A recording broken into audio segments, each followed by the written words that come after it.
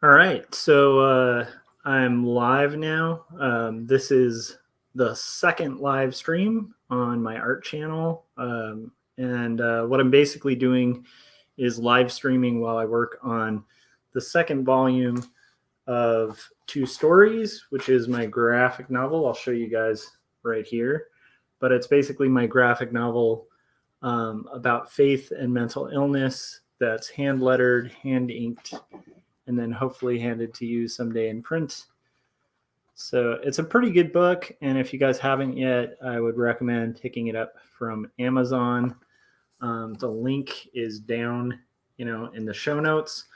And then other than that, just the format of this show is relatively new, so there is really no format. It's just kind of hanging out while I work on comics. And if you guys want to jump on the chats, great. If I have friends who stop by who want to be on the stream, I can send them like a stream link if I'm paying attention enough.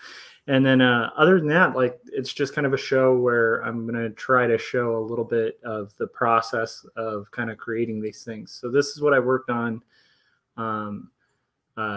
Like right here is the page I worked on last week.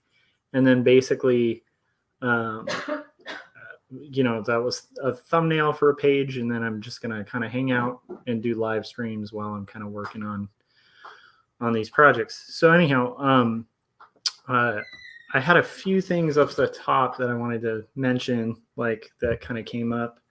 Like it's kind of interesting because it's like when you're working on comics, I used to just kind of freeform it and just kind of go crazy. That's my dogs, one of my dogs. But I used to kind of go nuts and just sort of work like as I went, and just kind of do a page at a time and write the page and then stuff like that. And what I found was like my first graphic novel, which is not this. This is my first published graphic novel, but my first one I didn't have an easy time tying all the threads of the story because I hadn't mapped it out first. So my goal with like this that I kind of took up when I started doing Two Stories. So basically, my goal with that was to kind of have basically like my script all written out, and then hopefully do like tighter thumbnails and stuff like that, so that I could make tighter pages and do a better job and stuff. So that's basically what I've done. What you'll notice from like yesterday when I did my stream, like I had all these notes. Let me grab them. But I had them all marked up for each panel break. And then I finally got to the last sentence on this, and I realized I have to reprint the script because I had missed a script page. So you'll notice a lack of notes, but there's a line drawn. And that is the sequence I'll be working on tonight.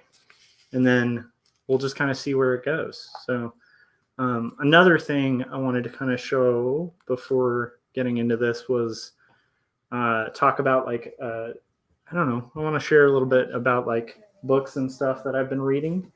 So I have been lately, I'm still midway through this great book called Murder Bears, Moonshine and Mayhem by Luke T. Harrington. And it's hilarious. It's like, I'm a Christian, and this is a book that has a really honest look at the Bible. But it also like points out some of the really weird kind of stories that people don't talk about very often in the Bible. And it's very humorous. He's a really good humor writer. And yeah, I mean, he writes for like Cracked and BuzzFeed and stuff. He's a very funny writer. I was on his podcast and I read his book, and I'm a fan of his podcast, Changed My Mind. And so I'm midway through reading this. So if you're into like weird, highly unknown stuff from like biblical texts and stuff, like it's a pretty good, funny, interesting, wacky book. And I highly recommend it. So anyhow, that's one thing I was thinking might be fun to, when I'm doing these streams, as I get more used to kind of just doing these solo, because I'm used to streaming. I do a streaming show with Corey Kerr called the 48 Hour Art Check. And then I also do one with Scott Strickland, but just doing this self stream where it's just kind of streaming while I work and then people can show up if they want is a relatively new thing for me. So it's going to take a while for me to kind of get used to this format. Another thing is the format switch. So like you'll notice like this camera, this lower camera is now corrected. So it's not like backwards, because I noticed on yesterday's stream, it was like flipped backwards. So any text you saw on the screen, read weird. And I thought just for coherency's sake and for you guys, to view, I'd flip it. And so I did that. And then I also kind of reframed the Photoshop window that you see over here so that you could kind of see more of the art, and that the banner down here doesn't like block your view and stuff. So hopefully those are good upgrades, and I'll just kind of continue to add on to the show and stuff as I can. So that's kind of my goal. Who knows? But mainly I'm just going to hang out. So yesterday I finished this phone sequence. I was really excited about like inputting like the lightning bolt phone divide. That's like a classic kind of trope of comics and animation. And now I'm going to be working on the next. What I've been doing when I'm thumbnailing, just to make sure I'm keeping sequential order, like there's little things when you're working sequentially that are really easy to forget, like costume or like line of action, like which side the character was on, what the room looked like, that kind of stuff. So I always find it's helpful to have like this last set of panels, so that when I start my new set, it's there, and then we'll see where that goes. So yeah. So okay, so in this sequence, it's like been taken hostage by like a neighbor across the way. We're in an apartment complex where it's like there's a winding staircase that divides two apartments. So there's one exit, and I've basically been held hostage in this apartment. Finally managed to escape back to my apartment. We call the police. We talk to the police. The police kind of laugh it off. And then now it's a sequence of this chapter where I'm now calling my brother, who's an LAPD detective, to get advice, because the cops showed up. They didn't take us seriously. They just kind of left. They didn't take a report or anything like that. And so now I'm going on to this new sequence of this conversation with my brother. And that's basically all you kind of need to know as I work on this. So we will see where it goes. Let's see here. Okay. So this is supposed to be a panel where it talks. Oh, I did want, before I kind of get into the work too, I wanted to show this off because it's like one of my favorite things. And like I said, on my other streams, I might not get super political, but since this is my own stream, I don't care. So I got this lovely mug, and it's like one of my favorite mugs of all time. I think it's hilarious. And you all should like it too. So anyhow, I am literally drinking MAGA tears as we speak, as I work. Trying to have like a little bit of coffee. I drink a lot of coffee a day, and probably about like a pot to a pot and a half a day. And so coffee doesn't affect me. At least I don't think it affects me that bad. But I was also super exhausted.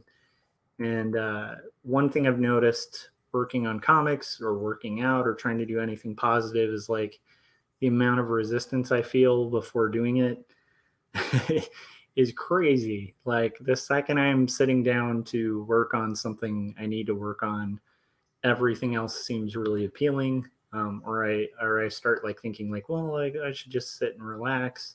Or I feel really exhausted from the work week, especially on a weekend because it's a Saturday.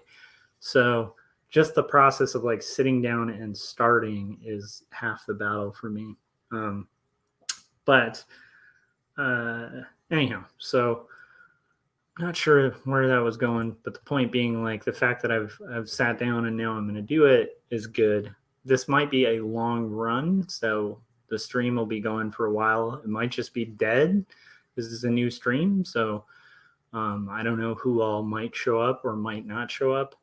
And then in the same note, I also should mention I'm doing the 100 Days of Making Comics Challenge, which my buddy Kevin Cross started years ago. And the basic premise is to work on your comic every day for 100 days. And I think it's supposed to be for like 30 minutes minimum. And since I am working like a horse on this second book, which I'm now on thumbnails, like what I'll be trying to thumbnail tonight is page 77.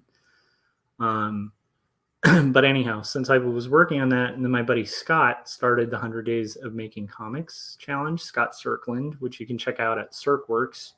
I just thought, well, what the heck? I'm doing the challenge anyway, so I might as well say I'm doing the 100 Days of Making Comics Challenge, since I'm going to be working on this, hopefully in theory, like every day till it's complete, which is kind of intimidating because it's 120 pages, hand lettered, hand inked. So the first book took like 5 years ish to kind of make, and so I'm hoping this second one will take like a year and a half, and I'm hoping by reframing it, maybe I can shorten that time. Plus my son's a little older, so I have a little bit more of a window to work. And anyhow, that being said, I was totally rambling there, but the point being, we are on now day 23 of the 100 Days of Making Comics Challenge. So I'm like close to a quarter of the way. And the thing about doing the hundreds that I remember from last time is like right when you get to about 60 is when you start feeling like close to burnout, because it's hard to do any activity where you don't take one day off, but we'll see. I'm going to try to do these streams as often as possible when I'm working on thumbnails, because why not? It's usually late at night. And so I don't know. It's a way to make content, and then also to kind of keep myself accountable to work on this beast that I'm working on. So let's see here. Okay, here we go. And I'm going to basically get into this panel. So now it's like, okay. So this panel I'm working on is going to be, okay, so my brother, and I'm going to actually divide this up too a little bit, just so I can keep track of like the most recent panels. Okay, so there we go. And maybe I'll pull this bottom panel up a little bit. Okay, so let me thumbnail. Okay, make my box.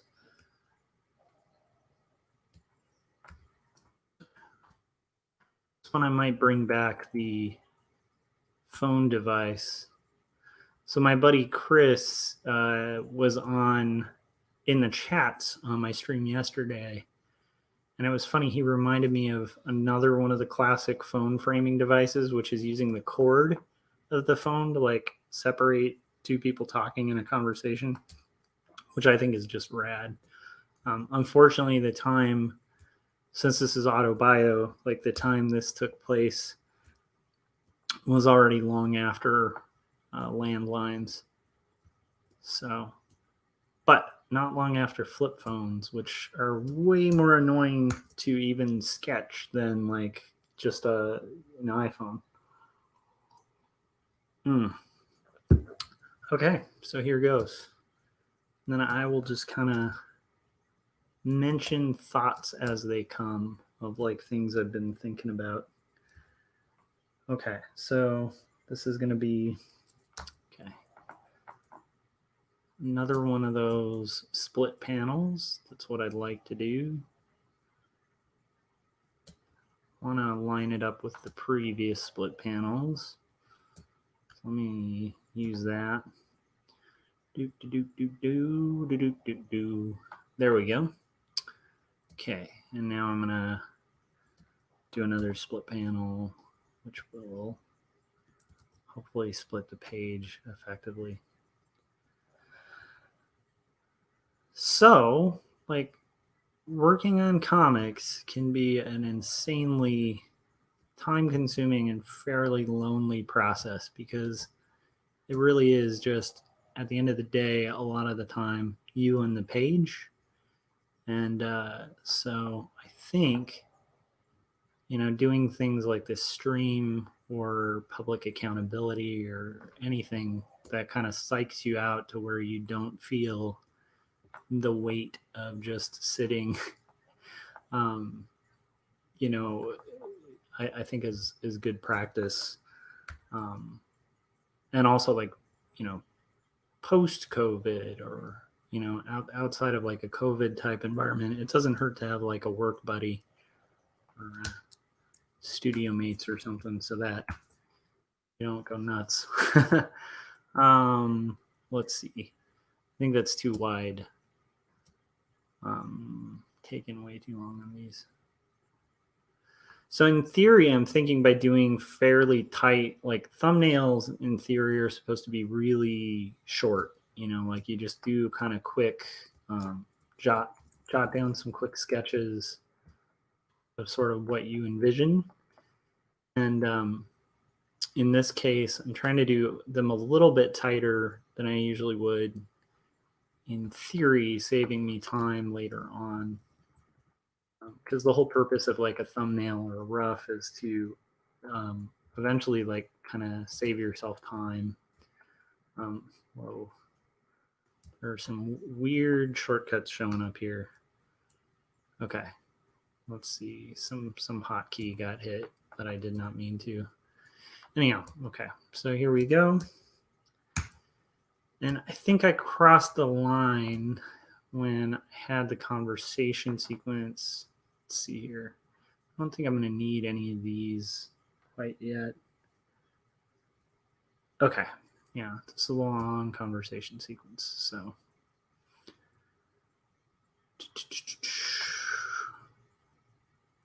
And I think I'll pull back to that framing device just to kind of bring everybody back. In this case, I'm going to cross the line again so that the character who's on the right is then on the left again. And I'm going to try some interesting angles or frames with it to kind of make that work. Okay, this is good. And I also want another reference from the previous one that I can put here because I think that was the best of the drawings I've done so far of my brother's character. And then I'm going to just start blocking in the type. Okay. So these panels should be 2 up. So I'm thinking like it's a square, and then I'm not sure. I kind of work with these pretty fluidly so that as I'm mapping out the story, I'm giving it the right pacing. I've found generally I can get through about maybe like half a paragraph in a page. But sometimes that changes depending on the pacing needed for the thing. So yeah, so here we go. Let's get into it. Okay. And then I can't talk very much when I'm writing, but I will try to kind of talk around that once I have this part in.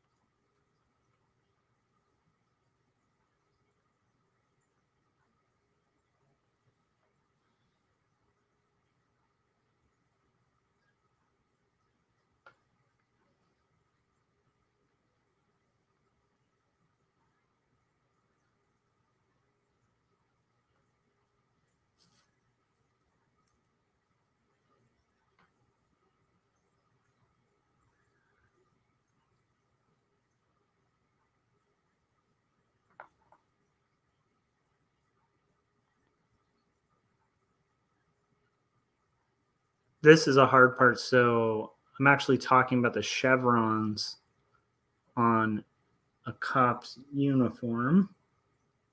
And I'm basing this heavily on my memory of the conversation, but I did have to cross-check what rankings each chevron means, because I while my brother was in the LAPD, I have absolutely hardly any knowledge about any of the insignia and stuff. And similarly, like my grandfather was in the Navy, my uncle was in the Navy. I have a lot of Navy guys in my family, but I do not know anything about like rankings or anything like that, of military or police officers. Um, so yeah, I had to kind of refresh my memory, and I'm hoping my research was correct. But I'm sure if it wasn't, I will hear of it from somebody who knows. I might have to just call my brother and kind of have him remind me.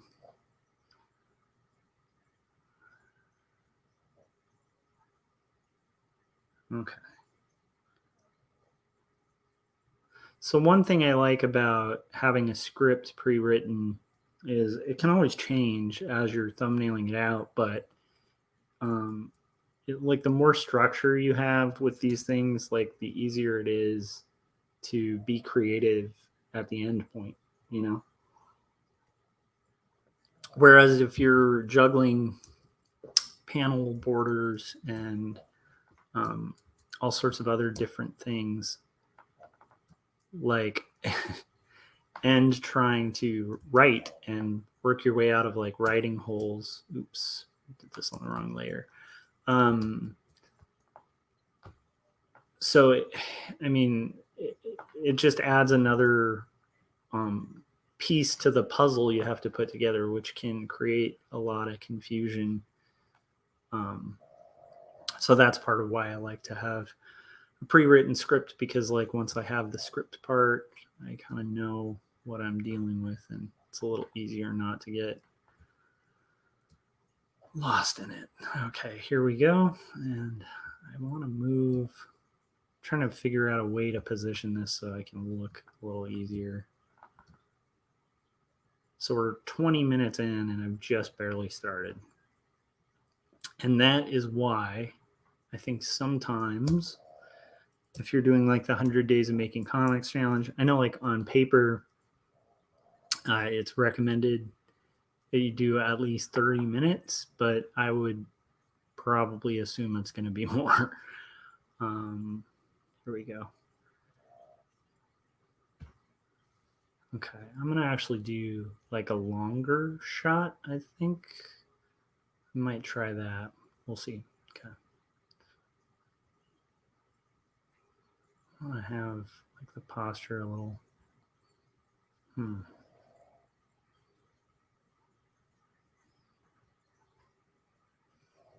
There we go.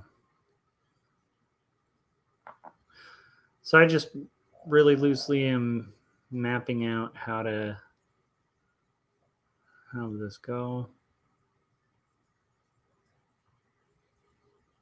There we go. Okay. That's good.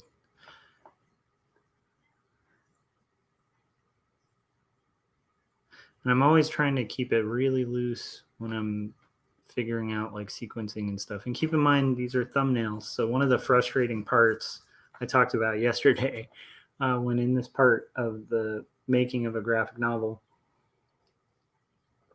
is just like trying to be loose and not over finish everything, and also have the patience to not like see things to total completion, because if you do, then like the last book took me quite a while, and I think it was partially because I was doing thumbnails and then I'd get photo reference for one page, and then I would pencil that page, and then I would ink that page, and I was spreading all my tasks around. And so my thought is by simplifying the tasks at hand, that might actually make it a little easier.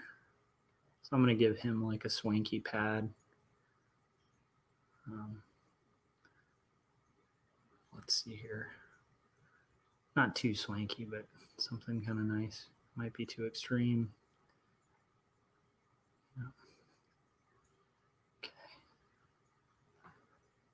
have like a computer or something. I also forgot he's talking on the phone.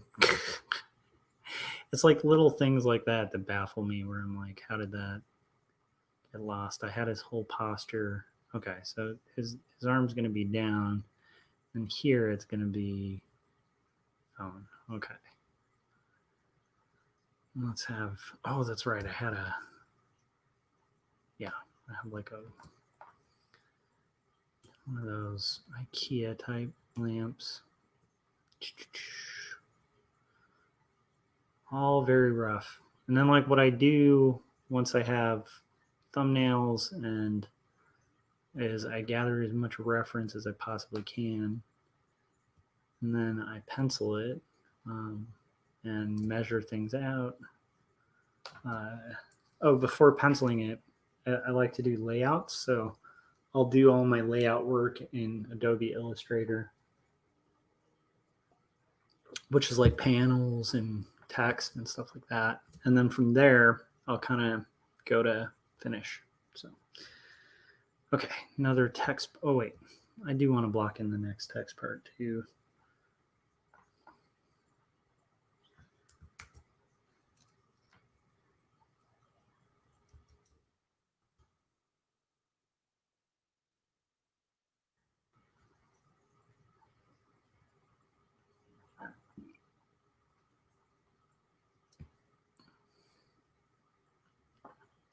So I don't want to orphan my type here. I occasionally will make that error, but I really try to avoid it like the plague. Because if I have a sentence like this, it's like 3. If I have it just say yeah, they, and then did on its own line, that's an orphan. You don't want like a single word. So that's one of those general principles of typography that's really helpful is if you're doing like bodies of type or like mass amounts of text, like try to avoid orphans and widows. So, and that is one of them. Okay, so here I'm going to have it be,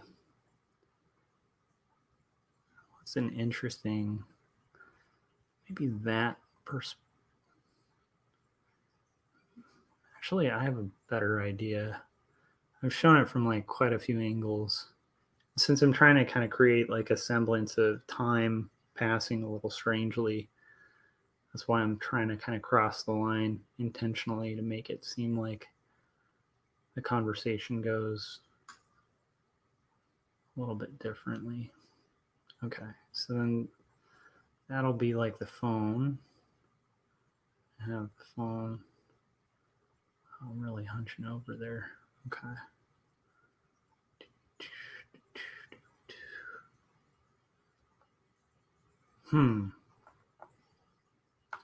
Okay, scrap that. Start something different. Be a little looser. Not working on a final here. Okay, so 28 minutes in, kind of close to a quarter of the page, starting to get blocked out, and I need to finish this entire page tonight to kind of make my goal. However, depending, I've also allowed myself, like, especially since it's Saturday, this might be one of those days where I don't finish the full page in one day, but I am hoping that is not the case. Okay.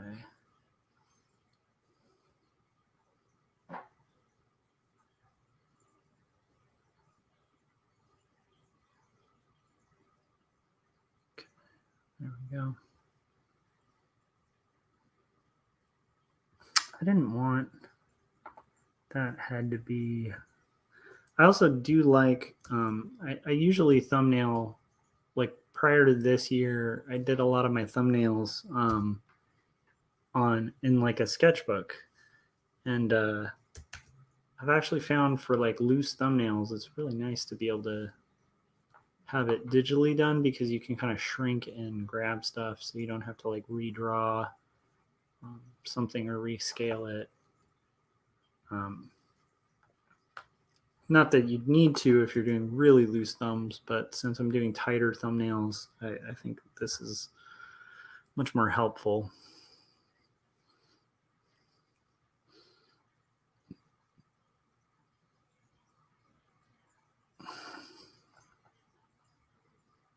There we go.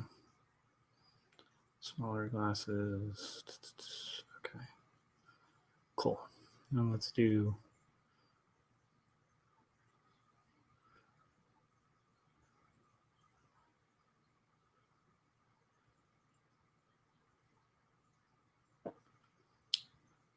So there's like a couple things I'm trying to work out compositionally.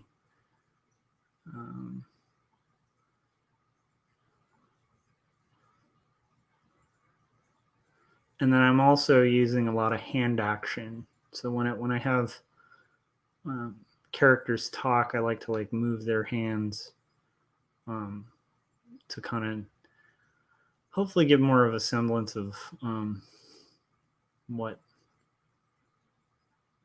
their emotions are when they're talking, because I think it is really important to try to kind of convey a sense of like emotional truth with comics, and otherwise like talking sequences can look really flat, like it's just characters with mouths open.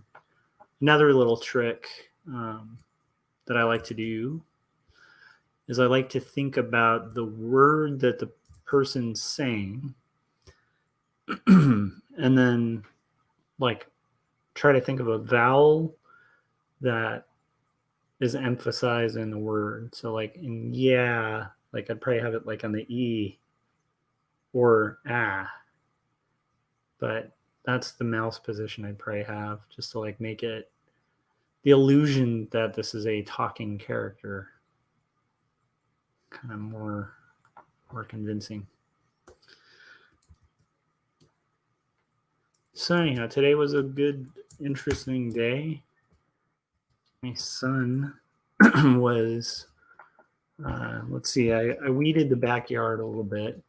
We have this massive backyard that I don't think had been weeded like before we bought it, and so it's been this like long process where we've been working on weeding the yard quite a bit. Oh, I forgot I'm not drawing me here. Okay, there we go. Different nose. So anyhow, I worked on on weeding the yard, and then was pretty exhausted after that. Just a little bit tired.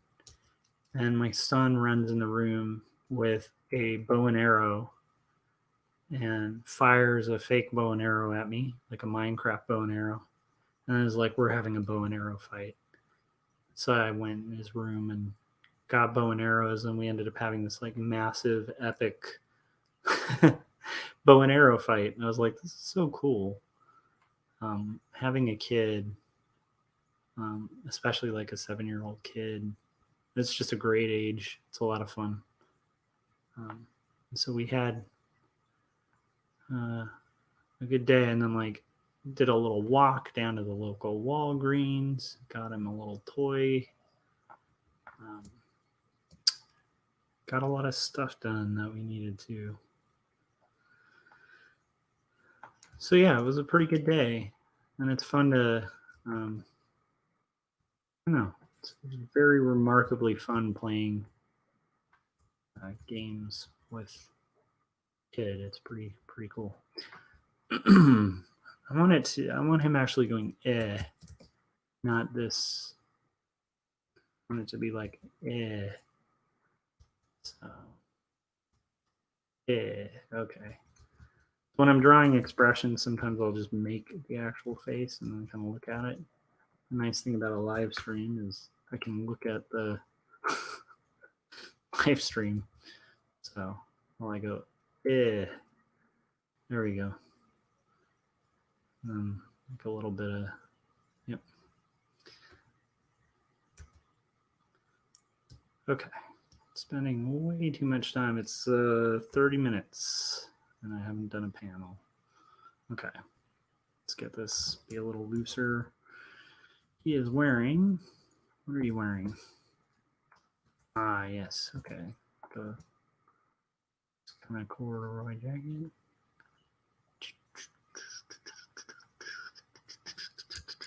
Oh, yeah, I forgot about it. I have that.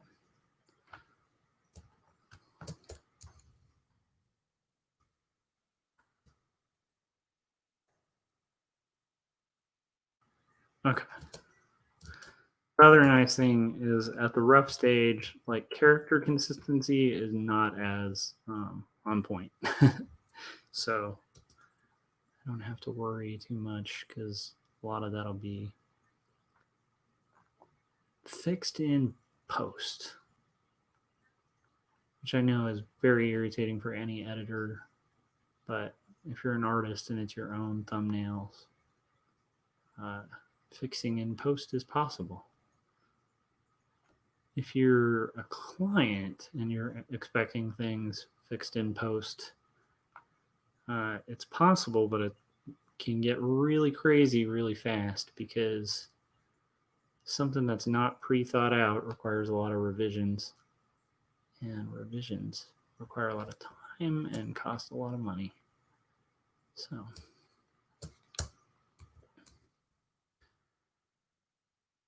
yeah, I need to try to get this done, and then at some point, I'm not quite sure when, maybe on Monday, I need to do some freelance for a client, and I might try to do a live stream when I'm working on those, but also tend to stream with Corey Kerr on those days, and so maybe that'll be the day of doing that. All right, so here we go. I don't like a closed fist. It just doesn't make sense. What's he saying again? Okay. I need a little more, like he'd be going like that, you know? So probably have that like here.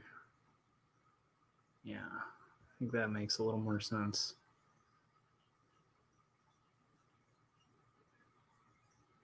Yep.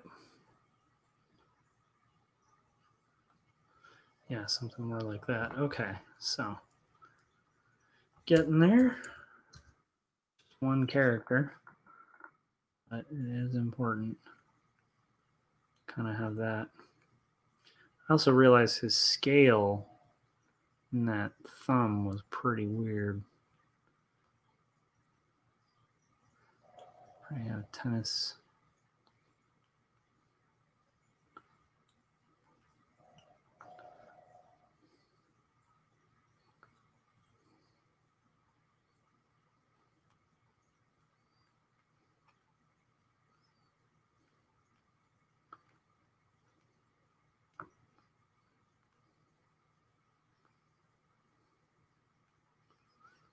Okay, so thumbnail, once again, and fix those legs. Okay.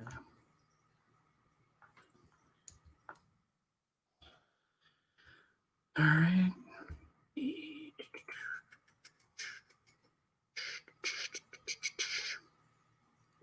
Okay. Now we'll just tighten up some of these little things that don't need to be so perfect. And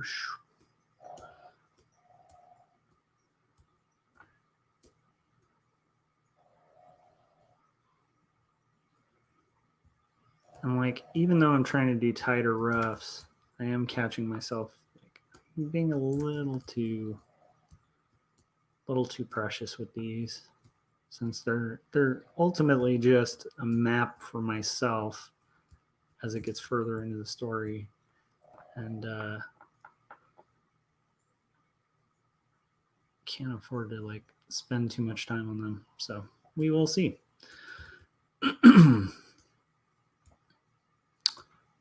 But yeah, it was a pretty good Saturday. I think I've also been listening to a pretty interesting audiobook. and it's kind of weird, like heavy theology book on the theology of heaven, and that's been pretty interesting.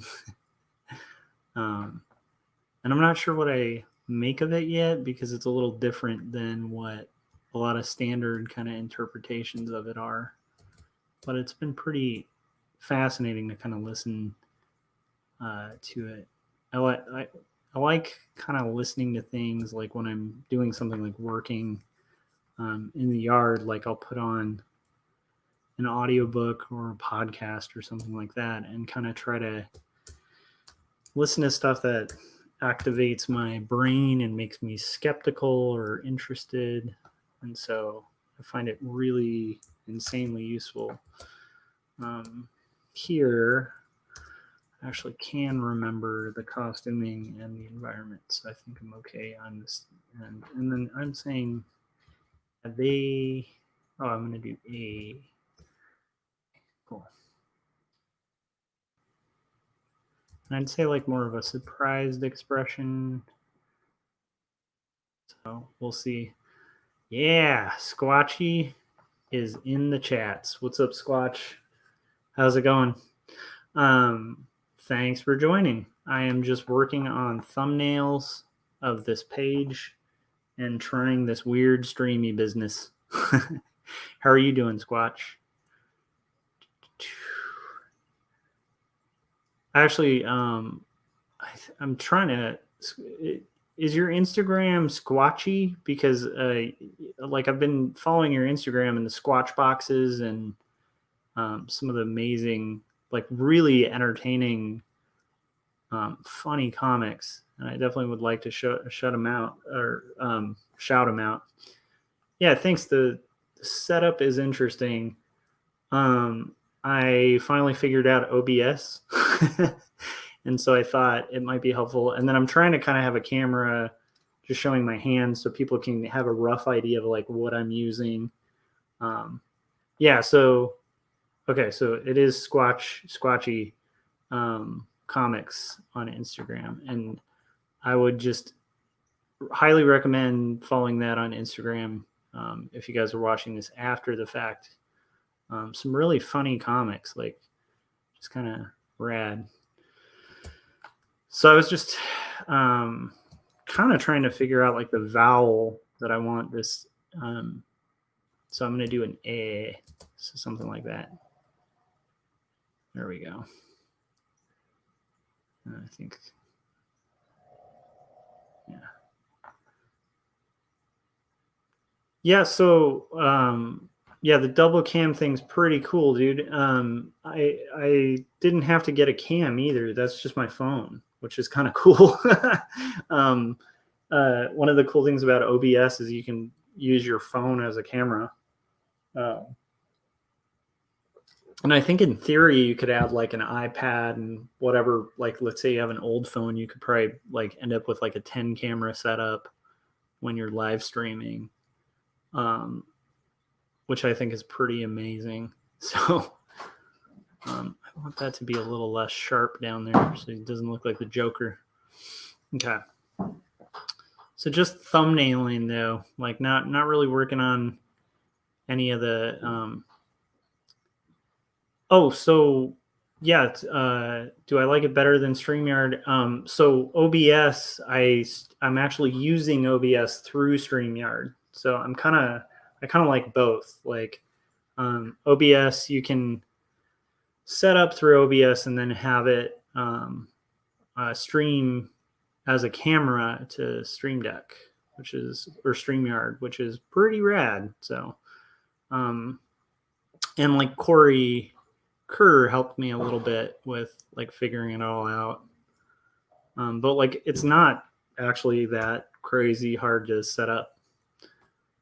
But I was pretty stoked because even for just like the main shows that I've been doing, like Artcasters and the 48-hour art check and stuff, I think it would be a lot more interesting for people if they can actually see what we're working on, you know? Oh my gosh, what shape is this phone I'm drawing? It's like, I know these are thumbnails, but come on, man. Okay, here we go. yeah, it's been pretty cool, and I've been digging the capability, and I also like that I'll be able to live stream when I'm working on thumbnails or inking or penciling or whatever it is. And because it's got two cams, I'll be able to have like this view, um, and then like this one could be pointing to like a page or something like that. So because I do a lot of traditional stuff, having like an additional camera option is like huge because my other cam is just built into my computer, so um, it's kind of nice. I'm pretty excited about it. Um, yeah, I like when we can see work too. It's very cool. I don't know what is happening with my StreamYard. It just wigged out. Oh my goodness. Can I somehow see? Something just wigged out with the StreamYard where I cannot, for the life of me, zoom out of the thing. Okay. Let's try view. Okay, hopefully this doesn't cut out.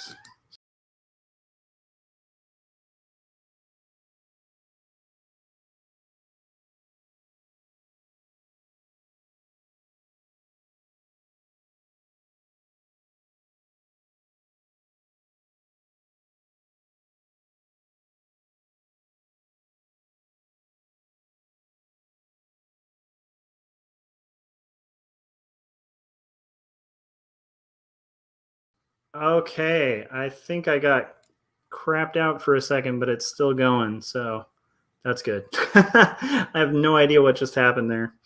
StreamYard just kind of wigged out for a second. Can you guys still see this stream? I hope it's still going. Let me double check. See, I'll try to like check the stream until I hear in the chats, and let's see if it's going. This might create like a weird slapback, but yes, okay, we're still live. Okay, that's good. Whew, that was a little strange. So thanks for bearing with me, and hopefully things will get back to kind of normal. I think I just hit perfect. Okay, thank you, Jesse. Welcome, Jesse. Welcome, some person. Um, some person. No caps lock wasn't on. I think what happened was I was using one of my action commands, and I had the chat open rather than Photoshop, which is stupid of me. So, and then Jesse, thanks for chiming in. So, um,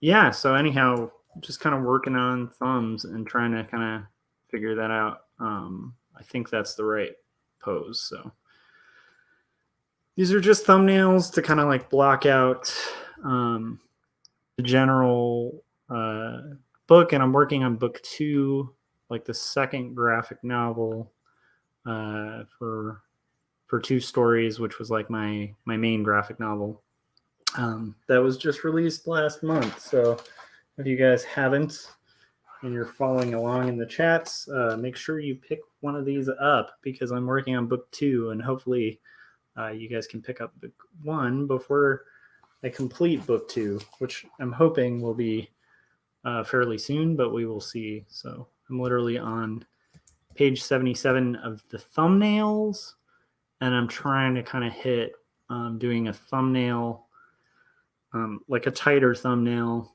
each day till I'm done thumbnailing the whole thing. And then I'll do the same with like page layout and pencils. And then I'm really looking forward to getting to the point of inks because that is super fun. I hand ink, hand letter, and hand pencil everything when it comes to like the finish. So and then I am going to have to, it's funny, I've just been using this weird shape to kind of block in, but this is going to eventually be an at the drive-in shirt. And so I'm going to have to re-look at that shirt. But around this era, I think I was very much, and still am, like all about the at the drive-in, which was like this. I don't know if you guys listen to At the Drive-In, but they were great back in the day. If you're into like post-hardcore, yeah. So anyhow, I was all about At the Drive-In at the time, like a little emo kid, I guess. Not that I was a little kid. It's like early 20s or mid 20s. Can't even remember, honestly. I mentioned this yesterday when I was doing the stream too, and this is going to be a fun and interesting thing going on during these streams. Is like you guys will get to witness the sort of half asleep, delusional version of me that's working on these things, because I tend to be pretty occupied like most of the day doing all sorts of other things. And so usually my little window to work is like starts at like 9 or 10 o'clock at night after like a full day of work.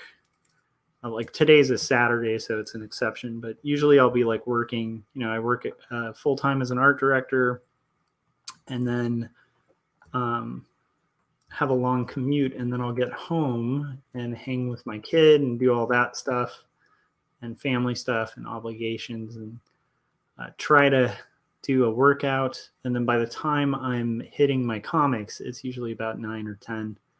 And I'm also usually like doing it at a time where like most people, with day jobs are like doing their TV time or something. So it's like the wind down time for most people is when I kind of ramp up my comic making. But it's funny because it's like my brain will not be firing on all cylinders during these things. So it might be really interesting to kind of check out.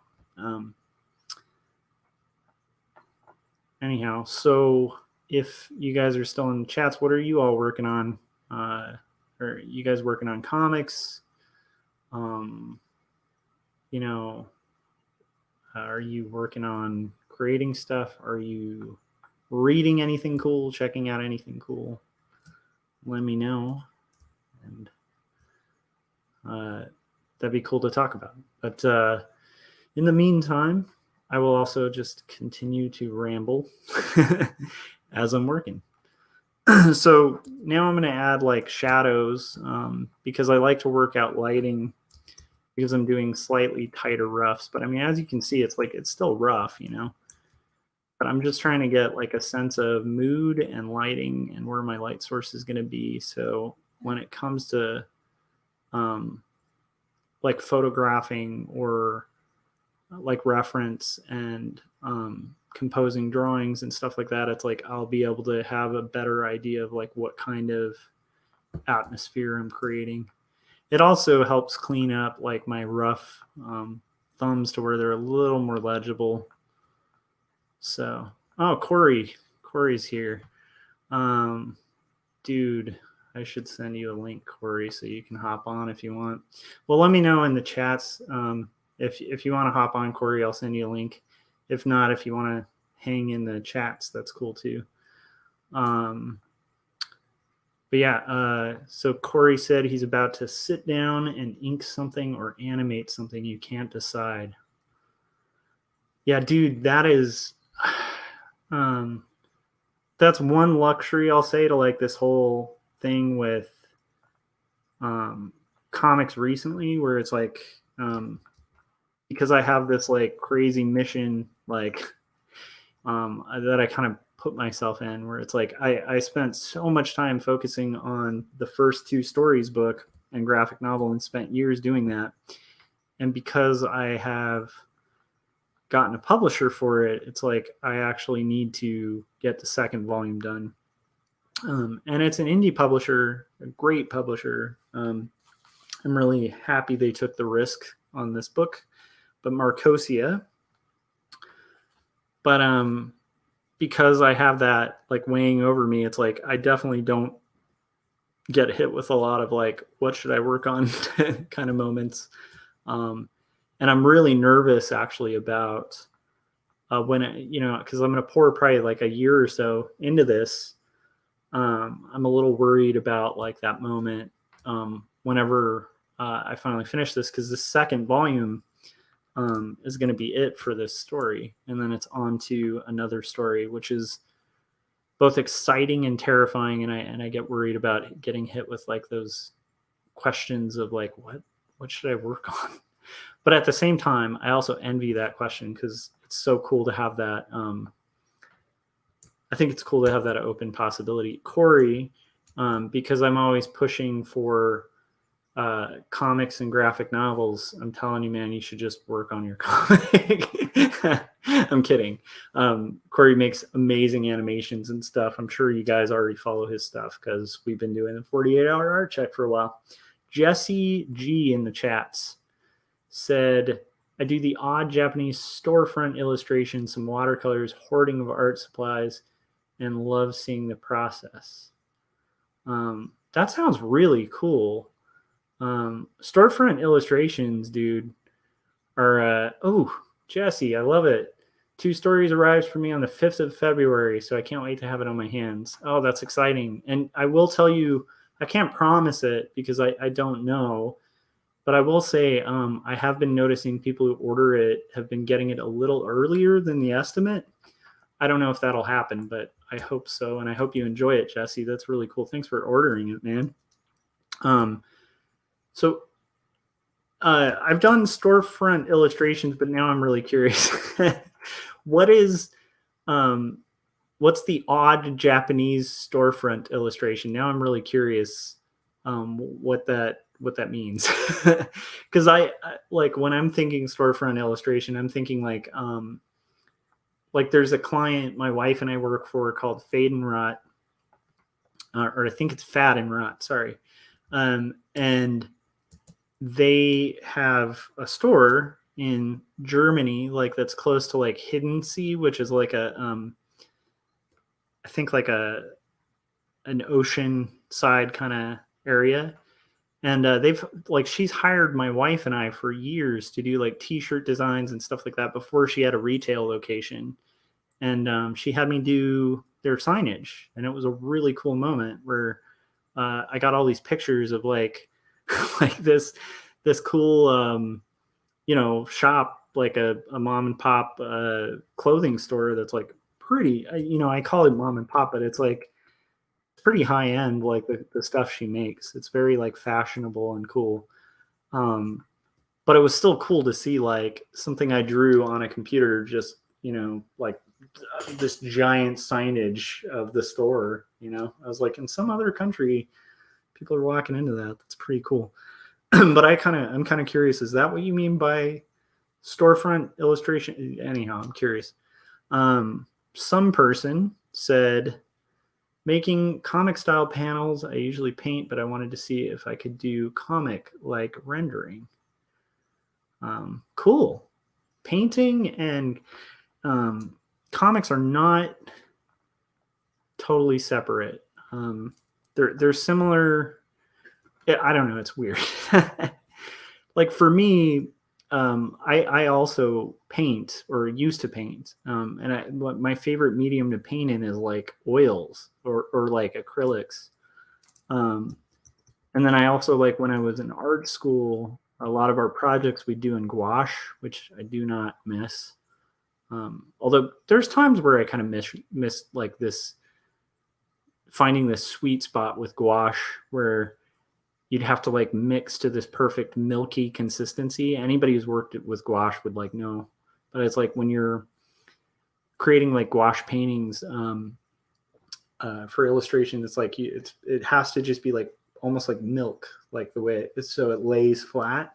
But anyhow, the methods that I use for painting are a lot different than what I use for comicking, but the structure and the general premise of it, like even like these thumbnails I'm doing, like when I do a thumbnail for like a painting, it looks very similar. It's just like super loose. And actually you should see my other thumbnails, because these are very tight compared to what my usual thumbnails are. But yeah, that's cool. Oh, here we go. Jesse said, just like an old bicycle repair shop or a street scene or old rundown shops that have been handed down generations but have characters. Yeah, it is cool. That sounds really rad, man. Jesse, I want to see those uh, illustrations. Like they just sound pretty cool. I think there's something great about like old buildings and buildings that go down for generations. Like I'm actually trying to think. That Julia Wirtz like edited this. She's a cartoonist who got really known. Now she does stuff for like the New Yorker, but back in the day, she used to do a web comic and self-published comics called Fart Party that were like really hipstery but hilarious and poignant, like autobio strips. And she edited this anthology I was in a long time ago called Show Me How. That was like every artist in the book would take a Craigslist, or sorry, not Show Me How. That's a different book I did. Missed Connections. Everybody in the anthology would take a missed connection from Craigslist and illustrate it as a comic. And then she collected them all for like this Random House anthology, and it was really cool. But anyhow, because of that book, like I started following her work, and she's just an excellent cartoonist. But she also did this book of like New York building fronts that and showing them at like different eras in time. I do want to send Corey the invite in case he wants to hop on. So let's see here. But yeah, anyhow, so like I think there's something really cool about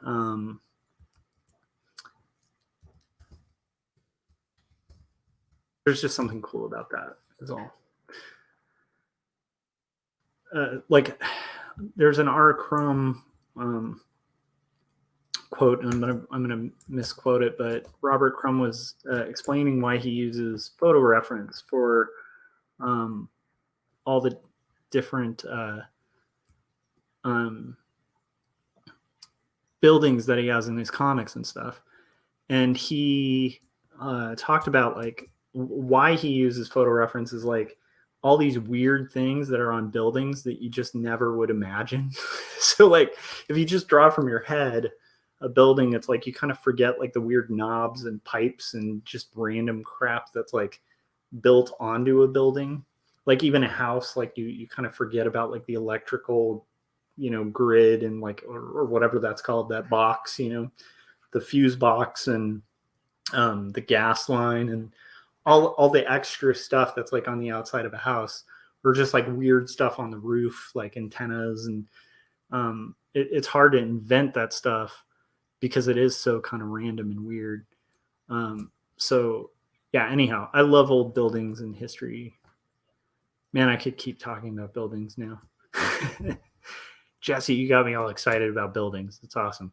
Yeah, because actually Chris Ware, one of my favorite cartoonists that I will probably not go a stream without mentioning, has a whole comic called Building Stories that he made a whole series of graphic novels around like the life of a building and the different characters that live on different stories of the building, and then the building as it aged, and those characters, and kind of follows them and all these different branches of storylines.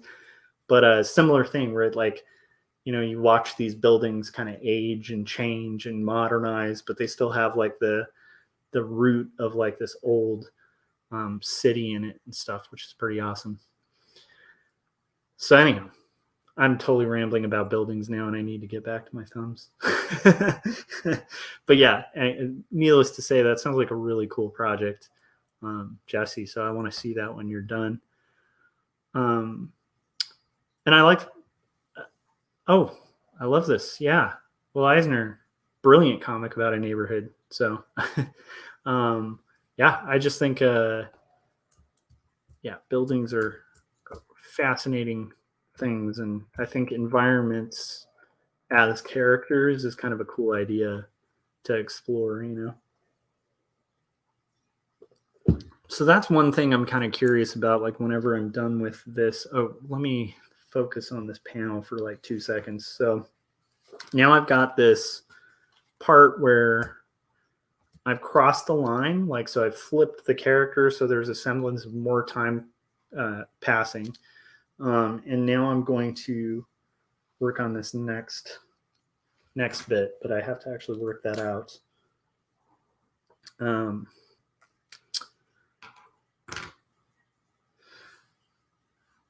Anyhow, so that thing about comic style panels to see if you can do comic like rendering, that the person listing themselves as some person.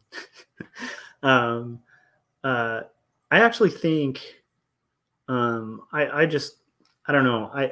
I'm mixed about that. I think doing traditional comic style rendering or comic style stuff is cool, but I also think it's pretty rad when you see comics done in a totally different approach. Like one thing I'm thinking of when you were talking about painted stuff is like I one of my favorite cartoonists is this guy Derek Kirk Kim, who has not done comics for a little bit, but he's like just really good at like slice of life stories. And he did a comic for First Second called Toon Praxis, and then the one that turned me on to him was this collection of short stories called Same Difference. But anyhow, he also did a comic with Gene Yang, where Gene Yang wrote it and then Derek Kirk Kim illustrated it, called The Eternal Smile. And it's a collection of a few short stories. And the last short story is a bunch of comics rendered in these beautiful watercolors. And like does not look like comic book style in any sense. And it's like one of the best, most beautiful comics I've seen. So I always think, mix it up. Hey, we got Corey. Let me switch. I got to figure out my OBS here. I think I can do it. Oh, I might have to adjust this a little bit. Okay. That's the adjust this just a wee bit. Somebody jumps on. Corey, can you hear me? I can hear you. Can you hear me? Yes, I can. Welcome to my weird stream thing. Weird stream thing. To grab video capture device. There we go. Now you can see my face. Okay, so I'm gonna also like occasionally on these things have friends hop on. Like my buddy Chris spent most of the night in the chats yesterday. And I think the next time, if he's ever, you've met Chris, right? Like Corey? Yeah. Yeah. So, and next time he's in the chats, I need to just get him on, Yeah, just hit him with a link. That's the nice thing about StreamYard is it's pretty straightforward. So, which I'm blanking out on the. I know the Eisner comic. I'm going to shoot myself when you tell me what it is, but it's which one is that? It's one of the 3 in the Contract with God trilogy. It's Life on Dropsy Avenue. Oh, dude. Yeah. So cool. Yeah, Eisner, like, I mean, there's a reason the Eisners are named after Eisner. Yeah. That's my profound statement for the day. And dropping bombs. Yeah, he was incredible. Yeah, dude, for sure. Okay, I gotta focus for like 3 seconds on this thing. Let's see. So yeah, they did. Now I'm doing. Okay, this is another. Corey, do you think it's crazy to like cross the line a couple times just to like try to create a little more illusion of ambiguity of time? Like, oh, dude. I mean, are you trying to be disorienting? Yes, a little bit. Yeah, then totally. Yeah, because it's a phone conversation that's kind of where I kind of stepped over a lot of the conversations, so I want it to seem longer and more drawn out than it can be. Yeah, I mean, if you're trying to make it disjointed, I think jumping camera angles and crossing the line of action would be awesome. Love it. So, for those chiming in the chats, which is kind of cool. It's weird. I've been just Corey knows about my plan for this thing because he helped me a little bit in like figuring out OBS and a little bit how to set it up. Because Corey is like the king of live streaming. Like, but anyhow, like when I've been doing these, it's really interesting because I'm used to having like Corey, you or Scott or somebody like that, and it's interesting to just kind of jump into the void and be like, I'm just gonna stream and like whoever wants to do, like there's no topic, I'm just gonna work on stuff, and it's been interesting and vulnerable, but I'm enjoying it, like yeah. And it's kind of cool because it's like, hey, we got a little active chat going, which makes me happy. So, what did you do today, dude? Oh man, nothing fun. Running around doing errands. Yeah, that's literally it. Yeah, I don't know if you caught at the top, but it's like I weeded the yard, and I talked about that. Yeah, I'm trying to. I have a buddy who built a sauna in his backyard. Yeah, you were mentioning that. So how goes the sauna plans? Are you still in? Yeah, so I'm trying to decide. Like Lowe's has like a shed that's made out of like just metal. I think it's steel. It's like a super thin steel, and it's like $320. And so I'm trying to decide if I buy, because every other shed that's made out of wood, for some reason, lumber is like crazy right now. Everything else is like $700 to like $1,500 more, which I don't want to just waste $1,000. So I'm trying to decide whether or not this like $300 tin shed will work, because then I would still have to like insulate it and like put wood on the inside. And definitely keep cats off the top of it, right? Right. So, I mean, of course, we won't have the problem of it being hot. So yeah, that's true. A cat on a cold tin roof, right, will be the new. That'll be the new thing. Yeah. So yeah. Long story short, the main thing is like we have like 3 to 5 feet of snow on my lawn right now, near the driveway where we're piling it up, and it's probably like 2 feet everywhere else, and that's like pretty heavy. And so I've heard like those tin roofs kind of buckle under the weight. Yeah. And so I don't know. So that's my new thing. So then I was looking at like cinder block. I was looking at like cinder block construction and seeing if I could do like build a building out of like cinder block and then put wood on the inside. And that's annoying because I don't know. Then I found, this is the funny one, what I call like adult size Legos. They're like prefabricated bricks they literally look like Legos, and you just like stack them up, and people are building like buildings out of them. Oh, dude. So now I'm like trying to consider whether I should do a Lego building. So I don't know. I'm gathering all the data, and then I've got to do like a cost analysis of what's going to be and the annoying thing is I'm going down all these roads, and I'm probably just going to end up like doing a normal wood shed that everybody else has done, because there's a reason that everybody else does it this way. It's not. Yeah. It's the reason isn't because I'm able to find some secret thing that they're not able to find. You know what I mean? But I get it, because it's like I mean, you remember probably. But it's like, you know, and for those in the chats, because there's a couple people I'm not sure if they've joined prior chats. Like, I'm not sure who some person is. It's a great name, though. Oh, check this out. I've heard of some people using RVs as a studio. Yeah, don't start us on that, because I'm sure Corey as well as myself have gone down the tiny home rabbit hole where it's like Oh, mobile, movable homes and studios, and it's just you have no idea how close I came last summer to buying used storage shipping crates, like the ones that they ship back and forth from you were China. gonna do the crate home. Yeah, I was gonna bury one in my backyard and turn it into an art studio. I really want a hobbit hole, like for real, a legit hobbit hole Hey, going on. look up earth bag construction. Yeah, you showed me, I think, on one of our things, and yeah, I actually can't look it up because I might actually buy it.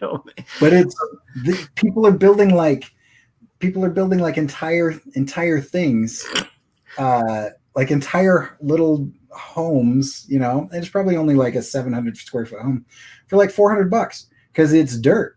You just put dirt in a bag and then you tamp it down and you just do these concentric circles that get progressively smaller, and then you either plant stuff on top of it or you plaster it, or it's super tempting. But then I live in a place where that wouldn't work. Yeah, that's true. I was just realizing, like, even just like proofing something that's actually that is a question I have.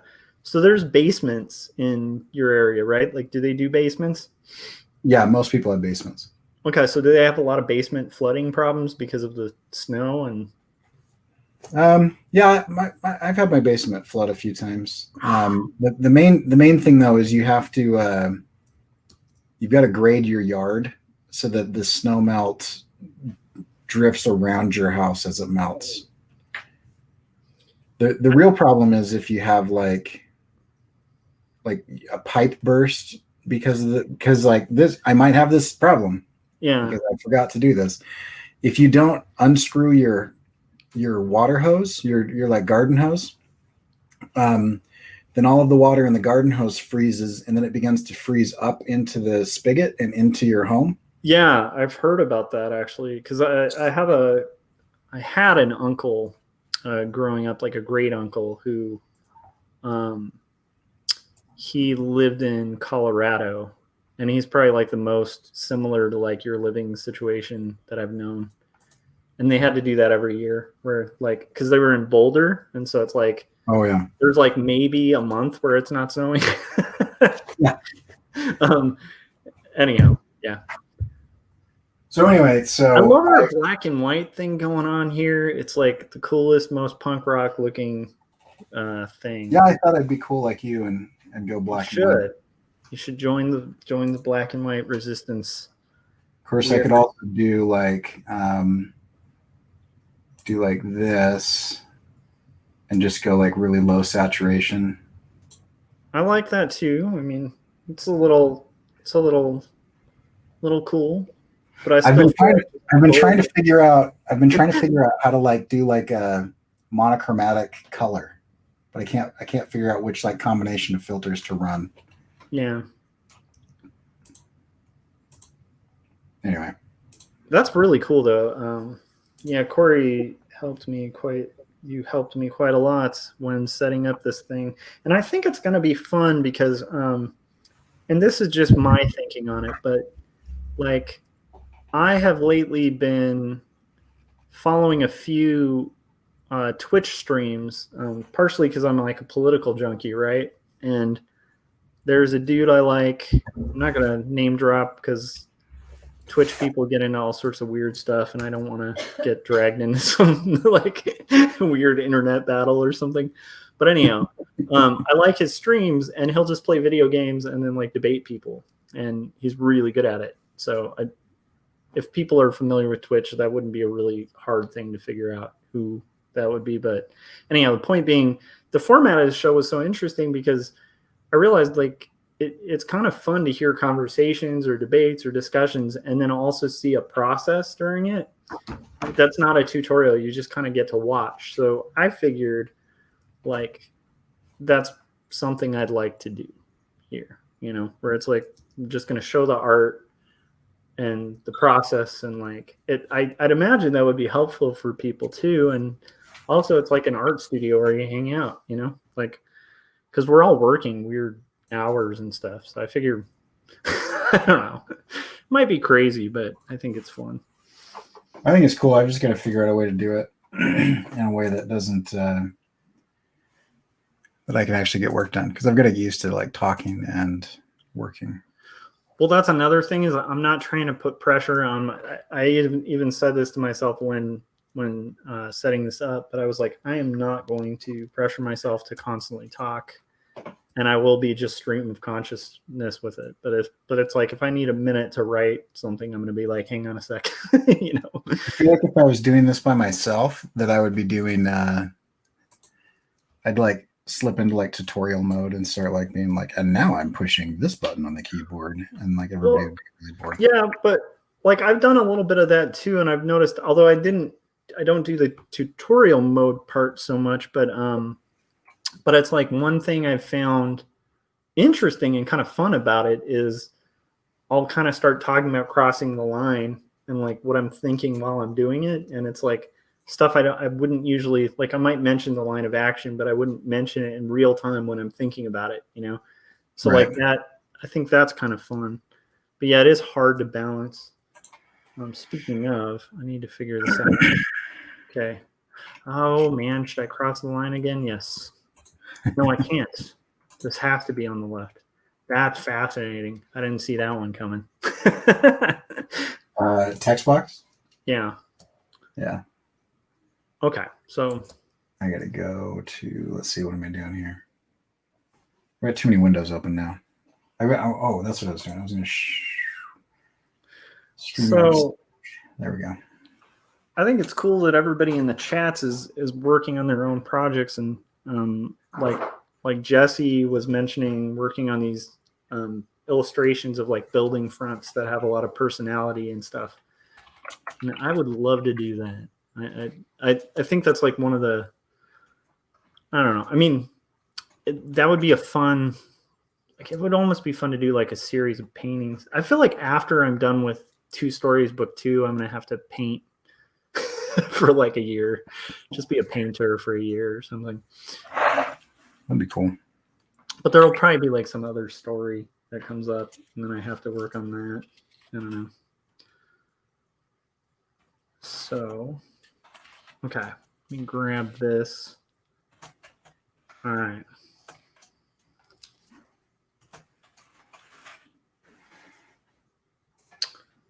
Oh, this is going to be long. Jeez. Okay.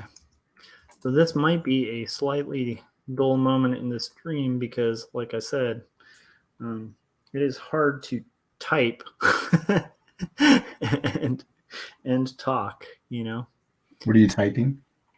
Well, I'm not typing, I'm writing, but it's like, oh, you're writing, yeah. Yeah, so when you're writing text, like I've totally had moments where I'll be talking and writing text, and I'll write a sentence twice, or I'll start writing words I'm saying instead of words I'm reading. It's that multitasking fallacy thing. So men can't multitask. It's been scientifically proven. Women can. I suspect no one can. No, women can. Their corpus callosum is significantly larger than the male corpus callosum. Oh no, I agree. I actually think like even people who multitask, it depends on how people are defining multitasking. Right. But I definitely agree. There, at least I do think there's more ability in that sense. But I even think that version of multitasking isn't what a lot of people think multitasking is. Right. Which a lot of the multitasking I see is a lot of things done very inefficiently at the same time. Yeah, like people trying to do their homework while they're watching TV or whatever. Yeah, so like I was thinking, do a YouTube stream while you're drawing. Well, that's why I'm like, there are versions of this that I'm going to I'm gonna find a pace and a way to do this without getting super distracted. But the thing that like I remember, okay, this was like a week and a half ago. I went to pick up some fast food, and the woman took my order, and then took my order, and then took my order. It took like 10 times repeating the same order, and she'd repeat it back. And then when she was reading the total, she wouldn't have it. And she'd be like, I'm sorry, can you give me the order again? So then when I go to pick up the food, I realized like she was trying to do like 40 things. Yeah. Because she was processing my card and talking to another customer while processing my card and then botching that one. Right. I was like, I actually felt bad because I think that might have been one of those scenarios of like bad management putting pressure on an employee to like multitask when if they slowed down a bit and focused on each task kind of in micro chunks, it would be efficient and like she wouldn't be all frazzled and freaked out and stuff. And it's just bummed me out because I've totally seen that like task overload. Because that happens when people are just given too much to do and they feel this pressure to get at all of it, you know? So anyhow, that's why I'm like, I saw that and was like, I wanted to talk to her manager, not to complain about her, but just talk to the manager about how to manage. Because I was like, you are putting it. I could be wrong. It could have been a bad employee, but it definitely seemed like a from the top kind of problem. I'm just jamming my website in your lower third. I love it. Jam it in there. Weird to say out loud. Oh, that does sound really weird. There you go. All right, so let's see here. Okay. Domestic. Where is it? Right about there. Sure, why not? Okay. That looks terrible. I'll have to design something for that later. That's gonna bug me. So what are you thinking about working on? What you're seeing. This is I'm gonna fix the eye because the eye is kind of weird, but this will be I think a patch about imposter syndrome. I'm still trying to figure out exactly what the message is, but it's a face opening up to a skull, to open up to somebody like hugging their knees as a kid. So it's like an inner child thing. So we'll see. This is now a problem, and I need to ditch my favorite phone thing. This is you got to get rid of the Joshua Kemble logo that's covering up like 80% of your screen. Yeah. So that we can see what you're actually working on. Yeah. I think what I'll do is maybe, let me see if I can, I just have to resurface some stuff because I do want that logo up for now because I don't have a better option right at this minute. Why is this, dude? There's like a hotkey or something held down because this crap is floating all over the place. Okay. I would like to grab, I'm going to use my mouse because maybe it's just the Wacom not responding well. Okay, so I am going to make this a smaller. Bring it over here where I'm hanging right next to my buddy Corey. This kind of eye is what you get when you don't use reference. What's up? I said the eye that I have right now is what you get when you don't use reference, which I will be fixing immediately. Yeah, I think reference is one of those things that everybody hates using until they use it, and then they're like, "Why wasn't I using reference?" There's this great story about Norman Rockwell when he like most of his early illustrations for like the Saturday Evening Post or whatever were originally like done with models, like so he'd hire like live. Oh yeah. And and he used to be like really against using photo reference and stuff, right? Oh, interesting. But and he was vocal about it, you know, like where he was saying like that's just not art. And then he had to do these, like, I think it was like a series of really brilliant illustrations as he got when he was older, and he wanted to do like the moon landing, and so he needed like reference because it was just like impossible to kind of so he used all this photo reference, and then he was like, what the hell am I doing, like I should be so he instantly switched. He was just like, he did a couple paintings and he was like, this is just remarkably more efficient. So he still had people pose and stuff, but you know, had him, instead of having to pay models to like stand there for like 10 years while he painted. Anyhow, so he basically just, I'm totally paraphrasing the story, but he basically had the lesson of like, he felt like he had been an idiot for being so against something that was so useful. So That's funny. I feel like, hey, if Rockwell could do it, I'm comfortable using photo reference. Okay, so the officers, I just got to do that whole type again. And yeah, so I had to delete originally I was going to do this as like a 2 text thing. So now I'm going to have another moment of silence while I write this. Although I can hear stuff, I just probably won't be talking much as I get this done. I'll narrate for you. How is everybody in the chat right now? As soon as I showed up, everybody was like, I'm out. This is boring. I don't know, man. It can be pretty fun. I'm kind of curious how everybody's projects are going and stuff.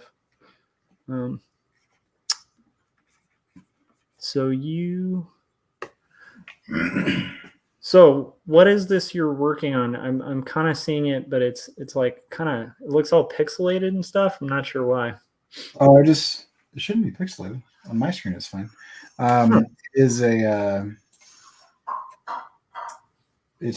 These are just photos of my sketchbook right now. But got it.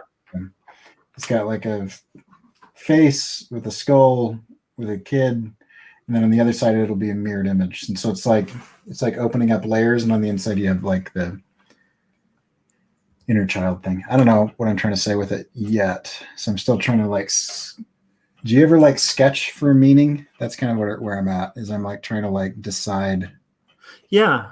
Because I've got kind of a general idea of what I want to do with it, but it's not hitting anything yet. I like the idea.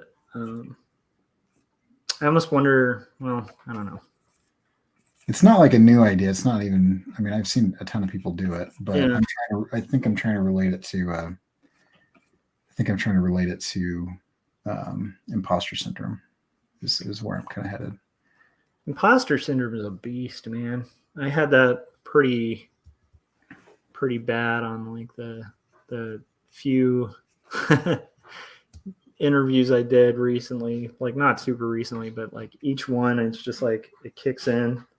Yeah. It's funny. Like the second I'd even get somebody being like, yeah, we'll have you on or something, I would run through this whole narrative. And it's funny. It would be like the slightest little hiccup, and I'd be like, "Yep, it was a fluke anyway," you know, that kind of thing. Yeah. And then when it would actually work out, I was like shocked, which is, once again, it's just weird. It's a weird head game that I think it might be essential.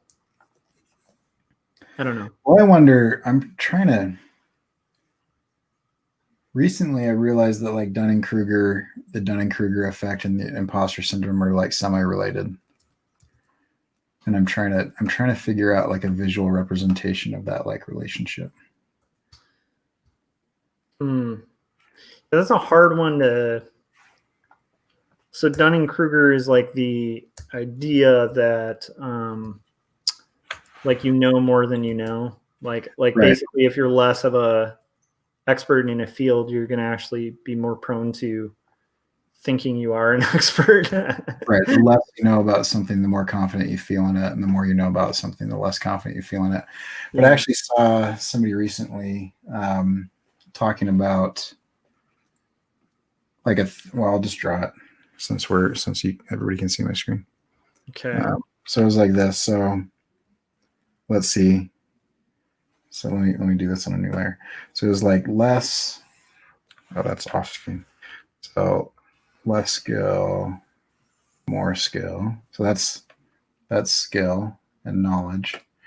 And then confidence, it went like this.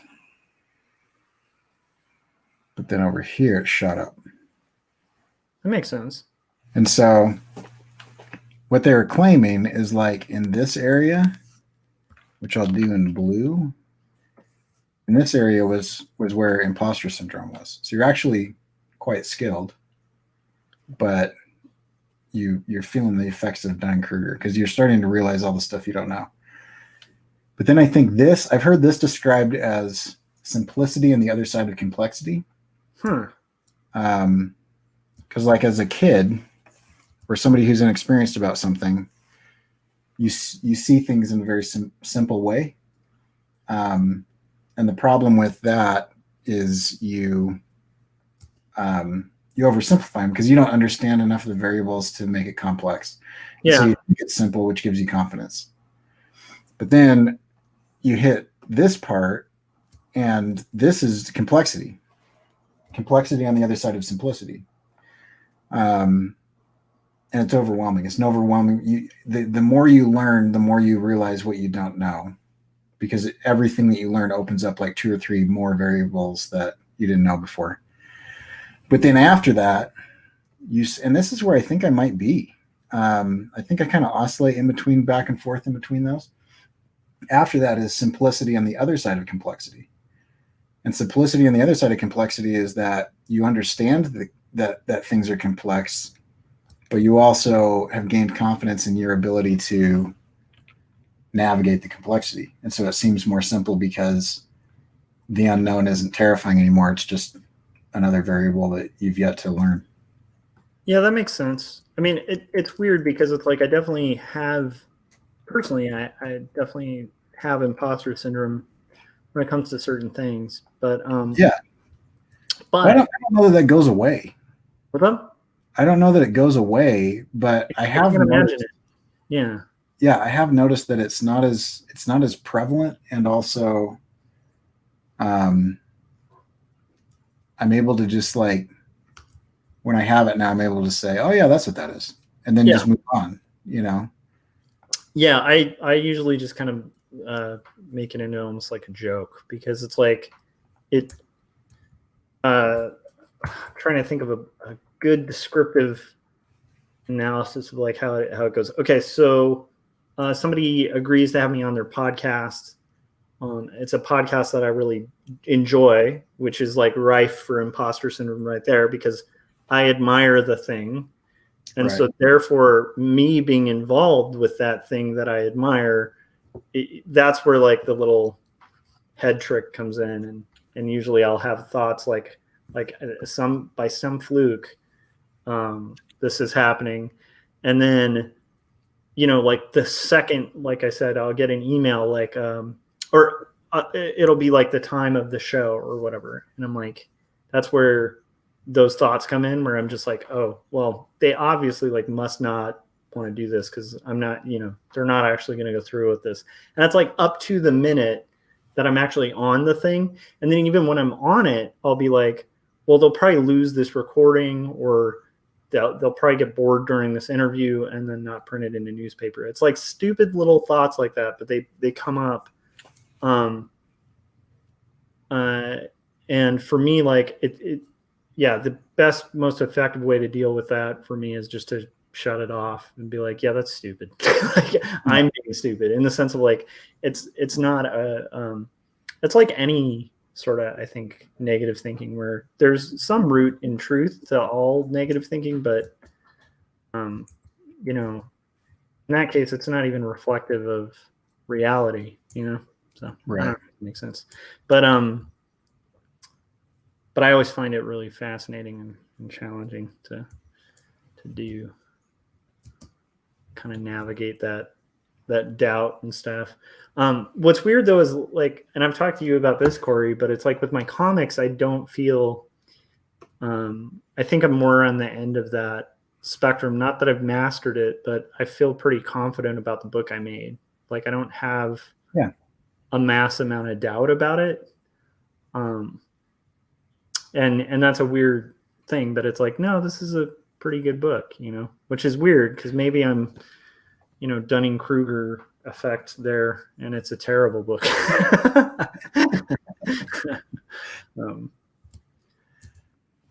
But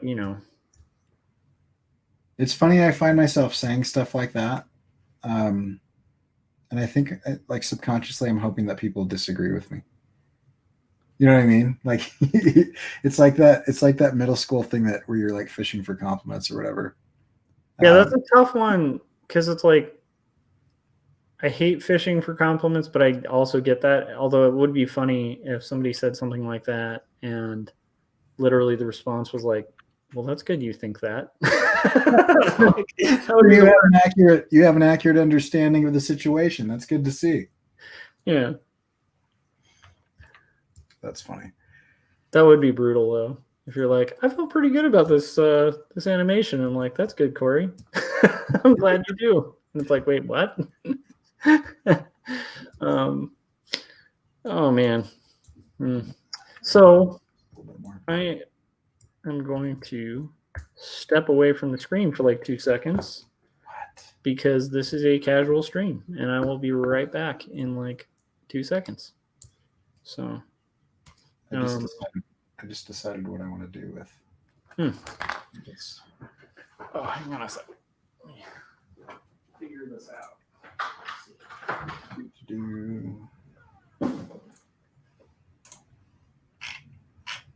The nice thing is that since this is Josh's channel, I feel zero pressure to carry the conversation right now. So I'm probably just going to sit here. And what's zero pressure? I was saying the nice thing is since this is your channel, I feel zero pressure to like carry the conversation right now since you left. I was just gonna You don't have to. Great. The thing that's great is like I'm gonna be doing these all the time, and it's literally an open door, so it'll be pretty chill. There we go. Now I've filled that. I'll go up a little bit. Ooh, I like that. I like that grid, Corey. That's nice. It's not as sloppy as mine.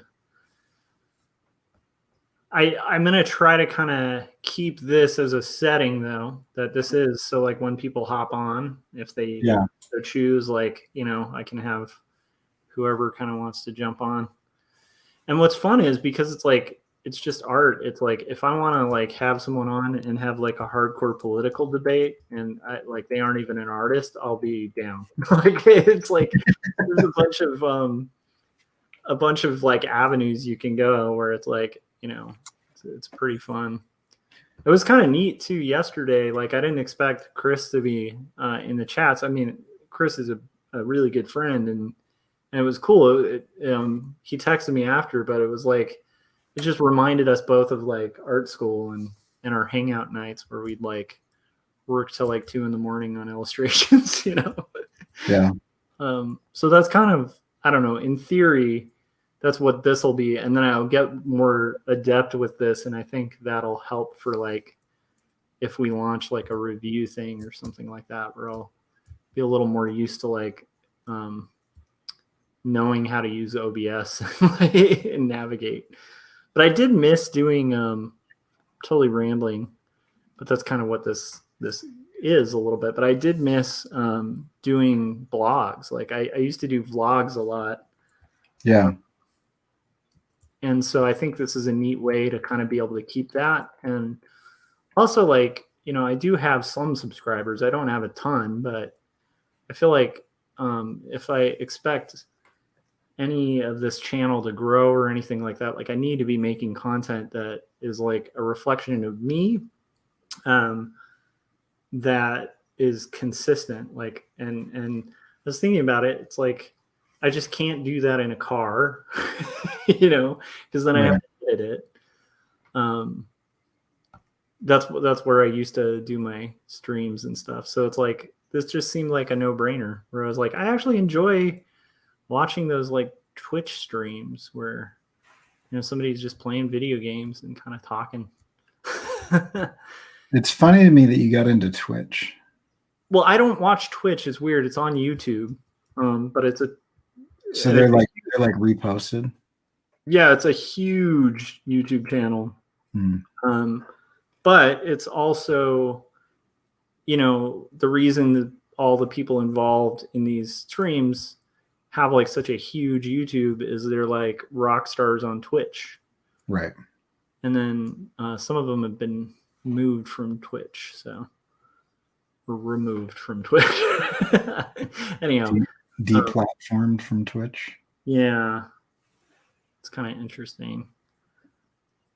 I kind of have mixed feelings about that whole thing. I don't know if we want to go down that trail. It's your channel. I don't care. I'm open to going down whatever channel anyone wants to go down. But I don't know. I personally think it's weird. I mean, I get like the whole argument of like, if you're okay with them going after them, then they'll go after you. Like that argument, Yeah. But I do feel like there's a pretty clear line in the sand where, like, I think we've talked about this before, but it's like, I can't just walk into a restaurant and start cussing out customers, it's just like, right. But it is this weird, vague thing where I think it really needs to be thought about, like, as it currently stands, I feel like, it's inevitably going to happen, like where people get deplatformed, and sometimes it'll be really justifiable, and then sometimes it's just fodder, like lost in this crazy war.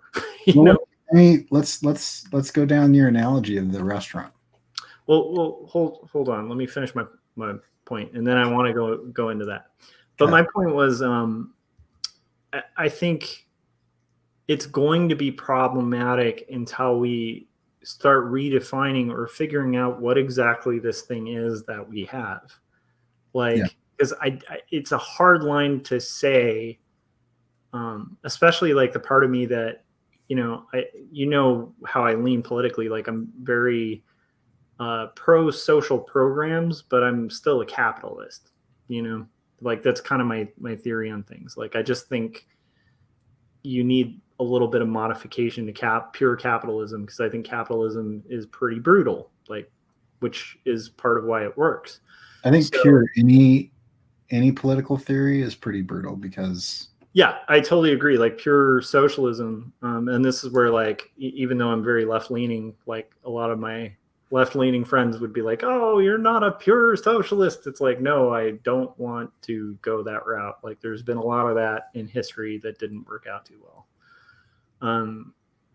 Because it's got like the same inherent problems. But anyhow, point being, I think we have to figure out what this thing is that we have. And I definitely think, the part of me that likes capitalism, I feel like you shouldn't have a scenario where like the government's stepping in and telling a business like what they should or should not,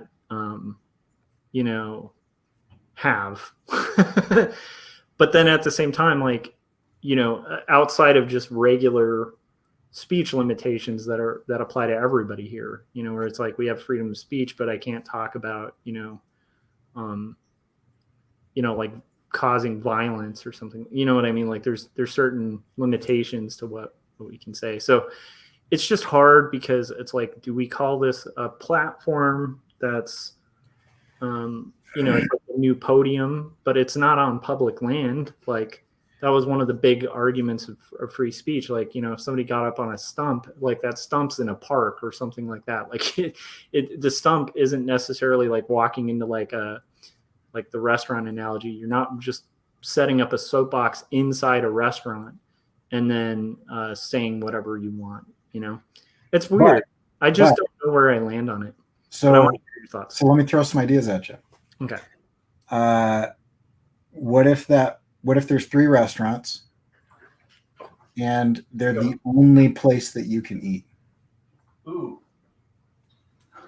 And so literally by being kicked out of those restaurants, you are going to starve to death. So that's an option. I agree with that. Okay, so like the problem with social media right now is that it is quickly becoming the only form of public communication. Yeah. Only public access communication. So it's much different than, you know, letters to the editor, or, you know, getting your box of soap or your apple crate and showing up in Hyde Park and debating people. Yeah. You know, it's because all of that was publicly available, and it would, you know, printing pamphlets and handing them out, that all, I mean, that caused the American Revolution. Not caused it, but I mean, it caused people to think about the things. So there's lots of that type of stuff, but that isn't the public form of communication anymore. Like that's not available.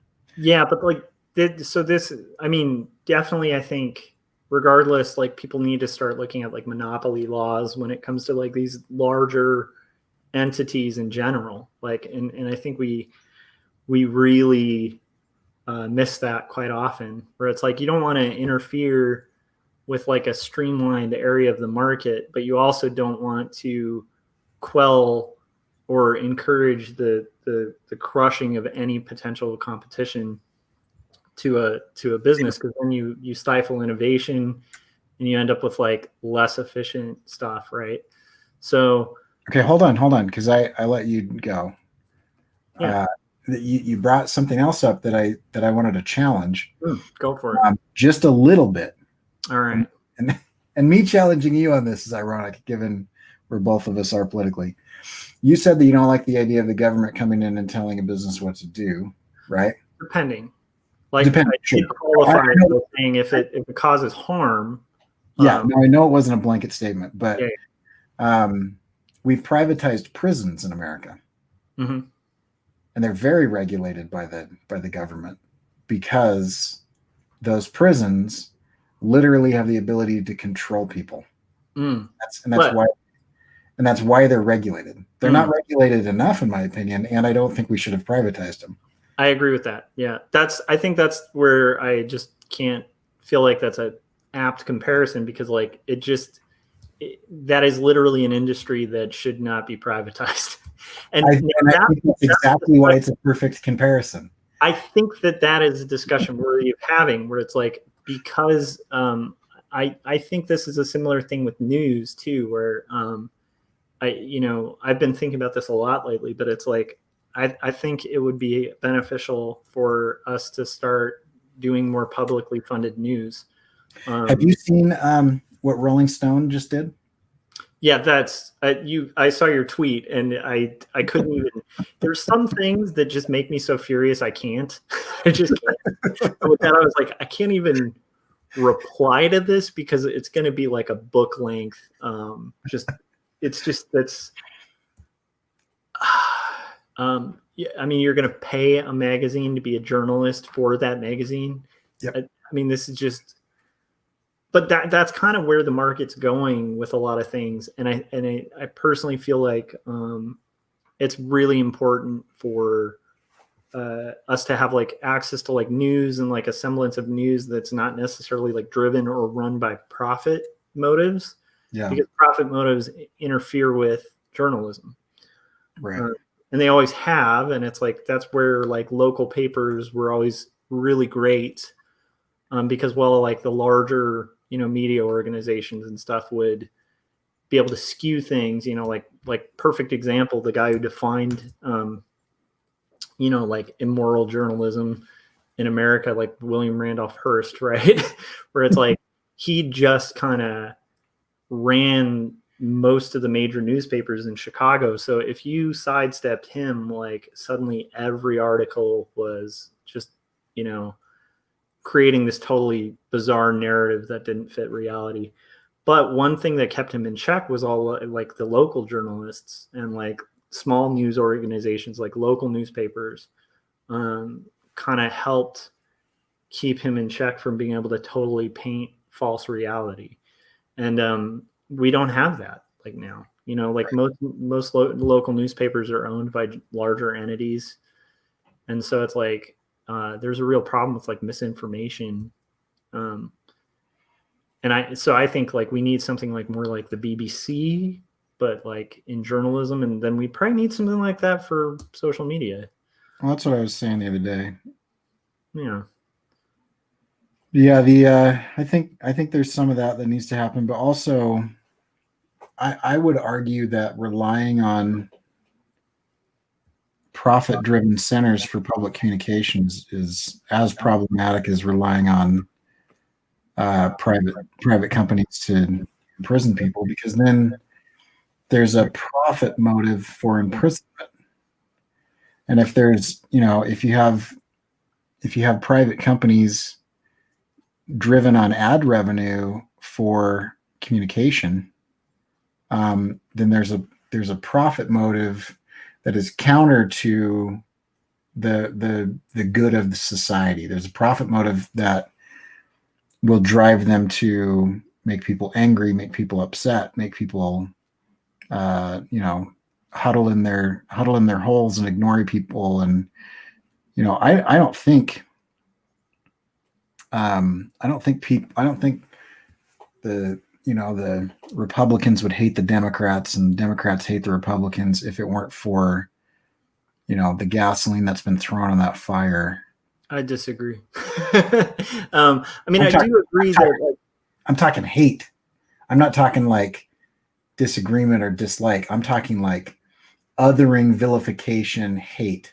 Yeah, that's what I'm saying. Is like I do think it hasn't helped, but I think there's something to be said for like, okay, so, and keep in mind, like, I don't want to get in like a huge crazy debate, but like I said, nothing's really off the table on this channel for me, because I like with this, I really want this stream, because it's going to be like daily, to just be kind of anything, like, and pretty transparently me. So I will say, I think it's sad that things have gotten as contentious, but there are certain things like for instance, right now, like Biden is talking about unity, and I think that's a smart move politically. But in reality, like, anybody with like half a memory remembers Mitch McConnell in the Senate literally blocking every single thing that Obama did, like regardless of how moderate it was, like even with like trying to do socialized healthcare, starting with like the Romney plan, like trying like a moderate Republicans view of like how that could be done, and just getting like lambasted and blocked like nonstop. And keep in mind, I know both parties kind of do similar things with that, but the point being, like, how on earth would anyone on the left or the right think that when Biden's talking about unity, there's going to be unity? There's no unity. Like, there's no unity, because basically, like, anything that Biden tries to do is going to get blocked. Like, it's going to get blocked if it could be a win. And I'd like to see like more kind of unification and multi-party stuff, but it's not just the media that's created the problem. It's also really bad actors that are escalating to like really extreme things. And also, like, it does stem from like a very, and this too, Corey, because it's like, but there's a very passionate disagreement that goes back to like the founding of our country on how government should be run. And I think one of the sad things, and this is where I am kind of back and forthing this a lot, I know, but I think one of the sad things that's happened recently with our discourse is these disagreements used to be kind of hedged in shared truth. I don't know if that makes sense.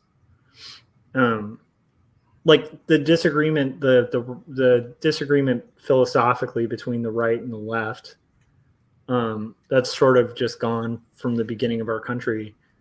We used to be hedged in shared truth, where it was like you literally had the same set of facts, you just had different philosophies, right? Based on shared facts. How far? Where are you? How far back are you going with that? Because I don't agree with that. Like Adams Jefferson, Yeah, like Adams and Jefferson. I would say the Jefferson Hamilton back and forth in the papers would disprove what you're saying. They were vitriolic with each other. Well, I'm talking Adams, but sure, like the Jefferson Hamilton, we could go there too. Although No, that's what I'm saying is that facts were under attack then as well. Well, yeah, but like what I'm getting at is a lot of it wasn't necessarily facts as interpretations of those facts. Even in those letters, it's like they weren't kind of disputing what happened. It's just they were sharing perspectives on what happened. So, like to Hamilton, who was witnessing Jefferson, right? Like he had a viewpoint of like those events that he interpreted differently, but the events weren't really in question. I don't know if that makes sense. And Jefferson would hire and secretly fund a newspaper that's like sole purpose was to just attack Hamilton. Oh yeah, well, attack journalism has totally happened, but I guess what I'm saying is like, and you're right, actually. I guess like the whole dark attacks in journalism aren't anything really new, but I guess what I'm getting at is like the differences in philosophy. We're usually looking at similar economic structures and similar kind of realities. So like while there might have been personal disagreements and like slander in that sense, where like people were trashing each other as people, they weren't. Maybe this is just a weird view, but it's like it doesn't seem like they were in disagreement about like the actual events of like what happened. Not with like people as individuals, but I mean happened in the country. Like a war happened, and like one party wasn't claiming that there wasn't a war. Like I don't know if that makes sense. Yeah, I get what you're saying. So I guess what I'm getting at is like, like one of the core fundamental disagreements is just an idea of man and government and law, right? And like how much government, like, and how much law man needs to behave in society, in a democratic society. And so it's like that's one of the core disagreements, right? It's like more of like a very loose version of that, where it's like, the Jeffersonian idea that was almost anarchy, where it's just like, like absolutely no need for mass amounts of government at all. And this, it gets boiled down to like this stupid conversation now where everybody's saying I'm for big government or I'm for small government, and each party seems to claim the other party's for big government. Because it's funny, because I hear people say that to me all the time, where they're like, you're left leaning, therefore you're for big government. And I'm like, no, not like, not really a big fan of like giant military and proxy wars and like wasteful spending in Alaska, building like bridges to nowhere. Like there's things I'm not a big fan of in government. But I like the idea of having lights on in cities that aren't huge. I like that, like electrical grids that actually, travel to different. Anyhow, point being, like, freeways. What's up?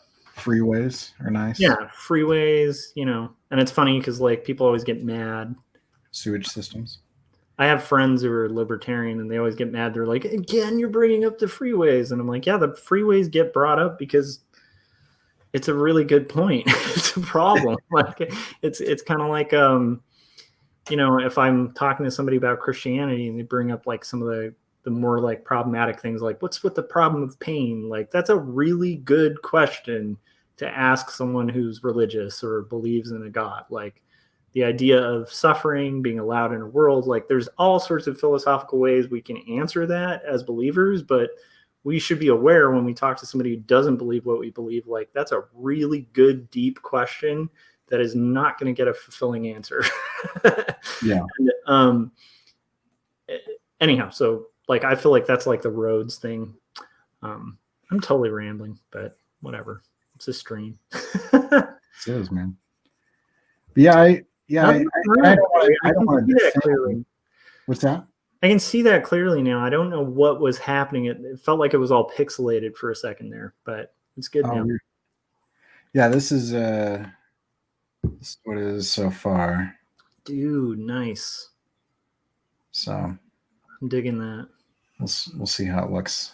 I always like that. I mean, I know it's been done, but it's like I like that idea of like the cross sections and of things. Yeah, it's fun. Yeah, it's been done to death, but I mean that's kind of the thing is like I try to take stuff and see if I can like change something so that it changes the whole meaning of the whole thing, you know? Yeah. And so, and I make a point to not reference, like, I know I've seen this, but like while I was making it, I haven't like sought out those illustrations to like look at them. Yeah. Like I've seen the concept before, but like I'm using actual medical reference for skulls. I'm using different photographs for stuff. That's the way to do it. I don't know how I want to do that part. But yeah, but I don't know. With the whole big government, little government thing, it's interesting what everyone. My whole political philosophy is I just want to point out the hypocrites on all sides of everything. That's kind of my thing. Yeah, I want to do that, and then also be self-aware enough to know that I will probably be a hypocrite at some point. I think we all are, because like it's hard to avoid that because you have blind spots and stuff. But totally. But like the thing that gets me is like, the whole big government, little government. I mean, there are people that they claim that they would be happy if there was like no government, and you have those on the left and on the right. You've got anarchists and you've got all kinds of but it's like, but then they feel like, they get robbed or something, and no one is like Ron Swanson where they're just going to be like, I'm not calling the cops. Everybody's like, no, there was an injustice. So as soon as that need for a public service hits your own front door, I feel like everybody's tune changes. And then the other thing is everybody has their favorite blind spots. And it's like, the freeways or public school system, or, I mean, there is no mention of education in the Constitution. It's not a founding fathers thing, because when the founding fathers wrote that document, education was like random people who knew arithmetic wandering from town to town, and then like somebody would be like, hey, stay in my house for a little bit, and like people would send their kids by after their farm chores were done for like an hour of school. That was education. There wasn't and one of the things that always baffles me, right, like, because sorry, just chime in on that and then continue, but it's like one of the things that baffles me when I talk to like a very pure like anarcho-libertarian about education. It's like, they got a lot of their ideas from reading Ayn Rand, like a lot of my friends that lean in that spectrum. And then I think the more practical ones probably hopefully abandon some of Rand and take what they, what's beneficial and kind of throw out some of the junk. but anyhow, they read Ayn Rand, and I'm like, you realize, like, in the era of like Jefferson, you probably wouldn't be able to read, like, like if you were a general, like, lower class person, you're just like basically screwed. Like because higher education, or even like middle grade education, it was a class system. Like totally. Higher universities were not originally intended to help people get into the workforce. They were originally intended to give rich people something to do with their time, because they were born into a system where they're like, well, I've got a bunch of serfs and vassals, and And or depending on what country you're in, I've got you either born into a situation where you've got slaves, or you've got serfs, or you've got sharecroppers, or whatever. You've got other people making money for you so that you don't have to. So what do you do with your time? That always blew me away growing up. Whenever I'd see one of those period pieces, like any Jane Austen whatever's, Yeah. it's like, do you know why there's this group of people that can spend 12 hours a day having tea parties That's and the you have part no idea what they do for a living? It's because everyone else that lives in that city that is not in this story is making all of those people money. That's the part I think a lot of these I think a lot of people who have these like weird kind of romantic visions of what like America was like in the founding, and they think back on it and they imagine themselves as being like Jefferson or Adams when they're reading the history books, and they're like, I would love to be in America at that time.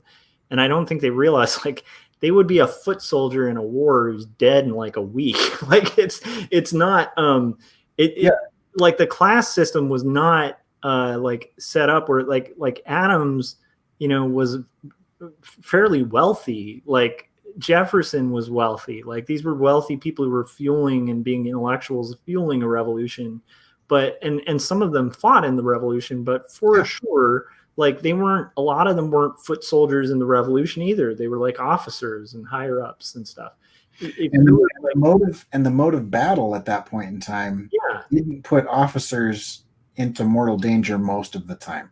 Totally. And then they had these weird codes too, where they'd be like, it's okay to kill these people, but if you capture these people, you don't kill them. You just kind of return them to the other side. Like it's a different time. And I guess my point is like, I think a lot of people don't realize like how rugged and crappy that was for like the general common man. And it's kind of like the same mistake. Like, I'm glad you brought up Jane Austen, because it's the same mistake a lot of people who love the idea of like, I'd love to live in Victorian times and like it would be so awesome. And it's like everyone reads that and imagines they're, especially women I know, like, they'll imagine they're the one like dating Mr. Darcy, and they don't really do the math and realize like they might very well be like the maid, or even worse, like not the maid, but like the person who can't even live in that neighborhood, because, right. Because I mean, if you were a house servant, you still had it pretty good. Yeah. So it's like, that's something I think people, it's like, it's almost like it's easy to imagine a world without electricity until you go a day without electricity. And then you're like, crap, like I'm not suited for this, like no electricity stuff. Like, well, and think about, some of those things. Like, have you ever done any actual farming? Yeah. I mean, not really. I haven't actually. I've done it. Yeah. It's miserable. It is backbreaking, miserable work. And I mean, if you like own the farm and you have modern day conveniences, like, tractors instead of like pulling it, but like I'm reading like my grandpa's like life history right now. Yeah. And, like kids, like small children, like 6-year-olds. Yeah. They're like, hey, go take the team of horses and, and the cart and drive that way, and I'm looking at my 11-year-old and I'm like, I realize like wagons didn't go fast, or whatever, but like, I don't think I would. It was just a different time. I don't think I'd be like, hey, Scarlett, I want you to, go to our neighbor who's 5 miles down this unpaved road with all kinds of wild animals, armed probably, and go do whatever. It's just like, I don't know, it's nuts. But yeah, I agree. And Jefferson's idea of the ideal America was that it was gentlemen farmers. It was like, let's have scholarly agricultural, and that's it. No other nuance in society. Just everybody is part of that system, which is okay if you're the landowner. Yeah. But it pretty much sucks for everybody else. Yeah. And I think, it's just, it's like the rational actor fallacy, where it's like, there are certain systems that sound great if you just assume everybody's a rational actor, but not everybody is. Yeah. And similarly, like there's a lot of governmental systems that if you assume you're of the wealthy person in the advantageous scenario, it's like perfect. But like I think a lot of people who are fans of like the idea of like complete anarchy have no idea that like they'd be the first to be taken out like in that system. So yeah, and I do find it interesting that, you know, the more extreme either side gets, the more they tend to go towards a system where they just eradicate all law and it's lawlessness. And I like, once again, I think it's just like, I don't think these people have lived in a society that's like, live in a bad neighborhood, you know, for a little bit and tell me again you want a lawless society. It's just like, I think it's idealistic and shows a lack of critical thinking. But that's my thought. But it also stems from, you know, a reaction to some massive problems. So, I mean, it's one of those pendulums that swings both ways because, you know, the police are problematic. Yeah, like here's the thing, and this is where I wish people wouldn't be so cartoonish about it. You know, it's like I think you know, even now, like if I go on an average news site, they're going to be like, Biden calls for unity, which is true. He has called for unity, right? And then if I go on like Fox News, and I listen to a lot of right-wing radio and stuff because I find it fascinating to kind of like see what's on the other side. But it's like their narrative already, like 4 days in, is like, sure, he wants unity, you know, but he's doing all these crazy executive orders. And it's like the same game that both parties have been doing for years. Right. You know, and like trying to kind of set the demonization from like week one, you know, like, and the thing that bums me out is like, rarely are people looking at what their actual points of difference are, and then also points of commonality. So it's like, I think, yeah, it's sad that, you know, like one side is cast as like wanting to fully defund the police, which is definitely not Biden. Biden is not a fan of that. But police reform, you can see that with his VP pick. Yeah. Oh, dude. In fact, actually, that would be one of my biggest criticisms of Biden. Although I'm happy that, you know, it's about time we have a woman in office, but I definitely wouldn't have picked that VP.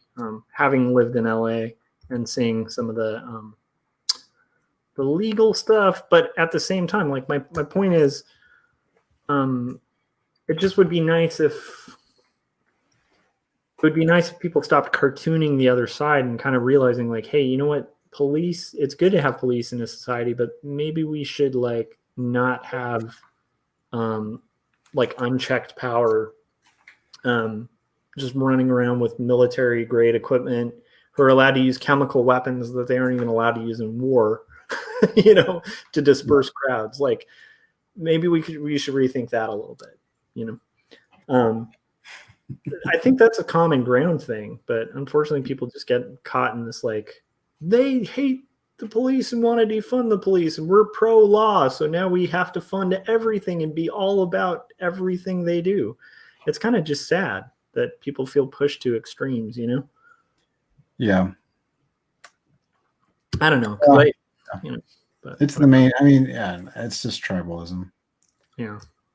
That's the main problem with tribalism, jingoism, and, you know, any kind of ism that causes, you know, people to group up and other, you know, like schismism.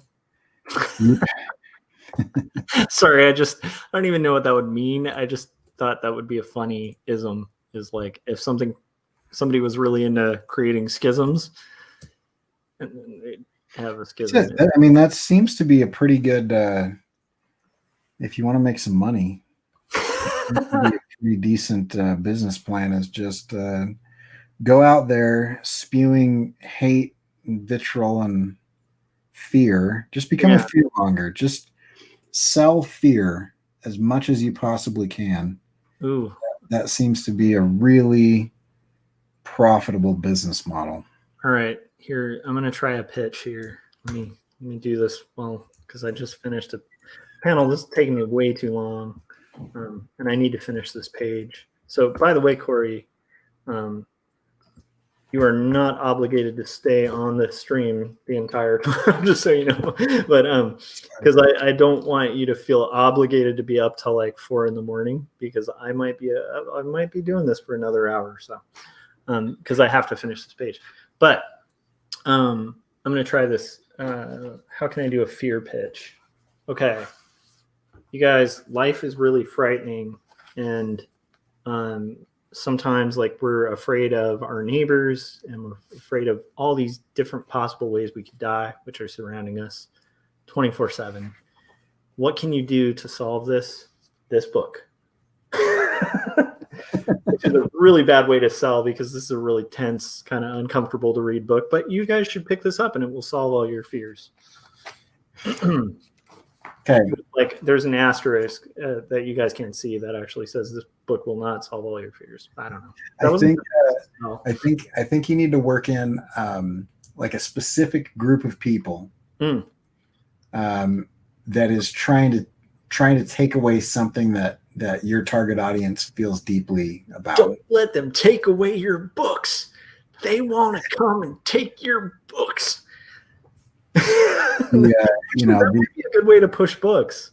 The Illuminati, the deep state conspiracy made of all the lizard people. They're coming. And they're their third eye open. They want you to not buy this book to find out the truth. This book will spell out the truth, and they don't want you to get it. Yeah, there's and then you have to claim some sort of insider track, right? That's how Q did it. That's true. You have to say, I've got sources in the White House. I've got sources.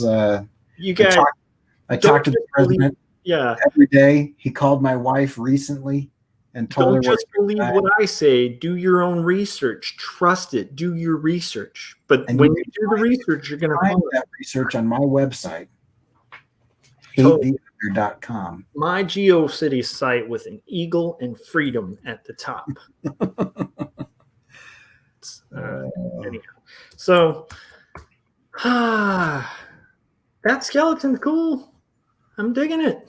Thank you. Digging the lines on that skeleton dude. All right, so I just finished this part. Now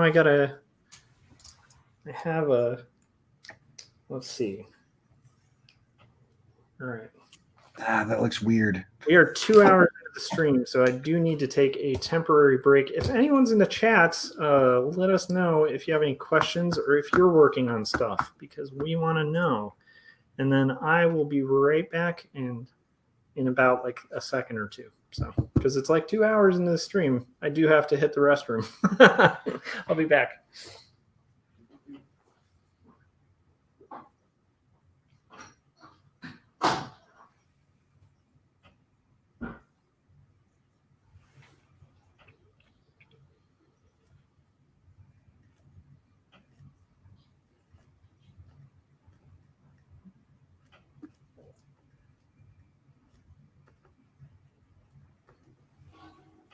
Let's talk about Josh while he isn't here. Say a lot of really bad things about him.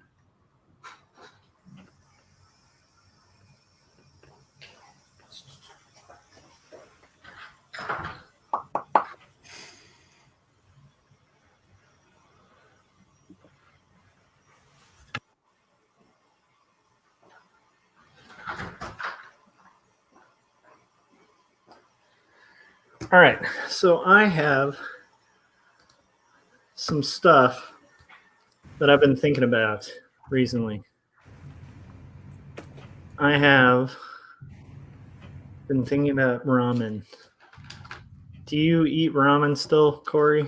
Because I know back in the day, you and I have similar biographies, and sense that we lived in some pretty shady apartments on some pretty cheap food. I haven't eaten ramen Oh, intentionally in probably, let me think, 22 years, I think is. okay. So this might be partially because my wife is also half Japanese and my mother-in-law is Japanese, and so Now, are you talking like good Japanese ramen? Or are you talking like the crappy 10-cent? yeah, I'm talking like straight up good Japanese ramen, Oh, which is okay, yeah, I've pretty had. much the same noodle as the crappy 10-cent, just without the MSG packet mixed in there.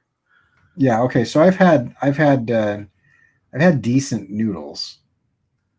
So like one of my favorite jams lately, and this is a weird thing, and Corey, maybe this happened to you. I don't know, but like it's like that typical kind of thing where your taste buds kind of die as you get older. And so Yeah. like for me, my penchant for like spicy food has gone up. Like I there's certain spices I don't like at all, but um like ramen, it's just like I found myself like squirting more and more sriracha in my ramen. Or it's just like um almost like a pool of hot sriracha with ramen in it. It's so good. Like clears your sinuses. Have you done that?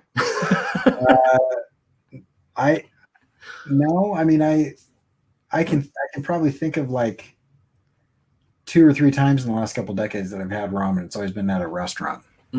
Okay, next time you do ramen, so it's not too bad. Like you can get like a good base like at a supermarket for ramen.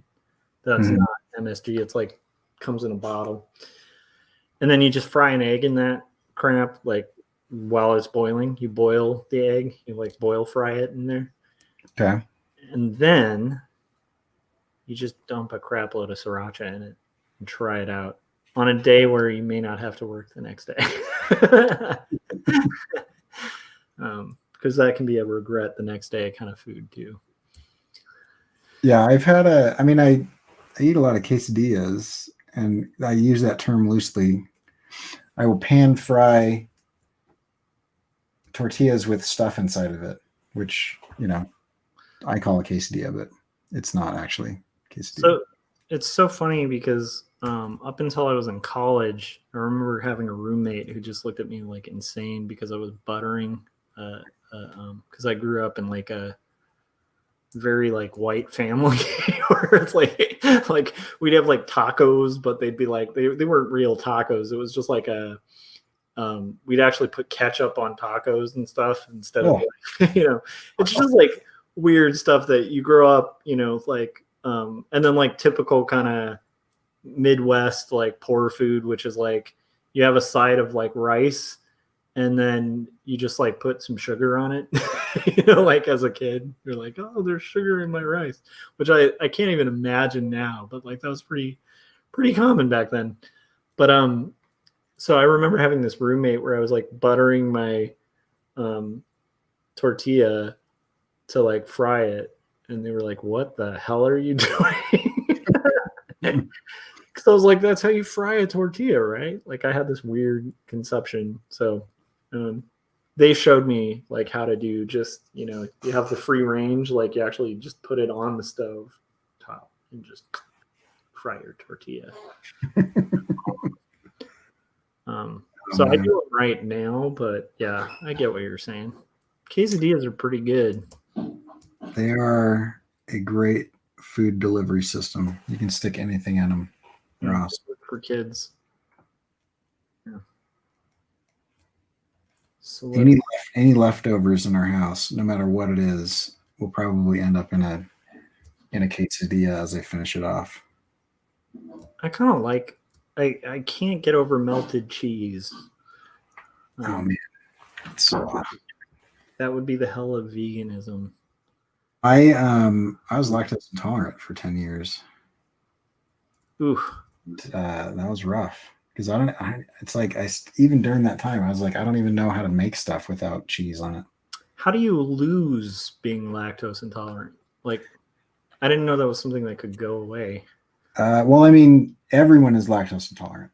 You Huh. just have certain gut bugs, your little biome in there that breaks down the lactose. And so, like, human beings naturally are not, like, supposed to have dairy after Oh, you're an infant. And so, when you, I lost that biome. I just lost that ecosystem that kind of worked it over. So anyway, I lived in Scotland for a couple of years, okay. and I lived there during 98 to 01. And it was kind of during the whole mad cow BSE thing. And something about that turned me lactose intolerant. And I was lactose intolerant for a while. And then, I don't know, a while ago, I decided I wanted to lose some weight. And so I cut out all simple sugars, all white flour, all everything like that. Which I mean, I'm glad I did it because I'm not lactose intolerant anymore because of that. But I'm more into like the intuitive eating stuff nowadays, where I don't like the idea of like restricting foods and whatever, the whole fat phobia thing that everybody's got. So, dude, I just had my Photoshop kind of crap out for a second, so now I gotta reload it. So that's crazy. I didn't know, like, you're a wealth of interesting knowledge. I didn't know that about lactose intolerance. Yeah, I mean, and it's true of a lot of things. We're not built to handle a lot of things. Yeah. We've developed, certain cultures that live in us that kind of help us deal with that stuff. Oh, dude, I just thought of like a pro tip for anybody who might be watching this at this point, but it's like, so I had my Photoshop like just crap out, which happens a lot with CC every once in a while, where it'll just glitch out and close. And that happens with programs like pretty much no matter how good your computer is. And so this is like a very basic pro tip, but like I'm sure Corey has to tell his students all the time. During lectures, you'll find this in art school where your professor is going to tell you Command S all the time because if you don't frequently save, especially when you're working on things like digital painting or animation, where it's just like requiring a lot of processing power, you are heading for a world of trouble if you're not saving every 5 minutes, every 2 minutes. And you get in such a habit of it as a pro that like I think maybe once every 2 years I'll forget, but most of the time it's like every minute I'm doing Command S, like the shortcut, just to make sure I'm not crapping out. So that's why like even though my Photoshop glitched out, I didn't like freak out because I'm like I know I have it saved. Although I always do have that doubt in my mind, like did I save? Did I save it? But all it takes is like 2 times of like losing an hour of work because you didn't hit Command S. You learn Or days. I have students that will just keep the software open. Oh, and they just work on it for days and days and days as they carry their laptop around, and it never occurs to them because they just open their laptop and then there it is and they keep working on it. And then it all goes away. Yeah. Make sure you're backing up your stuff too, guys. You don't want to lose data.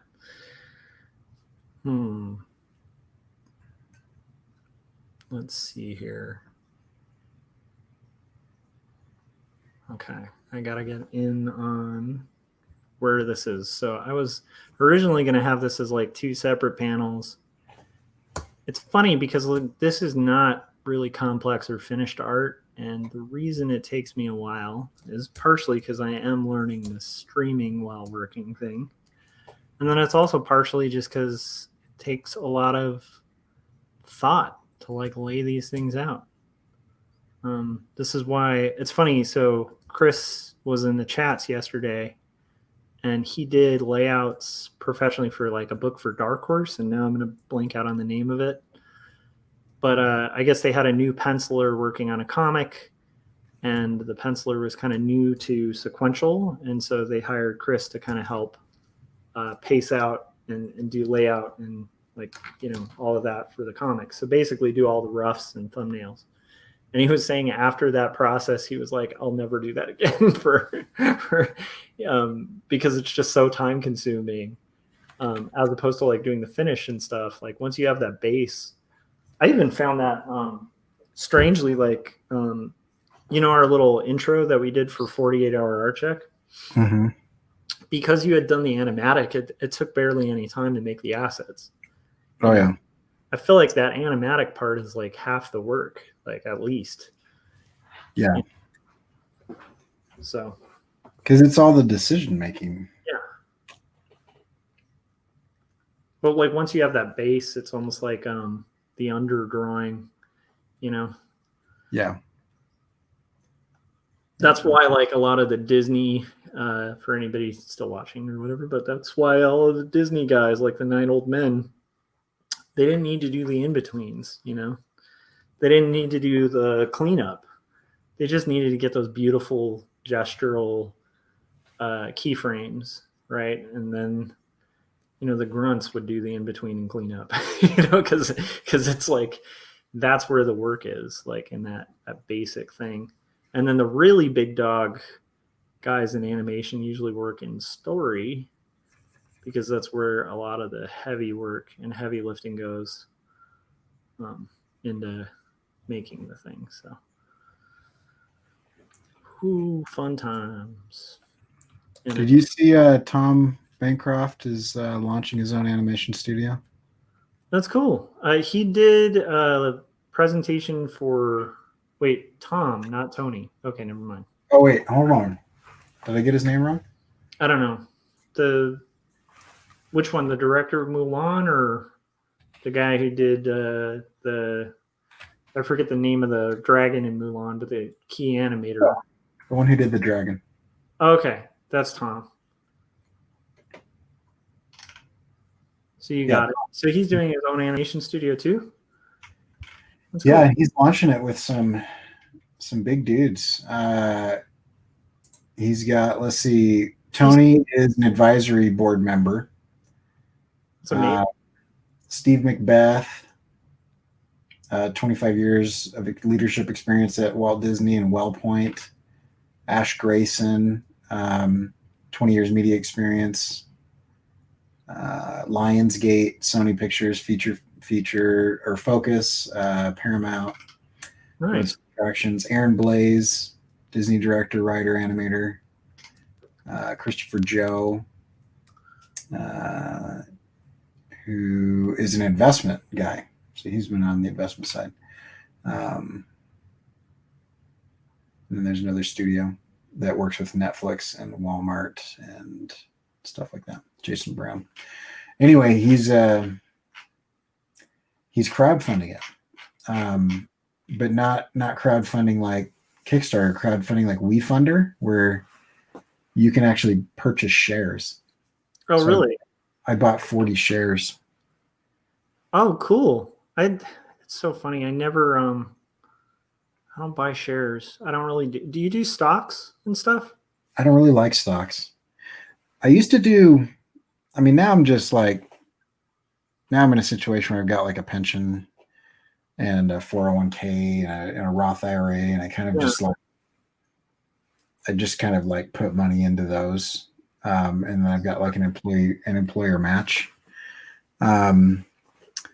But I used to do all that on my own, and I did weird stuff though, because the stock market to me is kind of, I'm not ever going to beat out the person who's like living that life. You know? And so on the other side of every trade that I would make is somebody who has not slept in 3 days and knows the ins and outs and has some insider information the guys I know, like I had a really good friend in high school whose dad was just like this genius at stocks, like, right, and he was like I think like a millionaire, but like one of those humble millionaires, where it's like you kind of realize like how wealthy he is when he pulls out the cigar collection, and it's like he's got the case with the that like hisses when it opens. You're like, holy crap! Like, there's just these weird. But he'd dress normal and stuff like that. But he would also like spend night and day just researching stocks and kind of almost like did it like we do animation and comics, where it's like the time we spend on this stuff, he was just like passionate about like the markets and stuff. Right. So I think you're right. Like I think it would be hard to do. I also am like, I'm not a fan of gambling, and I feel like it's just kind of, I don't know. To me, it feels like it is, and it's not, but it is totally gambling. Yeah, I mean, it's. I don't know how it isn't gambling. Yeah, that's the thing. I think it's like roulette table or craps gambling because it's not totally random, but I don't know how it's that much different than like the dog races or the horses, because you go in, research, you do the thing. I mean, the argument that people will make, because I've had this discussion, is well, you own a piece of it. You're actually purchasing something. Are you? Yeah, I mean, in stocks, in publicly traded companies, you own a piece of the company. Yeah, but like, do you? Like, I know that's weird, but it's like, in theory you do, but I mean, you could make the same argument like when you put $2 on a roulette table, you own a piece of that movement of the roulette table. I mean, I kind of get it. Now you're renting a piece of the movement of that roulette table. Yeah, and you're kind of renting your share of the company. No, you own it. You do own it. I'm not saying that justifies it as not gambling, but I mean, technically and legally, that's exactly what it is you have some percentage of ownership, and at our income, it's going to be some fraction of a fraction of a fraction of a fraction of ownership. Yeah, but it's actual ownership. But like, I still don't. That still doesn't make it not gambling. I mean, it's. So to me, I did all kinds of weird things. I mean, I could see the counter argument of like, basically all business is gambling. Yeah. I can see that, but I do have this whole issue with like part of why my wife and I are trying to get out of debt, and we've been pretty efficient at it. Like, we're about an eighth of the debt we had is what's left. And awesome. We only started I think I started that after we started 48-hour art checks. So it's been like maybe 2 years, 3 years, maybe. Yeah, that's great. It's not bad, for 7/8 of our debt to be gone. But part of why we're doing that is like, I really do believe it's unwise to like lend or borrow money. Yeah. Well, and in modern society, we don't really understand how big of a deal that is, because there's been protections put in place, but like anciently they had to build systems around protecting people from debt, because if you got into debt and couldn't pay it, they would just throw you in jail. Yeah. And you're like, you're now in prison until you can pay back your debt. And it's like, well, yeah, you understand that like I can't make money in prison. So it was a life sentence. Yeah. To renege on a debt. I mean, the Jewish people have a custom of forgiveness every 7 years, or I think it's 7 years. I can't remember. There's some period of time where all debts are forgiven, and you just it's like you wipe the slate clean and move on. Anyway, it's an interesting. There was a guy that he was like some sort of anthropologist, but he was an anthropologist of currency and debt. And so he studied it. His work is kind of interesting. He himself would be one of those anarcho libertarians, I think, because he believes that like government shouldn't exist and whatever. But his history his history of debt is fascinating. You know, it's because it's coupled with the idea of money. You know, money came about because, you know, most systems start as bartering, but then you get outside of, you know, apples to apples, and you start saying, well, how many chickens is a cow worth? You know, or whatever. Or what if I don't want to buy the whole cow? What if I just want to buy the meat from the cow? Do you like weigh it? You know, and is it a 1-to-1 ratio between goat meat and beef? You know, or whatever. Like, you know, and then so eventually, you know, then you have like farmers who, like, their yields come seasonally. So like 3/4 of the year they've got nothing. So they would start to say, well, let me give you this note. And that's actually what we call them today too. I will give you a note that says, if you give me, you know, eggs and milk from your chickens and your cows, then I will give you wheat when I harvest it. And so they would hold on to that note, and that's how debt was born. Yeah, I mean, it makes sense. And it's kind of, in a weird way, like lending and borrowing in capitalism is unfortunately like kind of one of the core roots of capitalism, right? And so it's sort of a sad thing, but I definitely think, I also read this really interesting article. This is a meandering conversation, but that's why I like this stream. Is this conversation can be whatever it needs to be to facilitate working. Because the whole purpose of this is to get some art done and then hopefully, you know, make some cool content and hang out, you know. But it's like not anything beyond that. But anyhow, there is this there's this thing that I read, or maybe it was like a podcast. But I did the research, so do the research. I'm just joking. But anyhow, keep in mind this is just kind of anecdotal. But I heard this whole thing about, in Japan, it's like uncommon in that culture to, at least for a while, people would buy their cars outright. Like, so they'd go to buy a car and they'd have the full amount for the car when they bought the car. Right. So what's weird is, at least for a while, I think it's changed because they become more similar to our system, and so car prices have shot up a lot. But for a long period of time, and I think even now, cars are less expensive in Japan because people buy them outright. Very similar to like schools, where you know, if we could go back to a system where you just kind of pay flat, like what you're gonna go to school for, like the cost of going to school would significantly reduce. And strangely, you know, a lot of people are like, who don't really know, and keep in mind, I'm talking about like public schools mainly, but if they don't know where those budgets go, they might be like, oh, that means teachers would get paid less. And it's like, well, there's a lot of money going to admin on campuses.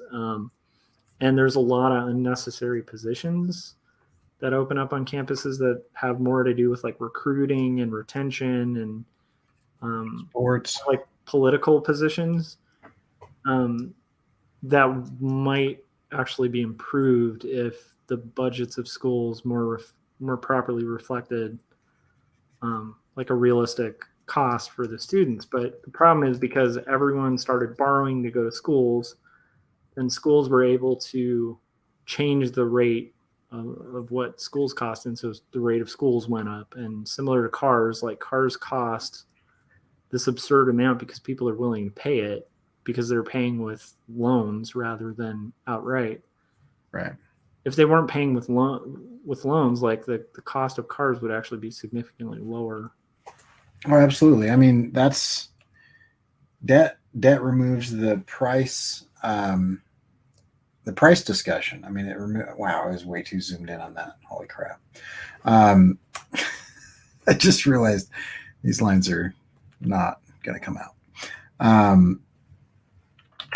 Yeah, as soon as you remove the price from the consumer, whether that be through like insurance or a middleman or a payment plan or debt or whatever, Yeah. it it automatically makes it go inflate because you no longer have like the consumer saying, "Well, hold on just a minute," you know. Yeah. Yeah, so it's interesting, but yeah, So it's that's weird. It's like I know some of that's kind of a necessary evil in the market, and but I do feel like I don't even think it's evil. I think it's necessary for sure, but um, if it's driven, the marketing of it, I think, is problematic. I I guess my point is like I think there's some dark elements to it Oh yeah, that really hurt people, and I personally like feel like for a personal goal that has nothing to do with like politics or philosophy, like outside of like my own life, but I mm-hmm. definitely feel like the quicker my wife and I can be at zero in debt, um, the better. And so we've been making like really, I think I mentioned like we refied our house really recently. And there's a lot of thought that went into that where it's like, I'm not refining for anything more than the value of our house. Like, Right, and not even the value of our house. I'm just refining for what we have left on the loan. Like, we're not, right, it's tempting when you're doing a refi or something to be like, I'll just throw on like $30,000 extra on there, like, but or whatever it is like to the value of your house. But the problem is like you're just anyhow. I'm rambling, but it's like the more I looked into it, the more I'm like, oh well, that would just extend our debt, and then we're in debt for a longer. And right. so I'm starting to just realize like I think like regardless of whatever your philosophy is like politically, I think just as a life thing, the more you can not be in debt, the more discretionary income you're going to have, and the more close you get to owning property. And as somebody who grew up pretty like poor, I guess you could say, like not poor like compared to like third world countries, but poor compared to most Americans, I guess. Mm-hmm. Um, and part of that is because like I come from a long line of people who did not own property. Mm. And so it's like the difference between someone being a homeowner and not being a homeowner is huge. I mean, like that in itself, like just the owning of property or land is a massive difference for generations and can create systemic problems. That like if somebody's born into property, they have a mass advantage over other people. Yeah, That's my theory on it. So my thought is like I really want to not have my son born into a not having property. I want to break that cycle. So right. although there's some weird wealthy Americans in my not Americans, like the only real wealthy like kind of famous person in my bloodline that I've been able to I need to do one of those like tests, where you do genetic connections to past stuff. But I do know I'm related to this lady named Fanny Kemble, Mm-hmm. who was an abolitionist and a women's rights um, activist, and also like was like wrote this very impactful book that kind of helped end slavery. And she was like a weird Shakespearean actress. Like she was really famous for playing, I forget the Shakespearean character, but that's one of the more interesting, like weird Kembles in way back in our line. But like my grandpa, like we were just talking about this, like working farms and stuff. Like my grandpa, that's kind of like what he did for a long time. Like, yeah, to get his way to California, he just kind of like stopped in different states and would like work as just a hand, like, on farms and stuff, and then like hitchhike. He did that for like a year just to get to California. And then when he was in California, like he used to work in FDR's. FDR had these camps, and they weren't like labor camps. They were more like socialized programs that would help people get through the depression, and get work. And so like early on, because FDR served what, 4 terms? Trying to remember. It was 4, right? I'm not sure. I don't know much about that. Yeah, FDR was crazy. He was they didn't really have a term limit before FDR. So FDR went like 4 terms, and then he was part of why I think we have like a 2-term limit.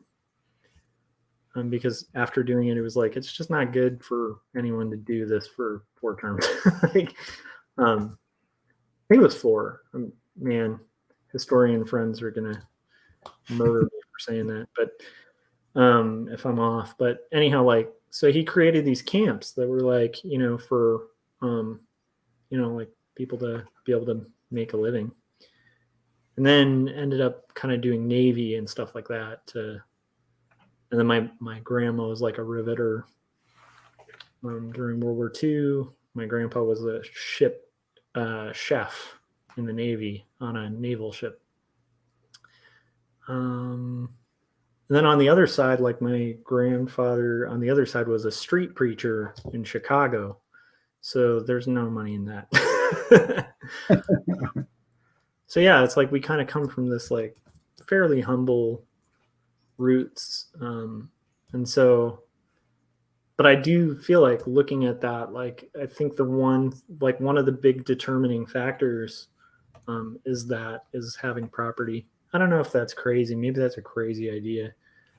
But I think that could help my son not be, kind of born into poverty or whatever. Yeah. It depends, I think, because I think property has changed a lot. Yeah. I read a book that was going over the some of the problems with that. The average American home has continued to increase with the number of occupants inside each home decreasing over the years. And so we're we have been inflating the use of that. I got this when I was really mad at my lawn and I didn't want a lawn. Because lawns got bigger too. Like anything, and lawns are like not useful, like in any way, shape, or form. But the problem is the same thing. It's like, statistically speaking, you're going to be better off with a bachelor's degree than without a bachelor's degree. But telling people, getting a bachelor's degree guarantees that you are going to make a good living. That was true 70 years ago, but it's not true anymore. Yeah, that's just like, it's like basically if you want to make a living, it might be helpful to have a bachelor's degree. A good living, but I don't know, but it's going to be really hard without one, unless you go into like a trade and do right. And that's where like a lot of people miss this thing. Like, I think home ownership is great. Generally speaking, homes increase in value, but I got a lot of people early on in my adult life, kept telling me to like buy houses. And they're like, you need to do this because, it's like part of being an adult and it's part of what, and it's like, had I listened to them, luckily I didn't. Had I listened to them, I would have bought a house in like 2007. You know what I mean? Like, I would have bought like peak market immediately before the crash. And I knew people that bought at that point. And I benefited from the crash because I was able to get into home ownership extremely inexpensively. Yeah, same here, where we we bought it at a pretty good time, so like the house is like doubled in 6 years. Like, it's literally twice as much as we bought it for. But like the thing that I would also say is like, don't buy a house if you can't buy a house. But if you're in a scenario where this is that lone renter thing, where it's like is it better to lease or buy a car? It depends, right? But in general, like when my wife and I were looking to moving here, outside of the down payment, it was like what we'd pay for a mortgage payment was less expensive than what we would pay for rent in an apartment, which was insane. So if you're in a scenario like that, like it's kind of a no brainer. Yeah, I definitely don't want to give advice on like whether people. I don't think I should ever give anyone financial advice. My thought is just like more of the property ownership part, and that has a lot less to do with mortgages and has less to do with like buying houses, like in the process of buying, and it has more to do with owning houses or owning property. And I think like that's where the game changes. So it doesn't, but it might be the stupidest decision to get into a mortgage if you're a young man and you don't even know for sure where you want to live or what career you're going to work in, because it's very restrictive of what you're going to do for at least 2 years, right? You know, because you're pretty much locked into a mortgage for a little bit, and then refining is something you can only do every once in a while, and you don't want to do too often unless you're, you know, like in a scenario where you're going to lower your APR. So it's like, yeah. Anyhow, I think it's more about owning the property, which is always a kind of vague thing. But my point is like, do you really own it though? Sorry, I'm just throwing that back at you. Well, I like. Actually, so this is where I get all weird and socialistic. I think there's a really interesting, and I'm not sure where I land on this, but it's just something I was thinking about a year or so ago when there were all these like cries of like fears of socialism. And I started reading, I'm going to blank out on the guy's name. Not Locke. Agrarian Justice, which was by, now I'm blanking out. I have no clue. So it's one of the founders. He was a socialist. And you should just claim that all the founders felt that way. That's everybody's favorite thing to do. Yeah, and they were all the founders said. The founders, and they were all the same exact belief system I have. The monolith of the founders. They had every intention for everyone alive to have the right rights. I'm just going with the fantasy thing. Okay, I just have to look this up again. Agrarian Justice. Oh, Thomas Paine. Thank you. Okay, so Thomas Paine. I read this book, Agrarian Justice, because I was looking more into like property and land ownership and like what some of the founders and like influences of the founders thought. And Thomas Paine had this whole book called Agrarian Justice. That is sort of like the basis for FDR's idea for like welfare for like the elderly. Like it was just like this. He was presenting this idea of like certain inalienable rights that people are born with on Earth, and that if they're deprived of those rights by someone else's entitlement, like there need to be entitlements that make up for those rights that are lost. And it's interesting. It's an interesting book, but his premise was you can't really claim ownership of anything like land because we're all born on the earth. Like it's a hard thing to kind of say, like, how did you earn that land? Like it's a weird, it is kind of an arbitrary hard thing. I mean, I'm a big fan of like the idea of property rights and things like that, but it is an interesting heavy read, and I'd recommend anyone, even if you're like libertarian, like check out that and see what your thoughts are on it, because he ties it into very religious thinking. But his thought was like, when man was introduced to the earth, like they were introduced to the earth with the earth as their property. It's like so he kind of ties it in with like God-given right of like people have a right to property. And so if you're depriving people of their natural right to property, because your great great great great grandfather like drew a square around a plot of land, then maybe taxes on those properties that would fund people who are born without property might be fair. It's interesting. I don't know. It's an interesting argument, but he gets into this like crazy thing, and then he also talks about like social responsibility to other people and to the poor and orphans and widows and stuff like that. And it's like one of the pamphlets that really influenced Constitution and stuff. So yeah, kind of I think more influential on the Bill of Rights, but yeah, fascinating. So anyhow, that's a rant. But I don't know how I feel about property, because I think that argument's pretty compelling, but I also think it can be a little naive and simplistic too. Well, I think to a certain extent we have to pretend some things so that things work. I mean, like we've got to pretend like money has value. Yeah, or like that gold has value because it's shiny and rare.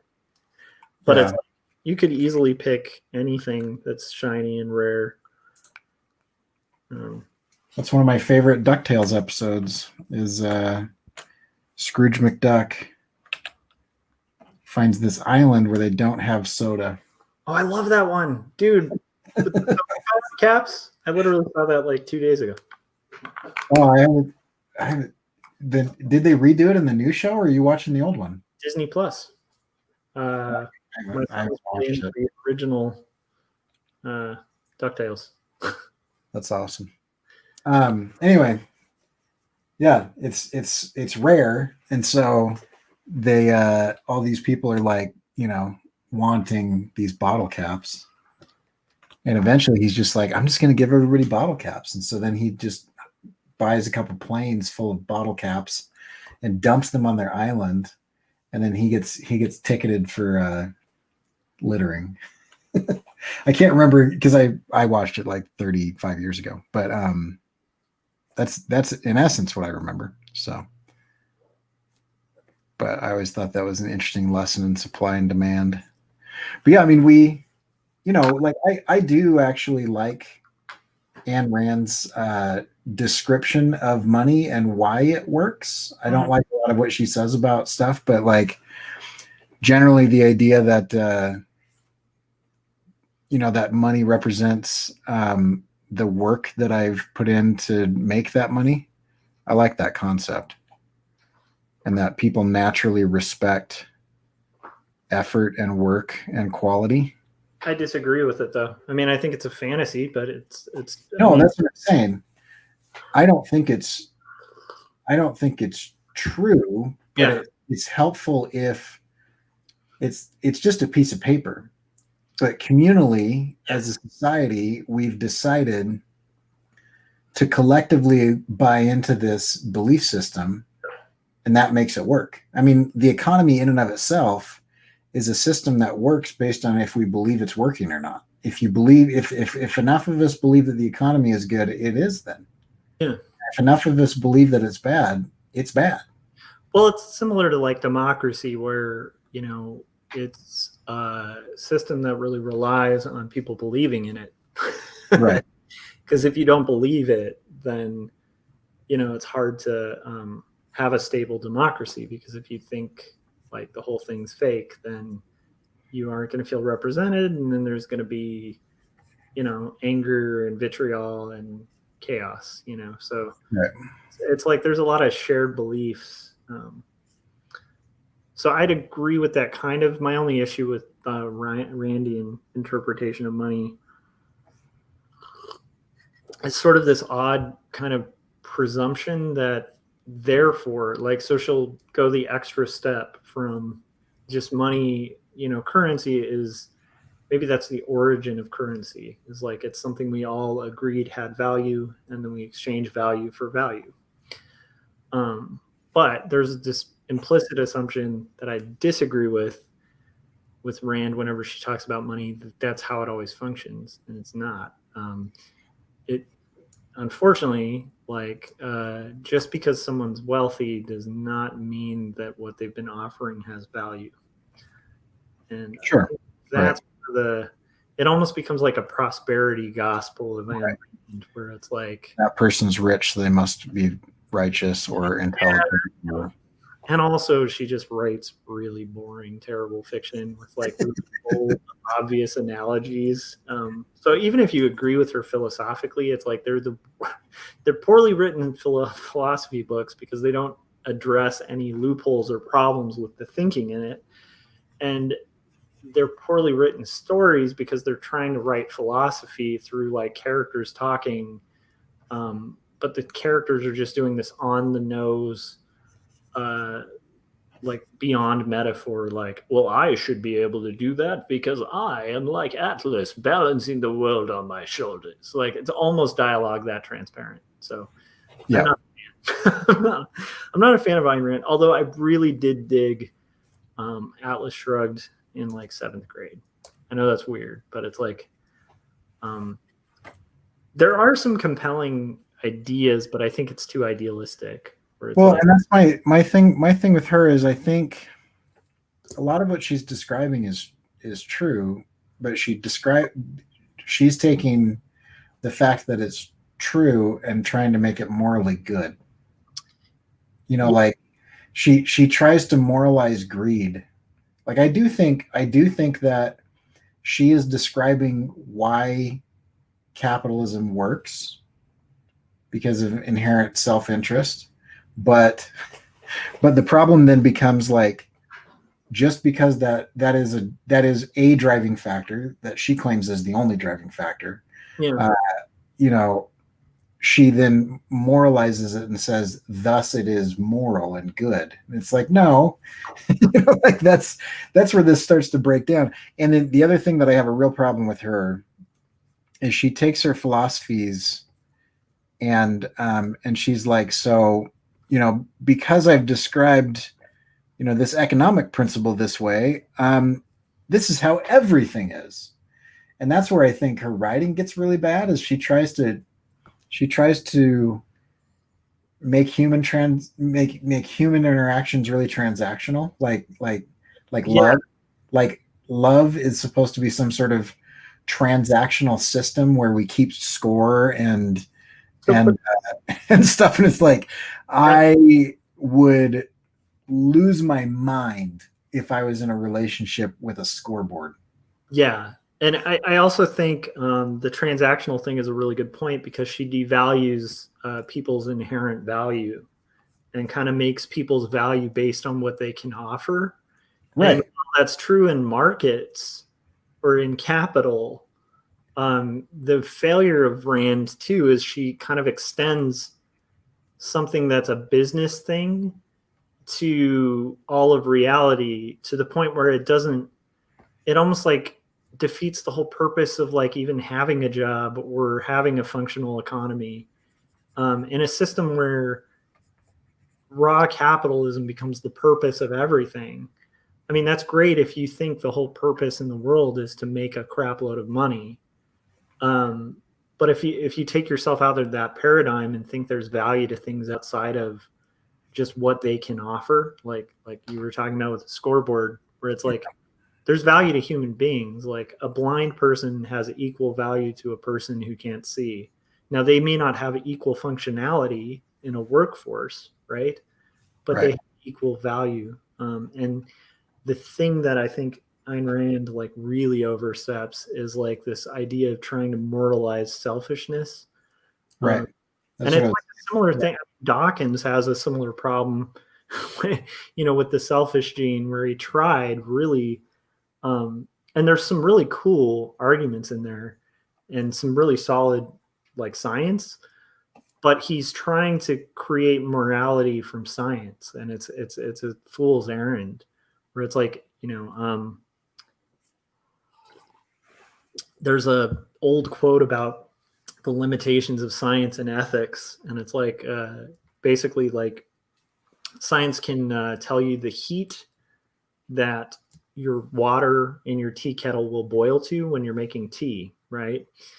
It can tell you the right amount of tea bags to like mix in your boiled water once it's boiled. It can tell you the time it takes to boil it, but it can't tell you whether or not you should give that tea to your grandma to drink or throw it on her. it's that's not what science can tell you. It can tell you what the effect of that would be if you gave it to drink, like what the caffeine or whatever it is in the tea will do to the body. It can tell you what throwing hot water on somebody would do to that body, but it can't tell you why that would be moral or not. Right. It can't tell you which decision would be the right one to make. That's asserting into a totally different field of ethics, right? And so it's like a totally different world. That's where you cross the line into philosophy. So that's, to me, like the Ayn Randian thing, where you try to make economics moral. It's like kind of, she's just overstepping her. Well, it's the problem with trying to make anything everything. Yeah, it's and like, also just the absurd notion that there are these titans that the whole world is balancing on, and if they shrugged, the world would fall apart, is so egotistical and foolish and unaware of how much talent there is in the world. Like, unfortunately, like the whole whatever Steele guy, I forget. Reardon.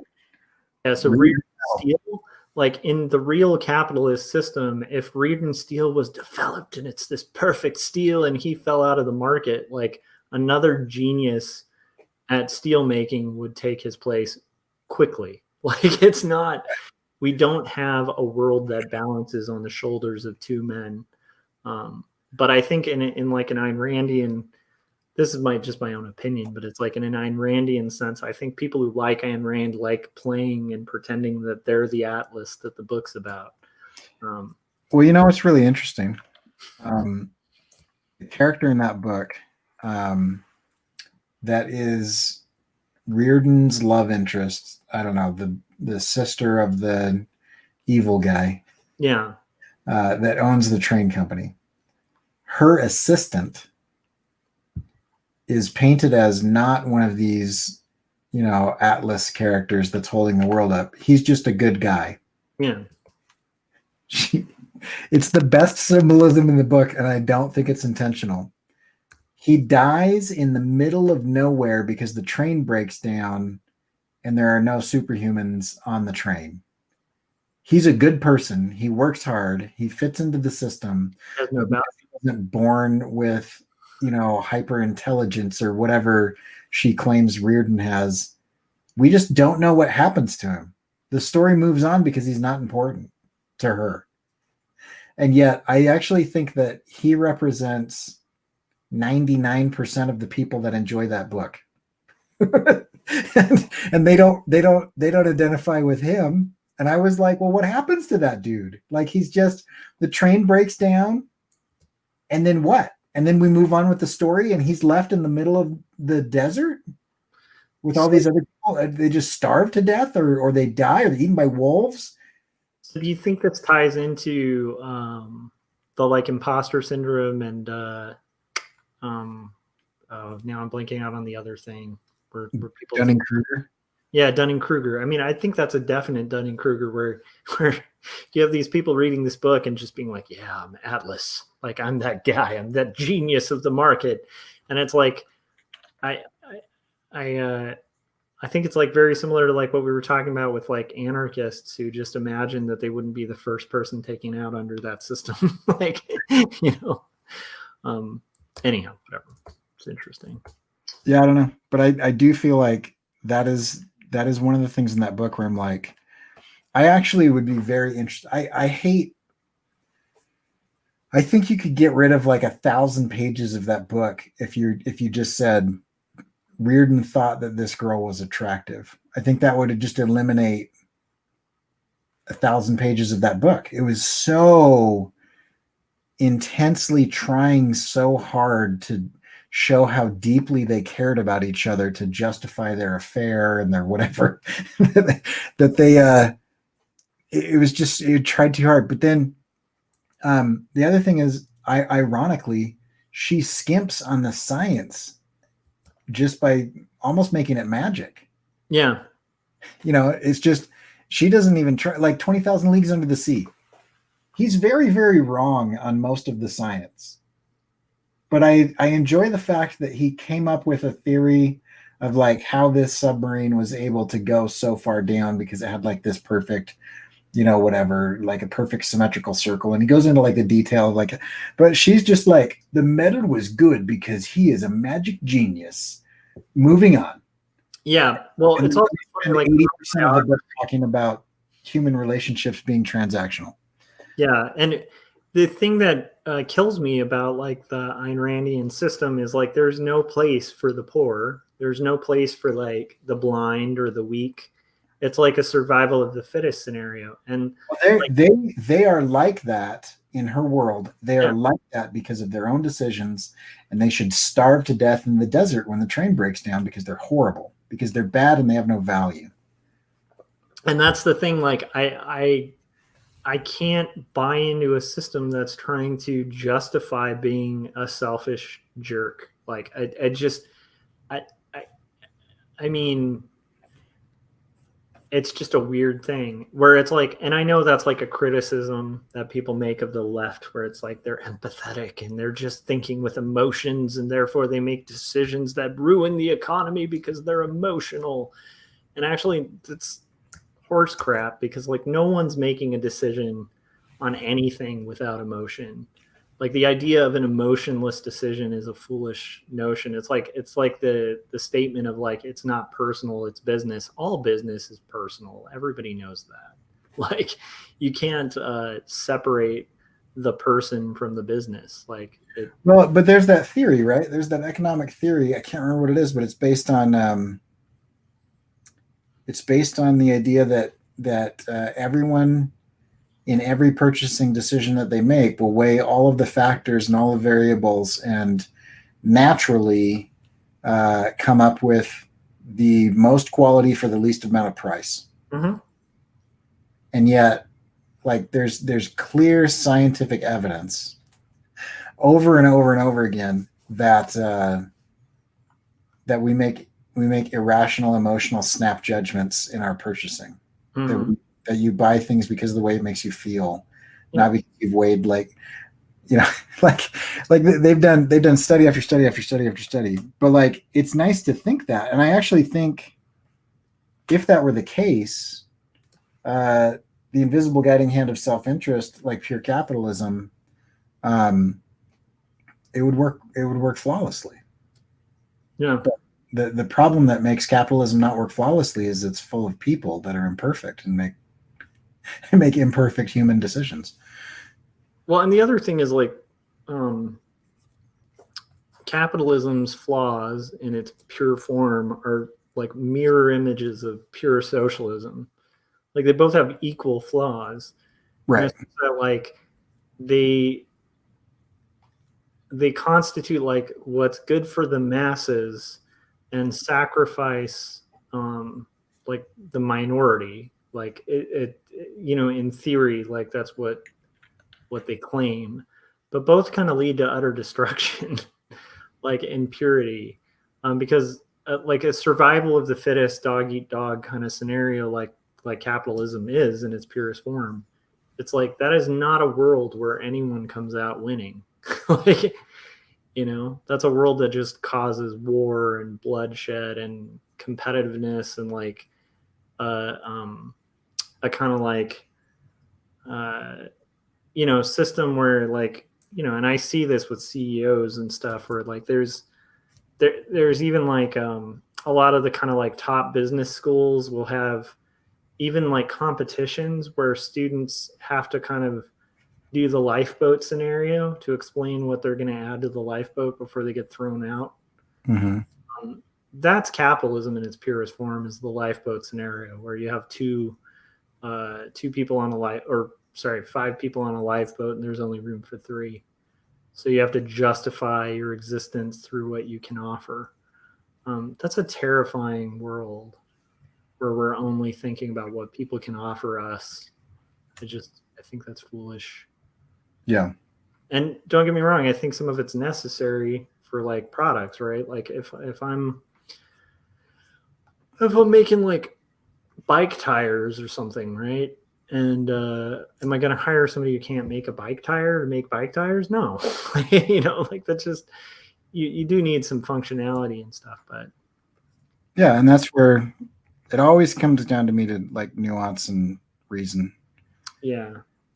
Because there isn't a universally acceptable solution.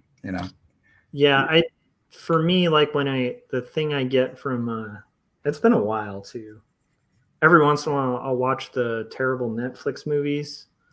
Oh, I haven't watched them because they're so, like, the dialogue's so bad. Like, it's just, like I said, it's like the most on the nose writing. Even if you're a fan of Ayn Rand, I think most people would admit like her writing is very like it's like the characters are just fill-ins to speak philosophy, and it's pretty Yeah. and it's pretty on the nose philosophy, but there's still like a semblance of a plot, but even the plot is all like moralistic, and it's like a very on the nose fairy tale. And the thing that I just get the sense watching that, it's like, it sounds like an abusive husband trying to justify his abuse. Like that whole book feels like that.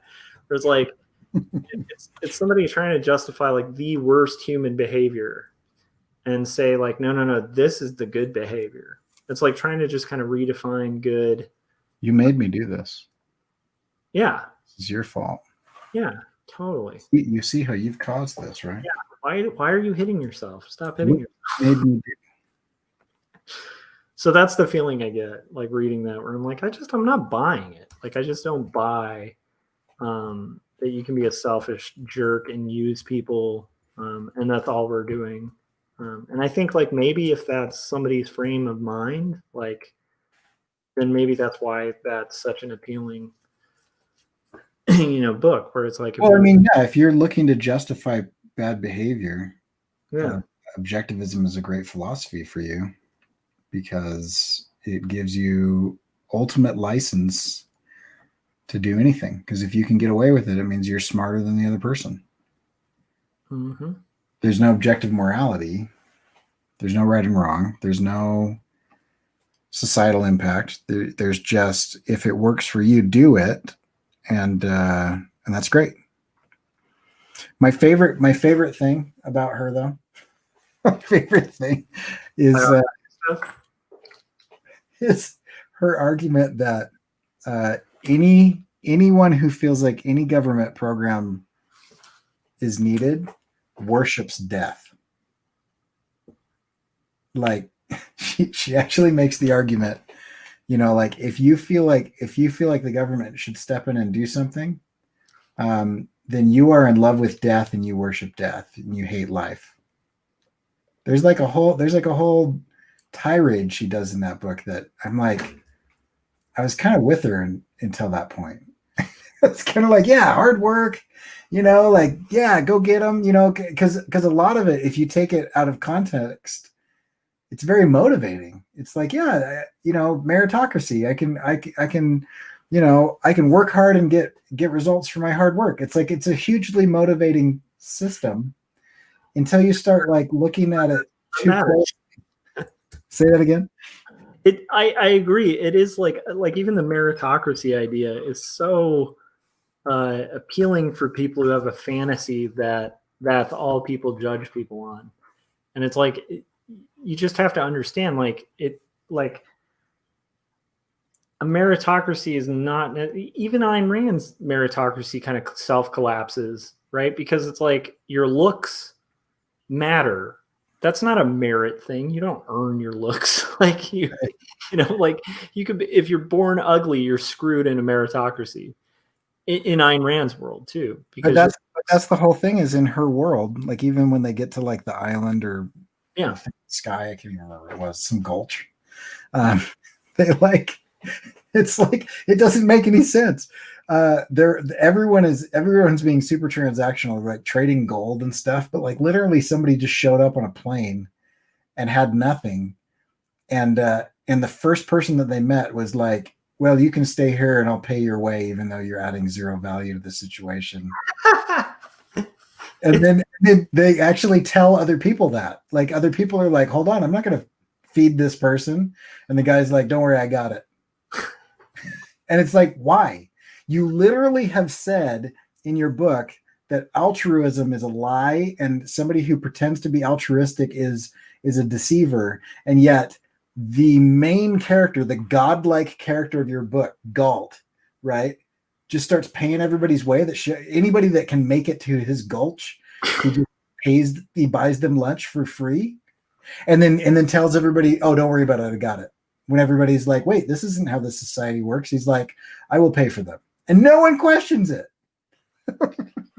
That's the biggest part for me. Is like the thing that cracks me up is like I also like this assumption that like the entire infrastructure is reliant on one man, and so like I also find that laughable because like so I like think about like Amazon or something, right? Like Bezos, right? You have somebody like Bezos disappear. Do people really think that like that one man is all Amazon? Like Amazon is completely that one man? Or do they think like somebody else might take the reins and yeah, that company might fail, but even if that company failed, do you think that means all online ordering would fail? Or do you think a competitor would come up and just swoop that up and dominate? Like, or would the internet become a place where like people can succeed again? Yeah. Like, remember when you could have an idea and sell it and not pay Jeff Bezos 30% of your profit? So that's what I'm getting at is like it's just like this cartoonish idea of like she wants to devalue the individual and yet also overvalue individuals in capitalist markets and kind of just forget about luck as well. Like luck has no play in her stories. And that's bizarre too, where it's like, it's just like, you know, like that, it's just a thing to consider is like, it's sort of like this perfected world where, no one forges money, nobody gets ill gains, and then there are no ill gains because there's really no morality. I don't know. It's very strange. No, the only ill gains are the government trying to. What about so in that world, like what happens to the guy who just goes up to what's his name, the steel guy, and just shoves a gun in his face and steals all his money? Like, like where's that guy? Like that guy would exist in the real world, I don't know. I'm just saying it's like this cartoon world where there would be no theft because government's gone. I don't know. Right. Does that really work out? In the government, in that, my other favorite part is and this is somewhat believable, but also so cartoonish that it cracks me up.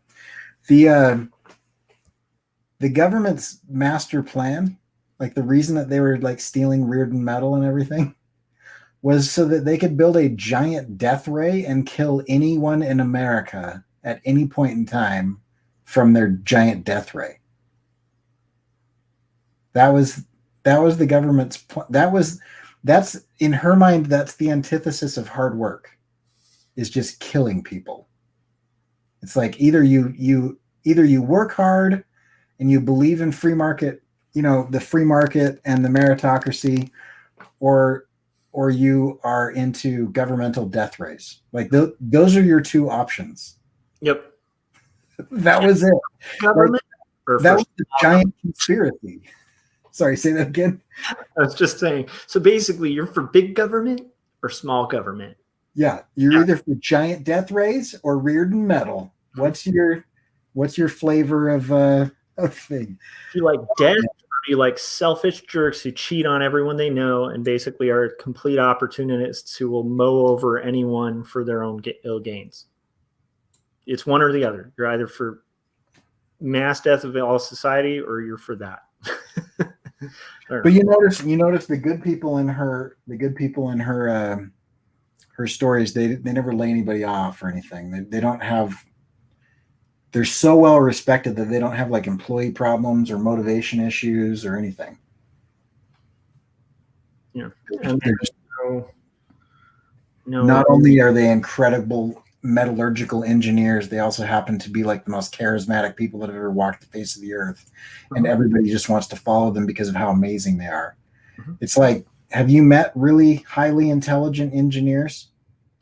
They're not typically also very social people. Yeah.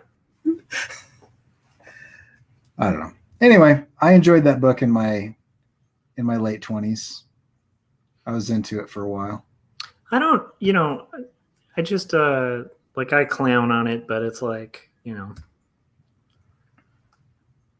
just I find it hard to. I also like, it's funny, because I clown on it, a lot of people will kind of assume I haven't read books or whatever. I've read a lot of like libertarian books that are kind of shoved my way. What's the one I was trying to read recently? I'm like halfway through one that a lot of libertarians are obsessed with, called The Creature from Jekyll Island. And it's this like, I've never even heard of that. It's a very questionably sourced account of the Fed and how the Fed was created by, there's layers of interesting stuff in there, but was it created by a pizza shop in the basement? There's some correlation. It's not like quite as conspiratorial, but it's like a very popular book among like hard right people. But like the contention is like 5 business people on a train, set up the Fed as a fiat. Didn't Alexander Hamilton set up the Fed? I'm trying to remember how it was actually set up. Yeah, I'm pretty sure the Fed was sort of Hamilton, but it's like that was I don't know if it was called the Fed. The Federal. Hold on, I got to look it up now. I feel like I've read in several people's biographies about the Federal Reserve.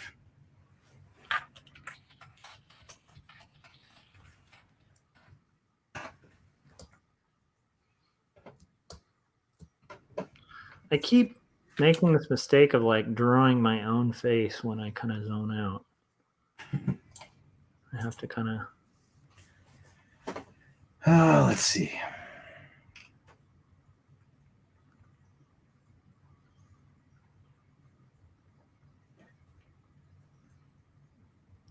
So anyhow, like the contention in this book is that it was established by like these 5 bankers who were trying to, I forget the term they use. It's like a cartel.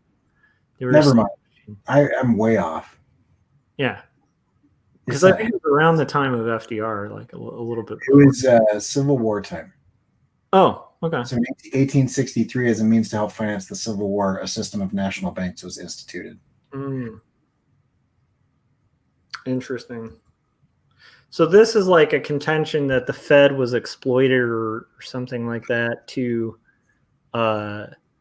be able to make it fiat currency and switch from the gold standard, and basically like reading it and like realizing like it's based on a bunch of like weird assertions and claims where there's very little factual basis to like this.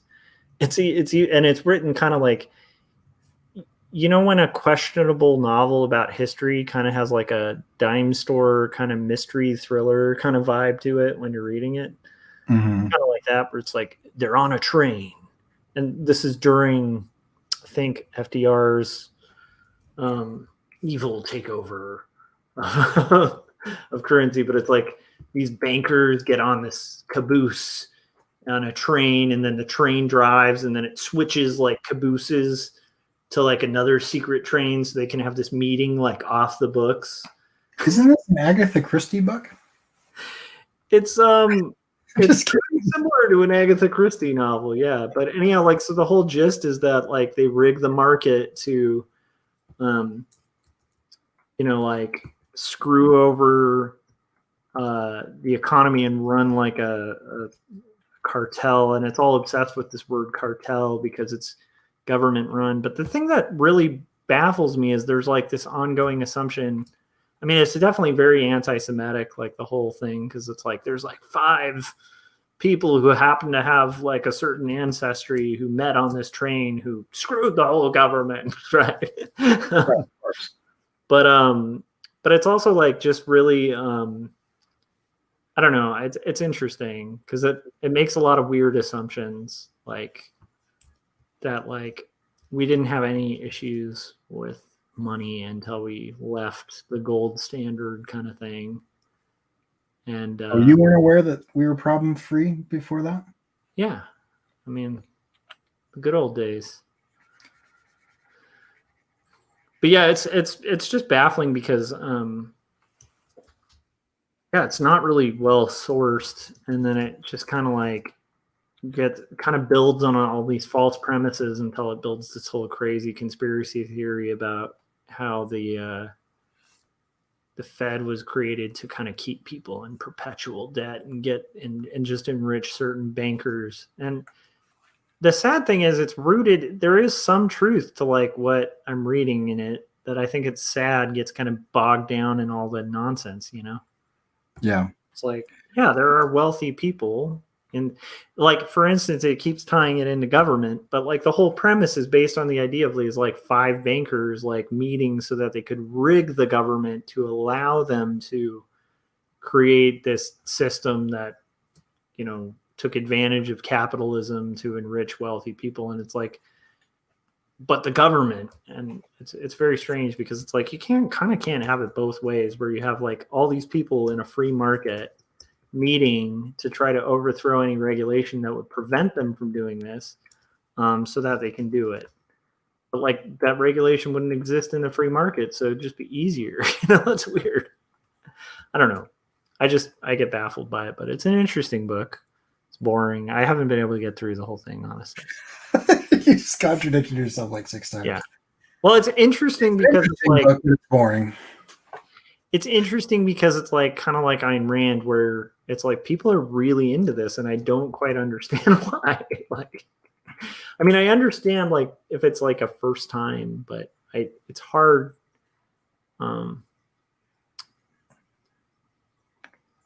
Like if you read like Ray Bradbury or something, right? Like sci-fi, or you read like George Orwell. Yeah.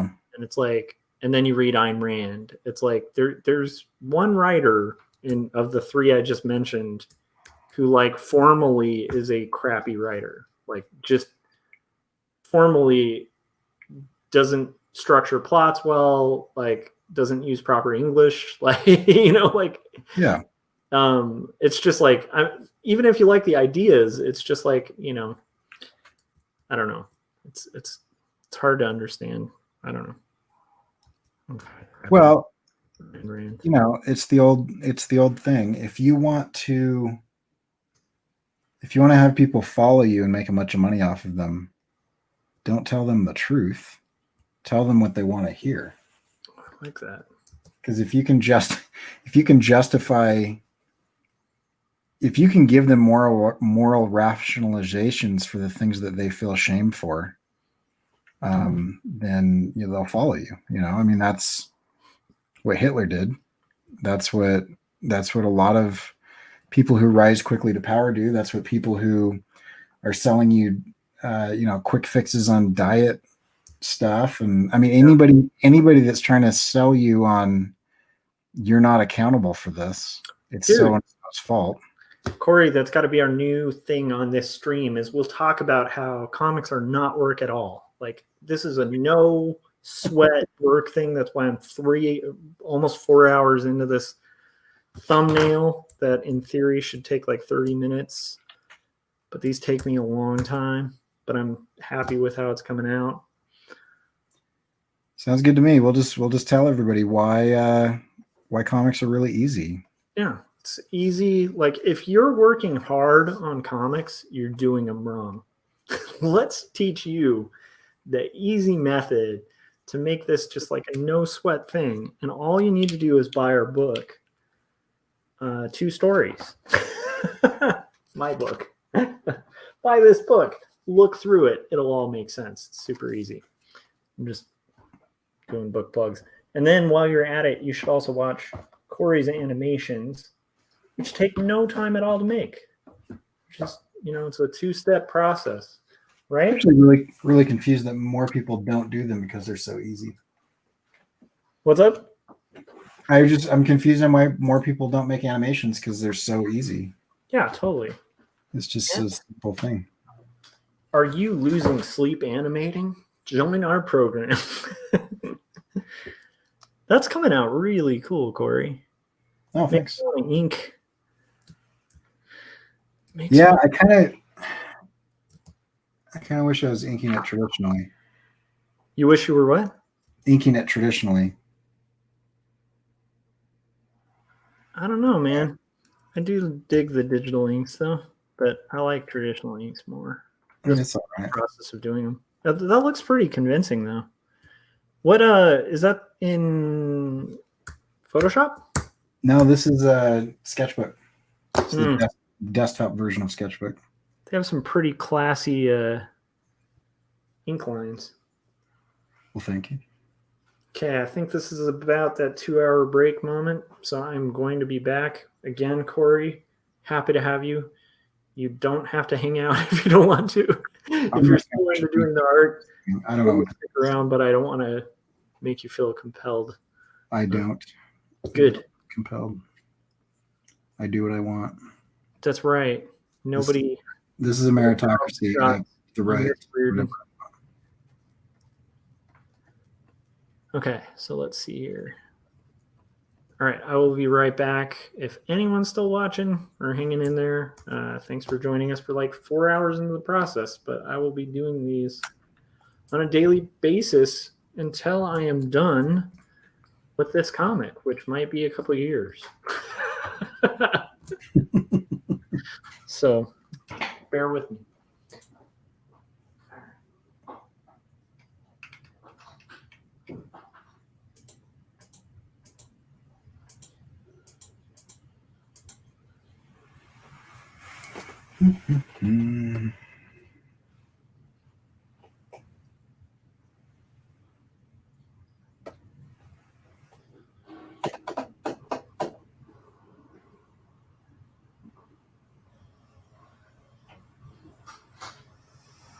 Yep. All right, let's open this app in Photoshop.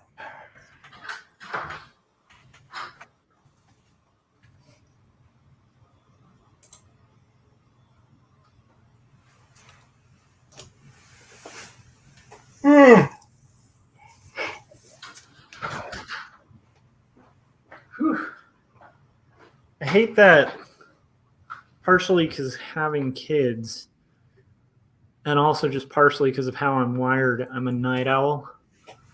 Yeah.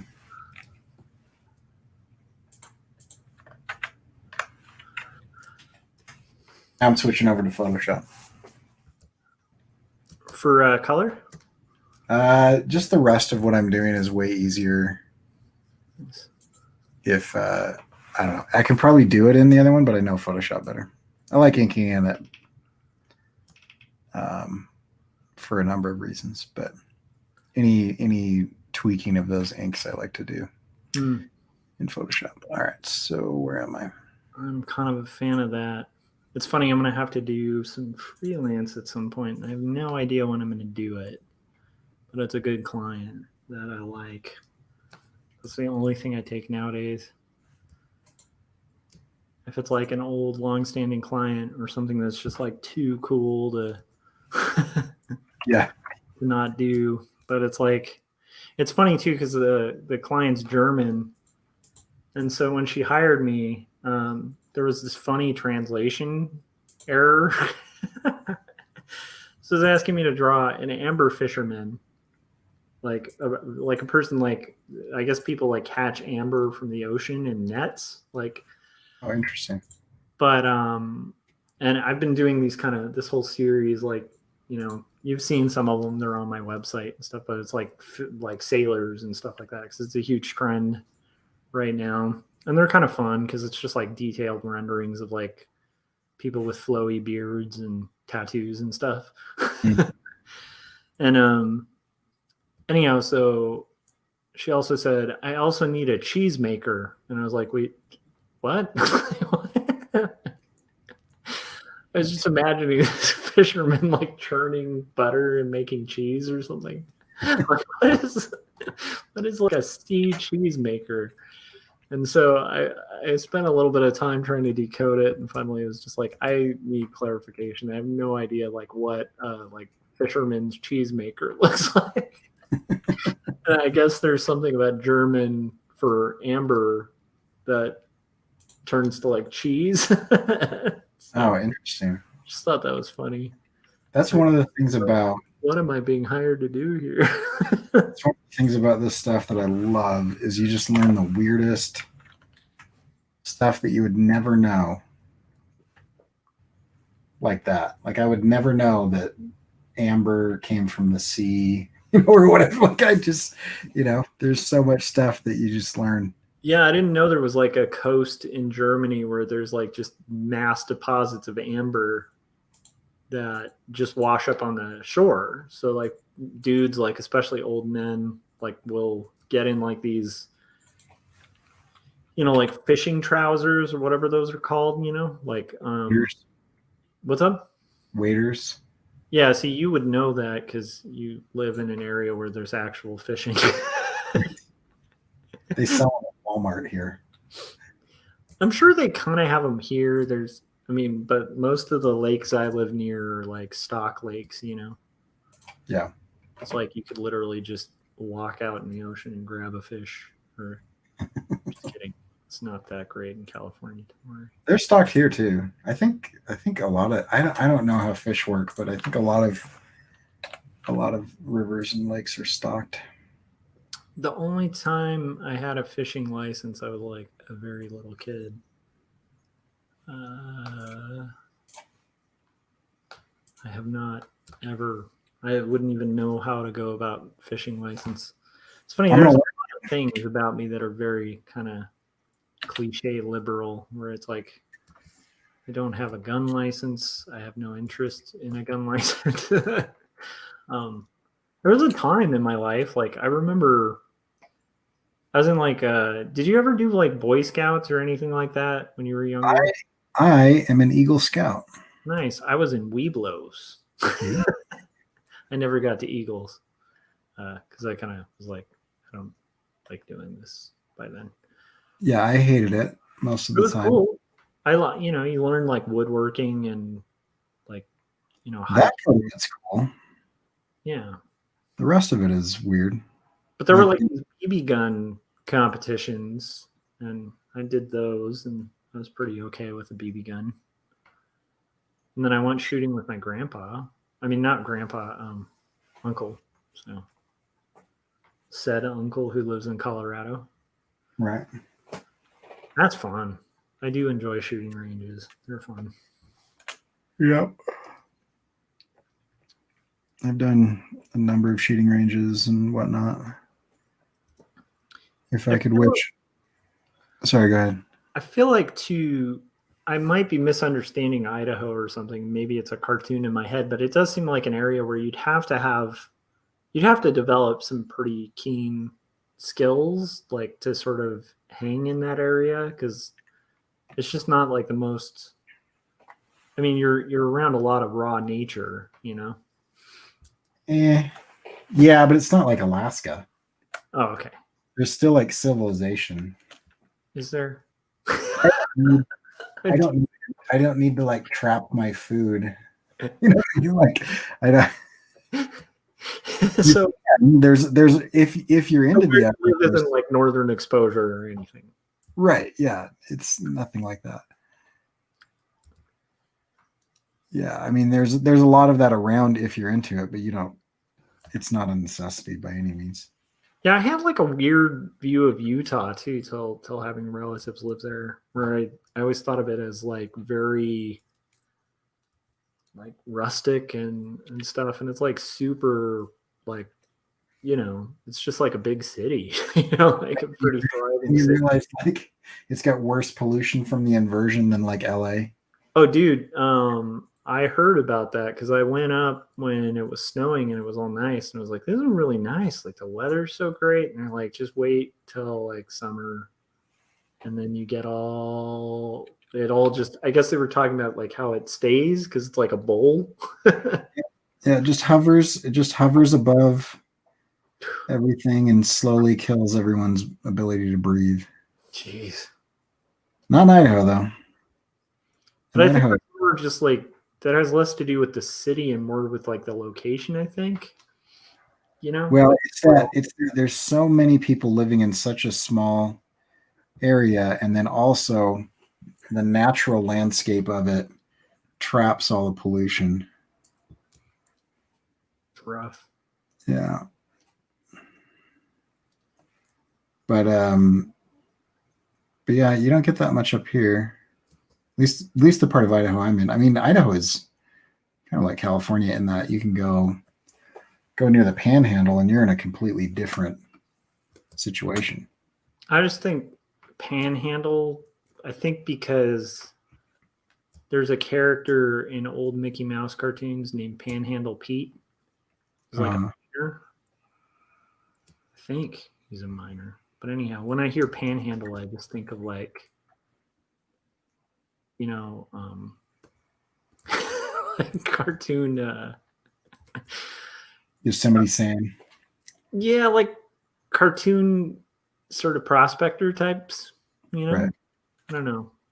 Not that I don't think that's what Panhandle means, but for some reason, it's a nice image of like a prospector panning for gold with like long johns on. Right. No, it's just the shape of the handle of a pan. Is that really? That's Yeah. it? No. It's a long, narrow shape of land. It's the panhandle. I know like so little about geography, dude. I mean, the only reason I know that is because my state has a panhandle. So It's pretty rad. but yeah, but anyway, up there, it's like that's where all the white supremacists used to be. They kind of drove them out, That's good. which is awesome. But yeah, there was all these little weird communes, and I mean, that's the area where you're going to get like it's remote enough where you can start a cult, just that worships like Heaven's Gate or whatever. There's Yeah. some weird, like to be fair, there's like a lot of that in California too. Like actually I think a lot of kind of weird cults. You know what's interesting about California is everybody thinks of either LA or San Francisco. Yeah, they don't think of like Shandon and like these areas like out in the middle of like nowhere, like where And nobody thinks of like it's like 45 miles from the coast. That's what California is this razor thin coastline. yeah. Nobody thinks of like Death Valley, nobody thinks of anywhere north of Sacramento, which is like some of the weirdest places on the planet. like like people legitimately believing in Bigfoot and living off the grid in like homemade shacks that they made out of like Yeah. fallen branches. Like it's just like there's some odd stuff in that part of the world. Dude, like not too far from where I live. Like this is one of the things that kind of like my more somewhat rational friends on the right have kind of driven me nuts with is like they don't quite know the area I live in. Or it's like like, you know, I'll have friends in like the South who are just like, there's just not that many racists in the Republican Party. And I'm like, dude, I live near Bakersfield. Okay. Like, I mean, all you have to do is like, you could literally Google right now, Bakersfield MAGA, and you'll see endless videos of like crazy right wing Trump supporting racists who are like surrounding minorities and like beating them and like doing just terrible things. Like that is an element that is not too far from where I live. And so it's like when people ignore that element or just like pretend that's not a thing, it's like it's just a little weird because it's like, well, I'm in that weird part of California where like that is a thing here. And it's a little scary, you know? But it's also unique to this area. There's just like a lot of, yeah, I mean, like Bakersfield, Rosamond, like these are not like great areas, you know? But yeah, there's different cultures out here too. Cause it's like the further north you go, like the more it's like there's a lot of like houses that are just like, you know, what are those called? It's not like a mobile home, but it's like a similar to like a mobile home where you just kind of build it out from like a, yeah, anyhow. Some very strange stuff in the AV. You get a lot of variety though. I kind of like some of the AV, but yeah, rambling. it's too. I am digging how that's coming out.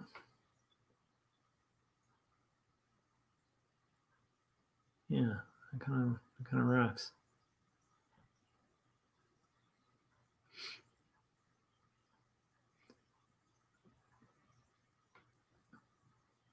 Yeah, I like it.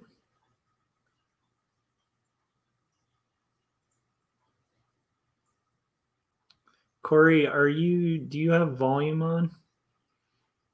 Oh, sorry. I've been talking this whole time. Okay, because I was like, it's kind of quiet. And I'm not sure. I'm being quiet, but yeah. So what's up? No, I'm trying to figure out. I want value contrast behind him so that we can see him, but I want it mostly to be dark inside the skull. So I'm looking for ideas. Huh. Let me see. Nuts to hold on a sec. Let me finish this and then I'll. I'm gonna try something really fast and see if it works. This is a really weird part of the story I'm getting to, where we're like borrowing a gun. Oh, that's interesting. And eventually, it's going to go through like a crash course in gun safety. Which is funny because I'm not a real big fan of guns anymore, you know, but it's a weird true story, so gotta be true to it. Okay, so you're trying to figure that out. I think I get where you're going with that, and I think that might be the solution I would make. Yeah. I would do something. Let me see. Okay, I'm gonna say where I'm at, and then I'm gonna just do so. Got your dude. Let me see. Yeah, give me another minute. I'll figure. I'm going to try it and see what it looks like. I'm going to save this and switch back over to Photoshop. Ugh. Okay. Go to here, and we'll close this. We'll open it again.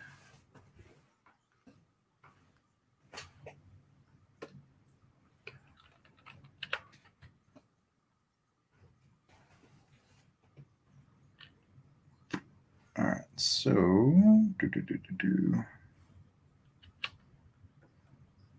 this is probably why I muted my mic, is so that I don't annoy everyone as I talk to myself and try to figure this stuff out. I actually think on these streams, as you also have to keep in mind, this is like 4 hours in, so like anyone bearing with us must be like a true believer at this point. But I also think like sometimes the muttering to yourself stuff is kind of keeps it interesting, you know? So I would go the route of like, let me see. I'm sure you're already doing it because of that shape. Yeah. But I would go the route of like feather. Oh shoot! No, that's not what I want to do. Go back. That. There we go. Wrong layer.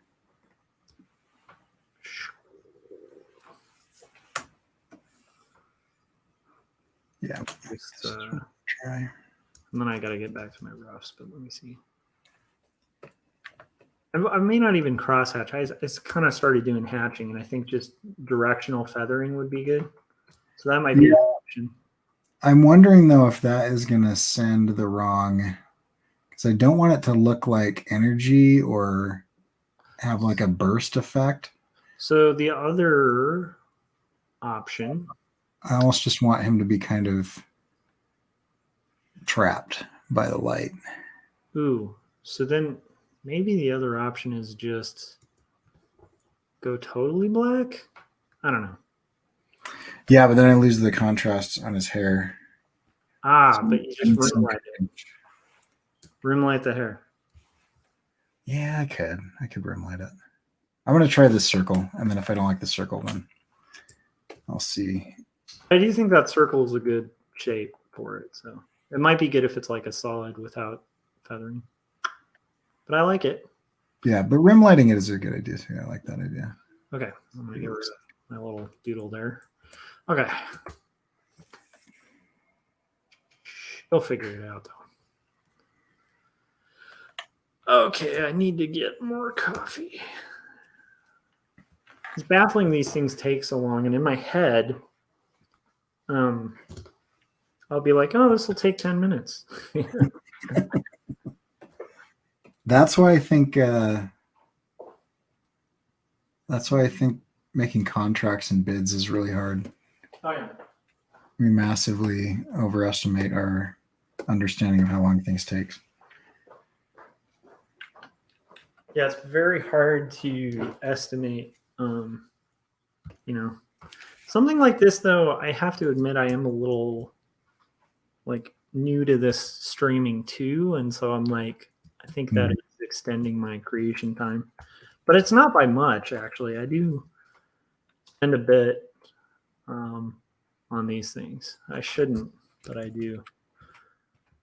But what's funny is if this were like a page that I penciled, I could probably pencil like once I have my layout and stuff like that assembled, I could probably pencil an entire page like way more tight and detailed in the time frame I've already spent, like in the 4 hours here, you know?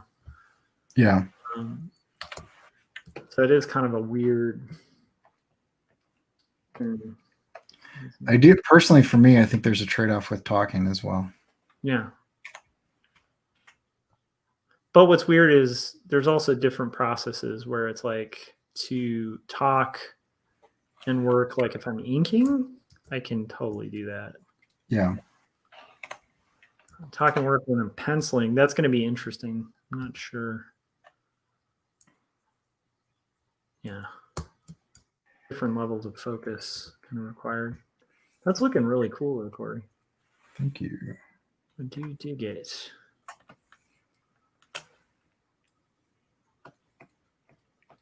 Are those slip-on Vans? What's that? Those slip-on Vans you were? Oh yeah. Nice. Very good. It's my inner child, so they're probably not real name brand Vans.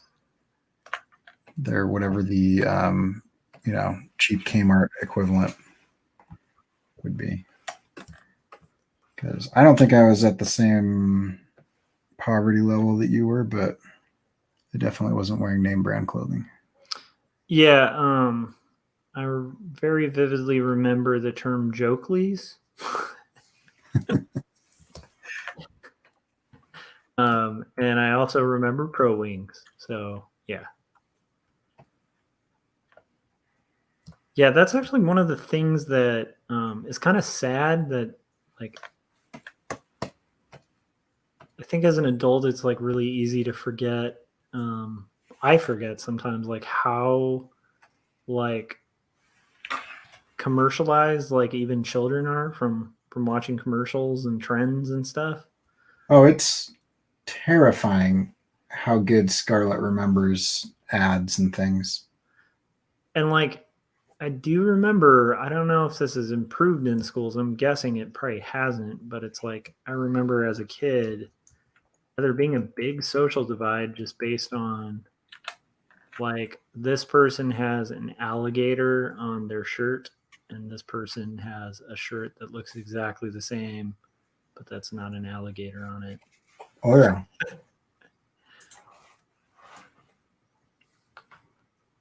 Yep.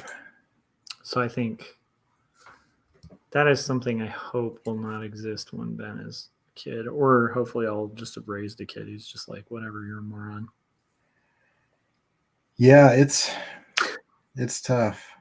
I don't know. Scarlett's starting to get into that age where she's starting to care about things like that, and I'm like, how do you raise somebody who, like, I don't want to raise her to be a social pariah, but I also don't want to raise her to like chase trends and stuff. It's like, and then her dad just telling her, that stuff is stupid. That's not super helpful. It's sad too because it's like on one hand it is stupid, on the other like I am like kind of a stickler about brands when it comes to like Chucks Yeah. or PF Flyers, and I'm like that's basically it. Like for that style of shoe, in my head, like those are the only two you can wear that are that particular brand, for myself. And so it's like here I'm judgmental of it, but at the same time I also fall prey to that with certain things like shoes. Right. But that might also just be a rollover from being a kid who had Pro Wings. Right. Whenever I at the time, I don't know if I think we're about exactly the same era of childhood. So yeah, like Reebok pumps were like the big thing. I remember pumps. And LA Gear. Yep, LA Gear was cool. Two that I I had difficulty with because I remember in fourth grade, I got an Oakland Raiders windbreaker. I don't know if they were in Oakland at the time, but I got a Raiders windbreaker. Huh. I got it not because I enjoyed football, but because it was a pirate on a black jacket. It was like, I like black and pirates are cool. That's a skull with a pirate patch or whatever. I can't remember what the Oakland Raiders thing is, but I remember specifically having a bunch of people like come up to me and be jealous and say how cool it was. And I was like, this is weird. No one has ever said that about anything I've ever worn. I don't know how to react to what you guys are doing right now. It's weird. But I remember some of the cool kids were like, oh man, I'm so jealous of that. It's so awesome. I was like, okay. I just like it because it's a skull. but but they were all into the team and everything and whatever. And I was like, oh, okay, cool. I'm glad you think it's cool. I don't really care, but whatever. Yeah, I'm trying to think if I ever stumbled into like cool clothing. Probably not until I was like got into punk rock and stuff. And then like a little bit before that I started kind of getting into like I think like before punk I got into like REM, like I thought that was like really dangerous. And then it's like you start listening to REM and they do like some punk covers and one thing leads to another. And yeah, but anyhow, but yeah, I went a different route. I started listening to Megadeth and Pantera. Oh yeah, those are the first bands that I started listening to my own that weren't Weird Al. Like I think everybody has like a Weird Al Yankovic stage. Did you what album was your intro to Weird Al? I mean, I think Dare to Be Stupid. Dare to Be Stupid, probably. Huh. Let me look. Let's look up his I discography. remember when the first Jurassic Park came out. Yeah, I remember that one. That was a big one. He did a song that was a parody of I'm forgetting the park song, but it's like that. Someone turned the fence off in the rain. Yeah, but it was Jurassic Park is frightening in the dark, and Yeah. that's a pretty hilarious thing. Um, yeah, metal was definitely a thing before punk rock. Like it was definitely like a gateway, you know. Well, for me, I was at a friend's house. He was a year older than me, and he's like, "Dude, you got to listen to this album." And he showed me. Let's see. He showed me Megadeth Countdown to Extinction. Right, won a bunch of awards and everything. But there is a song in there called High Speed Dirt. And it just blew my tiny little 12-year-old mind, or however old I was, that somebody would write a song about somebody falling to their death, and that the guy in the song was kind of excited about it. And it was just such a morbid. It just felt like pure rebellion, because I was like, this is like stuff I'm not allowed to watch on TV. Yeah. Let's see. So Even Worse, Dare to Be Stupid, 1985. Yeah, so Dare to Be Stupid was probably Weird Al in 3D was 84. Yeah, it was Dare to Be Stupid. So Like a Surgeon, I Want a New Duck. Yeah. One More Minute, Yoda, George of the Jungle. Girls Just Want to Have Lunch. Soda. Soda. Yeah. Yeah. That was a good one. I don't know if this is when I discovered Weird Al, but this is definitely one of the first albums I started listening to. Yeah, it's a classic, man. Weird Al is great. Even with the Michael Jackson Bad Fat parody. I feel like there's an age where you start, at least for me, there's like a special spot for things like Weird Al where I'm kind of, it's like, I think that like predated a little bit me like picking up like Douglas Adams' Hitchhiker's Guide to the Galaxy, because I was a nerdy kid. I read a lot of books and stuff. And I started like learning my sensibility and humor, and there's something really cool about that age where, and I feel like Weird Al has like this special place in a lot of people's lives, because it's like he somehow kind of managed to come along at that time where I was like discovering what was funny and what cracked me up, and it's like it's one of those early gateways. Well, it's also Monty Python, It also feels a little bit like rebellion, because you're like mocking what's popular. It's like, yeah, we're allowed to do this. Like, I feel like this is a little bit like, like I knew people that liked, New Kids on the Block and Madonna, and I was like, felt like I was like this secret club of people that were making fun of these popular people. Yeah, for sure. I think it's funny too, because it's about the same time. Like I that's about when I liked Mad Magazine, and like Cracked, I think, was just starting to come out, but I thought that was really funny.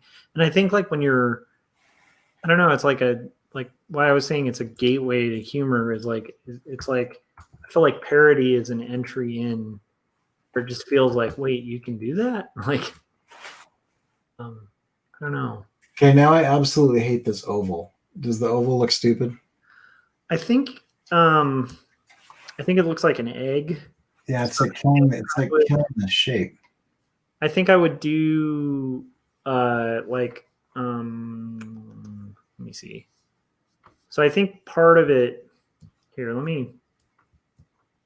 I have a little trick I'm going to try. Okay. Here, can you see this? Hold on. Okay, I just screenshotted. Okay.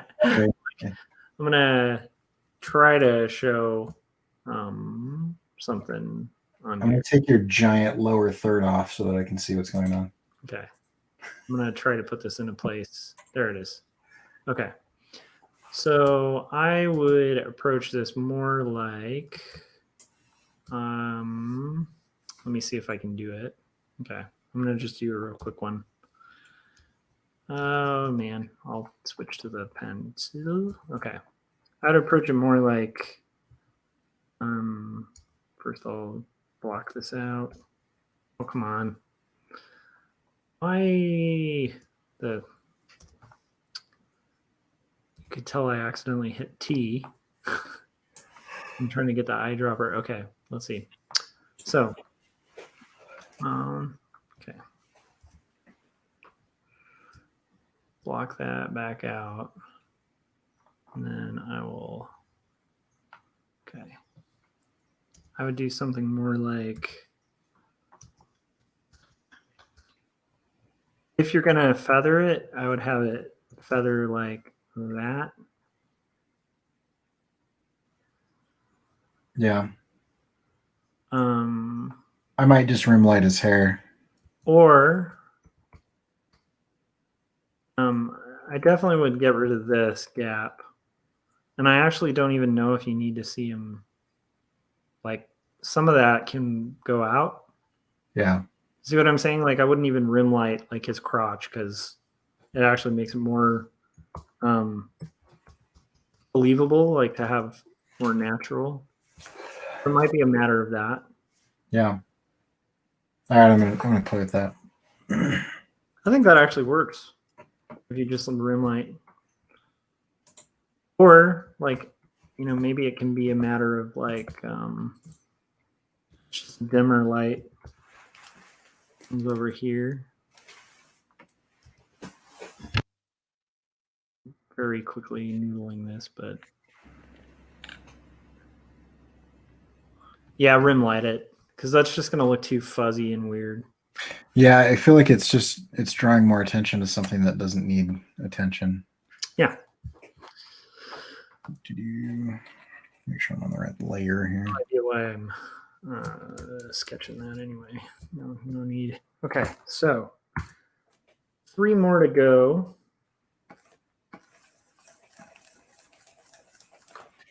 What? This is why I hate some things. Oh, that's so frustrating. It's a different black.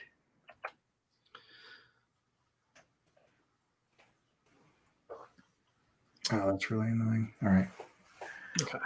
Save this. Ugh, it is closing close to 2:45.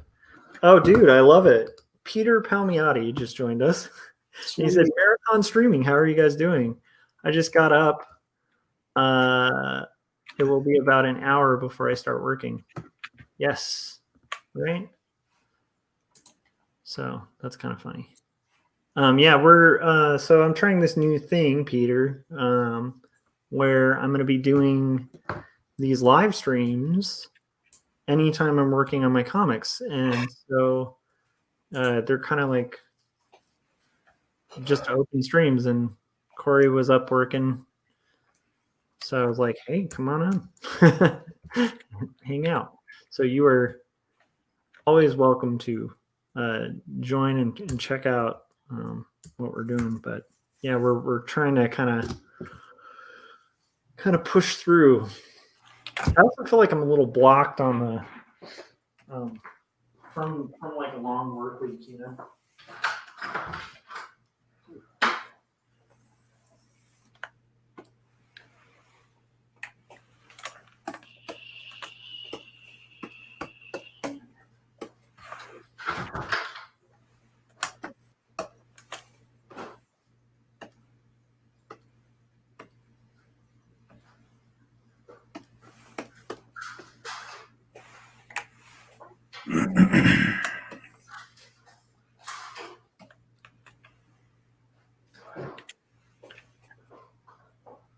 So anyhow, now I'm curious what Peter's up to. He said, What did he say? I will be an hour before I start working. Huh. Is that going to be working on Retro, Peter? Peter Palmiotti's working on a comic called Retro that's pretty cool looking.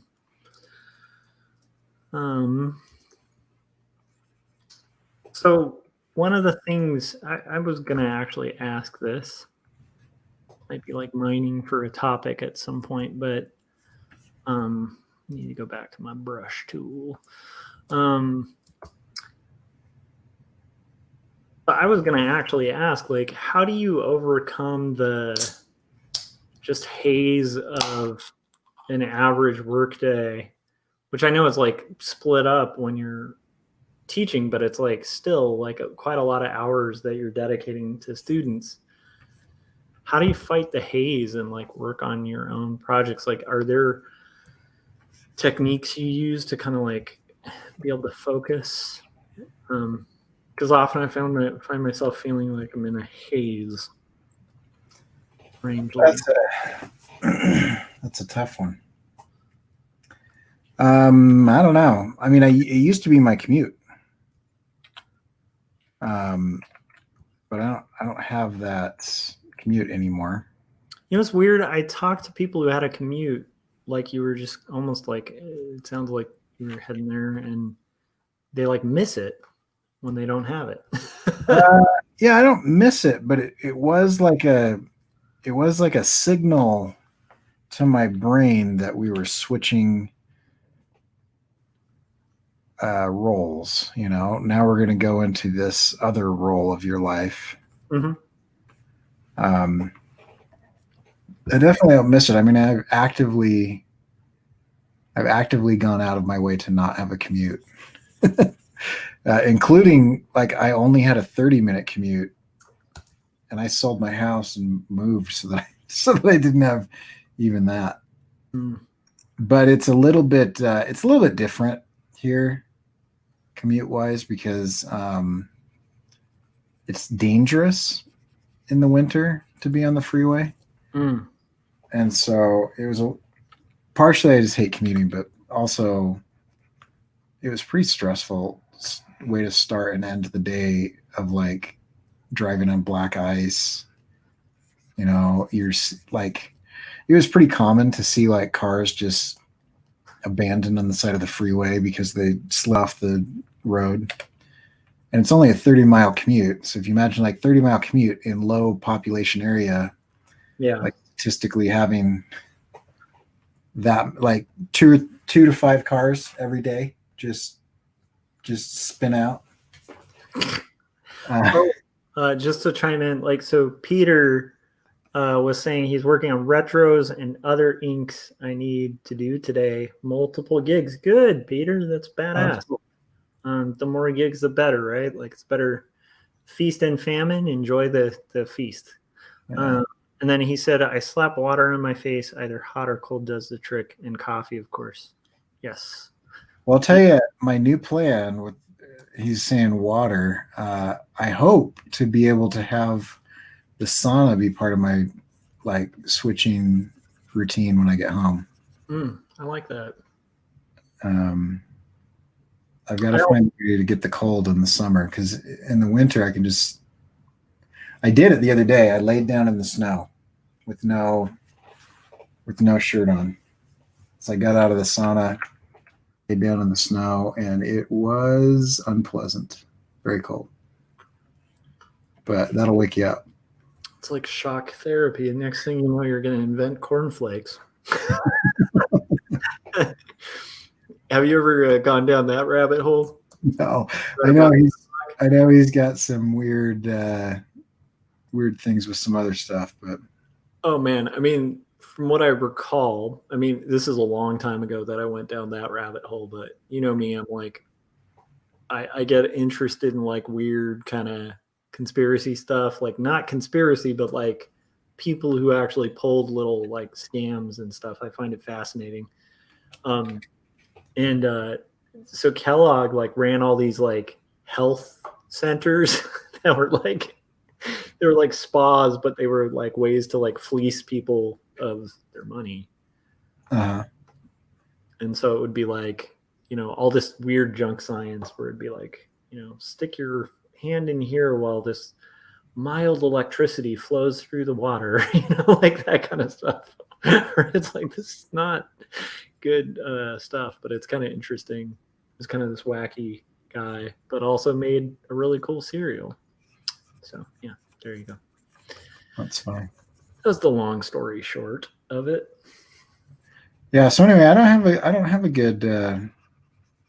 I feel like it changes all the time. I don't have a good way of doing it. I used to exercise. That kind of helped. I don't know. I feel like, and I know this isn't true, but I feel like I don't have time to do the types of things I used to do. Cause before I was married, I would just go rock climbing after work. And that was a great switch. Cause you're out in nature and you're getting your exercise and you're doing something challenging, and it's definitely different than the office. But it's too time consuming. It's like 4 hours minimum. Yeah. So I can't do that one anymore. At least as a way of like popping over to the cliffside after work. That's a bit too time consuming. See, again, like when you tell these stories, it just reinforces the idea to me that like Idaho is just requiring, people who know how to do bouldering and scale cliff sides. And I do know that, but not because I lived in Idaho. I actually learned that when I was living in Washington State. I understand. I'm just kind of kidding around. Oh, I know. But it does give me this like rustic view of that sounds really cool though. I don't know. I was like the least active person I know. In high school, in gym, like we just found this corner that had a hole in it in the gym. Mm-hmm. This is something very foolish that I don't really do anymore, but in high school I got interested in punk rock and slightly interested in weed. Mm-hmm. So we would smoke weed in the corner of this like gym when everybody was working out. That's what we did in my high school. So that was my physical education. Right. But I also think it was kind of like, which was foolish, but it's just like, you make dumb mistakes when you're a kid, that I hope my son does not replicate. But what's interesting is I also just think like it was a small high school. So it was like, when I was in high school, it was like 200, I think less than 200 people were in my senior year, very small class. Wow. We didn't have like much of a gym. So it's like you didn't really have options. Like we didn't have classes like my wife went to a high school in Huntington, and they have like a pool, like so you could do like swimming and all this other stuff. And I'm like, we didn't have that. Like we had a really small school, so yeah, weren't a lot of options. And we had a really bad PE teacher. So it's like, I think that might have been part of it. I don't know. See, I never took normal PE because I was always doing some kind of sport. Like Hell Week and stuff.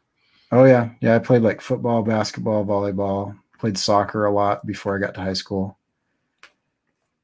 That makes sense because your dad kind of knew physical education pretty well, Yeah. So. Yeah, it was a rule in our house that you had to play at least one sport a year. Mm.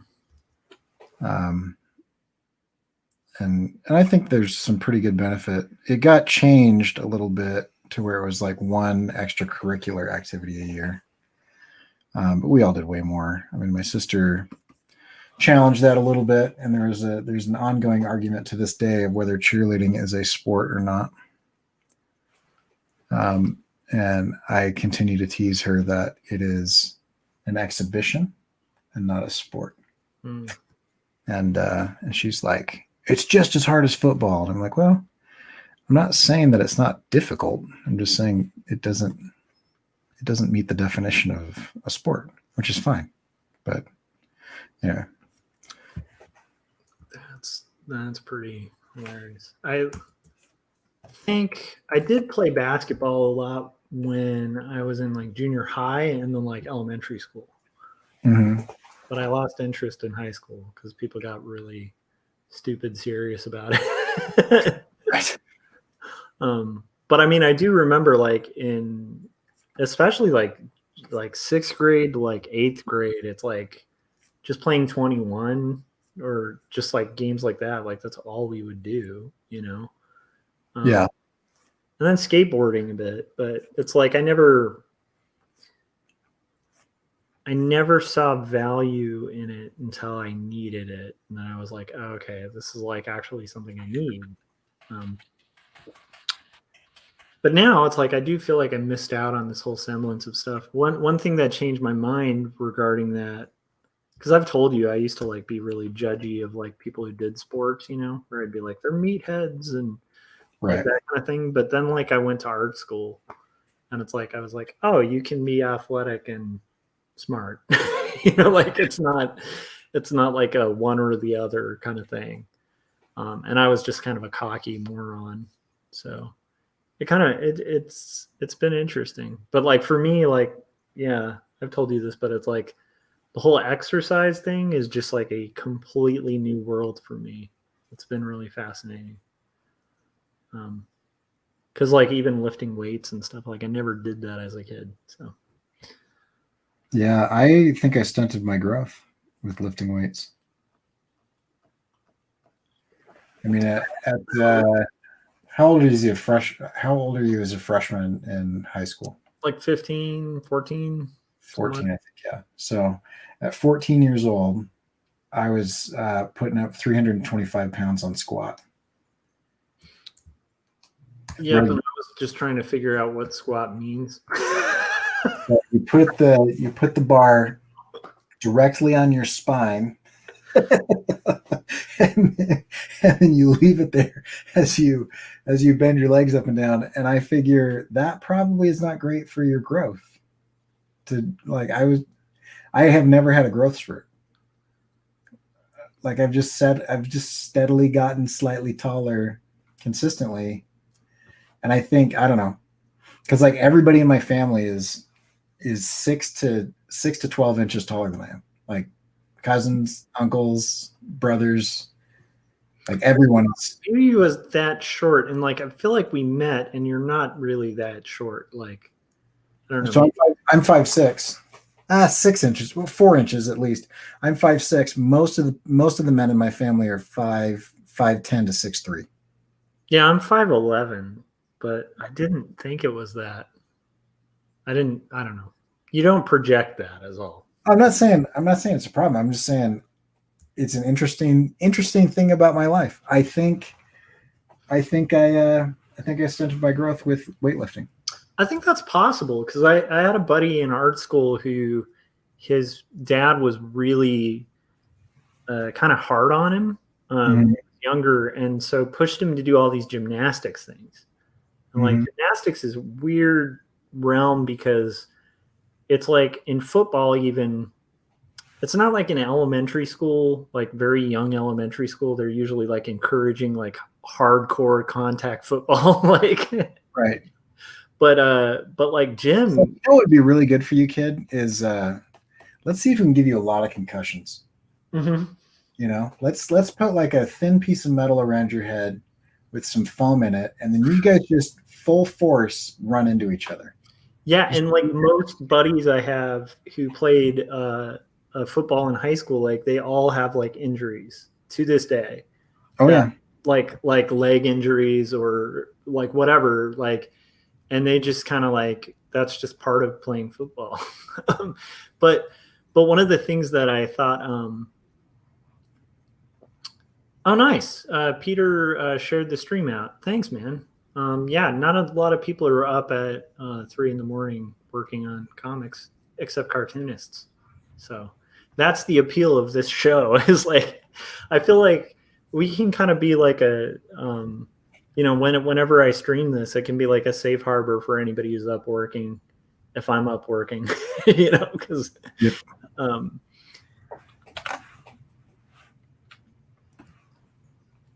But yeah, I think so that buddy though, like it's gymnastics, so it's like they start you really hardcore like at like age 8, Yeah. like and so like I think he had that issue too, where it's like it had created like growth issues, like in the sense of just maturing and going through puberty. It's like he had too much muscle. And then you can see it in like Olympic competitions too, especially in gymnastics, where it's like, it's like a 24-year-old girl who looks like has the body of like a 10-year-old, because like they just got so buff, like their muscle, I'm guessing their muscle mass actually prevents bone growth. And that's insane. So yeah, my point is I wouldn't rule it out, but I wouldn't think it, man. You don't seem. 6 a.m. for Peter. Wow. So Peter, do you often do mornings? Like on weekends? I'm like the opposite. If I could on weekends, I would pretty much just be up nights. But although this is actually a good point too. It's like my one window to work. Because today I was most of today like having to do archery fights with my son, where we're chasing each other with toy bow and arrows and getting in sword fights and stuff, because he's all obsessed with Minecraft and likes to play Minecraft and then get in these big epic battles like in real life. He calls it Minecraft in real life. That's funny. Did your kids ever get into Minecraft? I tried. My daughter was getting into Roblox, and then I just didn't like it because they have the ability to talk to people online. So she did that for a few days, and I was like, maybe a couple weeks, and I was like, you know what? Like, no, I'm going to be one of those parents that's like, I'm going to do what I can to make sure you don't get trafficked. Yeah. And you can hate me if you did, whatever. She was kind of upset about that. But I was like, hey, there's this other game that's sort of like this, but you don't have the ability to be groomed by a predator. Yeah, dude, the chat functionality is insane. And like, yeah. So he plays like Minecraft, like the safe mode, where it's like, so there's no chat thing, which is good. Yeah, that's where. But I do remember seeing him playing one app that was like a Minecraft ripoff, and it did have a live chat. And I saw like one word somebody wrote on there, and I was like, okay, you're not playing this game. Right. Because it's like, there's that. But yeah, and that was the same thing with Roblox, as I was like, no. Also, there are a lot of things out there lately in video gaming that are just promoting weird body images. I mean, there are like video games that are made for girls that are like, I mean, they just have these emaciated looking characters and you're supposed to dress them up and whatever. And I'm like, this is stupid, So she's all mad at me that I'm like not letting her do that. So anyway, long story short, she tried it and didn't really get into it that much. Yeah. It's interesting. Ben really digs it. I don't know why. I haven't really played it. It was a lot of work. I tried playing it for a couple hours just to like, because I know people are, excited about it and whatever. And I was thinking it could be a good alternative to whatever. And it's kind of a pro creative situation where you're, you're in there making stuff and whatever. Yeah, it's like costumes and macros and stuff. And I'm like, he's learning coding because of it. So I'm like, okay, that's cool. So I think there's a lot of good stuff about it, but it was super boring. Yeah. My problem is I'm obsessive. So I'd probably just sit there like building stuff and figuring out the whole thing and then get really addicted to it. I have to be really careful with gaming because I fall in heavy when I'm in the game. Let's see. Attack you guys. Okay. Let's see. And So yeah. So my game lately though is Breath of the Wild. What is that? That sounds It's a Zelda game. What? Oh man, it is. See, Zelda, I never got hooked on Zelda on Nintendo because it was just like Final Fantasy kept me interested. Zelda, I felt like I was walking around villages and then having to like, borrow Nintendo Power from like friends of mine to figure out where the hell I was going. It just wasn't as entertaining. I don't know. I mean, there's still a lot of that, but now you just have a phone in your pocket, and so you can be like, "Where am I supposed to go right now?" And then, it's a phone game, or no, but I mean, I have the internet, so like I'll be playing the game on the Switch, and then I can just be like, "What do I do here?" And then you can look at it. I try not to do that because it's more fun to try to figure it out yourself, but but I mean, that is a possibility is to be able to do that. So is it? So tell me about the gameplay. Is it like 8-bit-ish or 16-bit-ish or? Oh no, it's like full on Halo style rendering, like where everything's. It's a beautiful game. Oh wow. But yeah, I mean, you're using both joysticks, so you have like the directional joystick and then the head turn joystick. It's a good game, but yeah, you can. It's interesting. So there's like trying to describe it. It sounds so boring because you're basically wandering around trying to solve these puzzles, and you solve enough of them, you start gaining abilities. But he's also like he has like a stamina measurement, and you get tired when you swim or rock climb. And so you're climbing all these mountains, but like you have to like strategically climb them because like you've got to reach a flat spot before your stamina runs out, or you just like fall to your death. And you can't swim too far because if your stamina runs out when you're swimming, you drown. But then you can also like you capture, trap, and hunt all of these creatures, and different creatures have different things. So you're like foraging. And if you can like make meals or concoctions or elixirs out of, a mushroom that gives you a little bit more stamina, or, a fish that makes you resistant to the cold. So there's all these different things you have to like, you'll go to one part of the map and it's like so cold that you like start dying.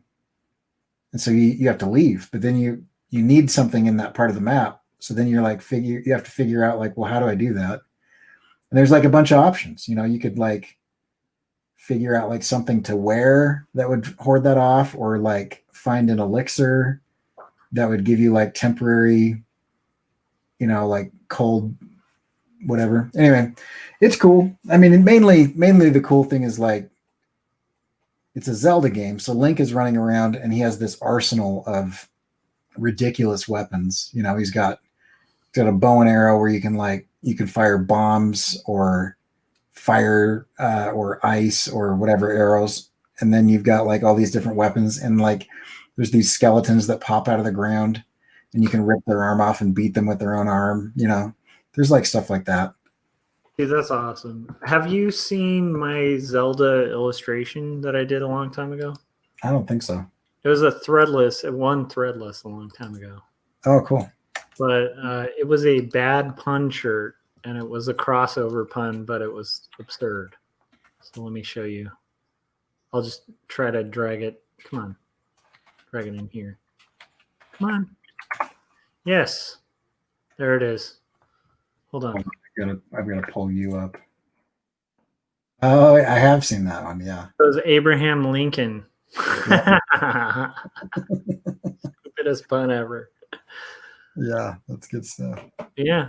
So I was rocking Link. I was doing this whole series of puns and kind of got into presidents. Well, I think I might go to bed because I believe close to being done. I just got to get these. Well, it looks like you made good progress, man, and I appreciate you hanging out on the stream. And it's a casual thing, so if you're ever up when the stream's going and you want to join, cool, and not, no worries either. But I really appreciate you keeping me company and hanging out while I am halfway through, over halfway through this thumbnail thing. That looks really rad, though. I think the solution on the hair was really smart. It's really nice. There we go. Thanks. Sorry, I was listening to everything you're saying, and whenever it involves numbers, I lose the ability to speak. I understand. Yeah. Well, once you regain that ability, I am curious before you go, what you're thinking of doing with that. Is that going to be a shirt, a patch? Yeah, so this is going to be one of my screen printed patches, I believe. Badass. So I've just got to come up with what text, if any, is going to be there. I just realized the I is way too high, so I might adjust that a little bit. I don't know. I gotta step back from it a little bit though, but that's too high. I dig it. All right, man. Well, have a good night or morning, and thanks for hanging out with me for a good 3 hours. I can't believe I'm going on 5 hours for thumbnails, dude. Yeah, but you're crossing the line of action. Yeah. I'll get there. Comics take forever. They do take forever. Yeah. So cool. All right. Well, have fun. I'm gonna give you your full screen back, so you have to rearrange everything. yes. You should make a copy of your OBS scene. Wait a second. Check this out. Boom. Already done, sucker. So if I go like this, right back. Sweet. And you know how I learned that, Corey? I learned it from watching you. I need an 80s mustache for that to totally land. Thanks for joining, man. Anybody who's Peter in the chats hanging out. Corey, it will be. Oh, Corey, before you go, tell people where to check out your stuff and all that fun stuff. Yeah. CoreyKerr.com. All that. Let's see. I got a button here. There you go. Boom. Love it. Go to CoreyKerr.com. Cool. Yeah. So if you go to the /online, there's kind of a link tree thing.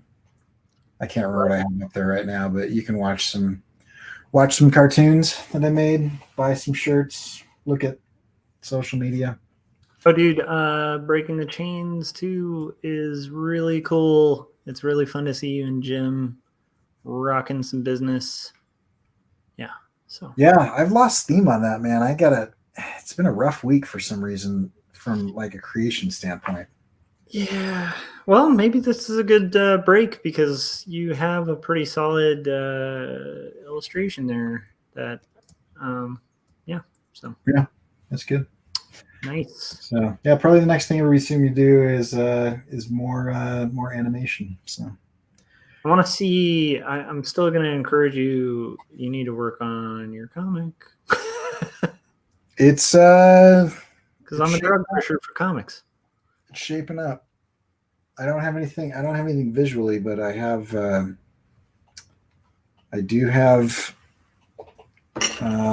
lot of the writing, and I write comics on my phone, which is kind of weird, but so it's super slow because I don't type really fast, but the ideas come to me in places where I'm not near a keyboard. I like that. So what apps are you using on your phone, to do that? Just do Google Docs or?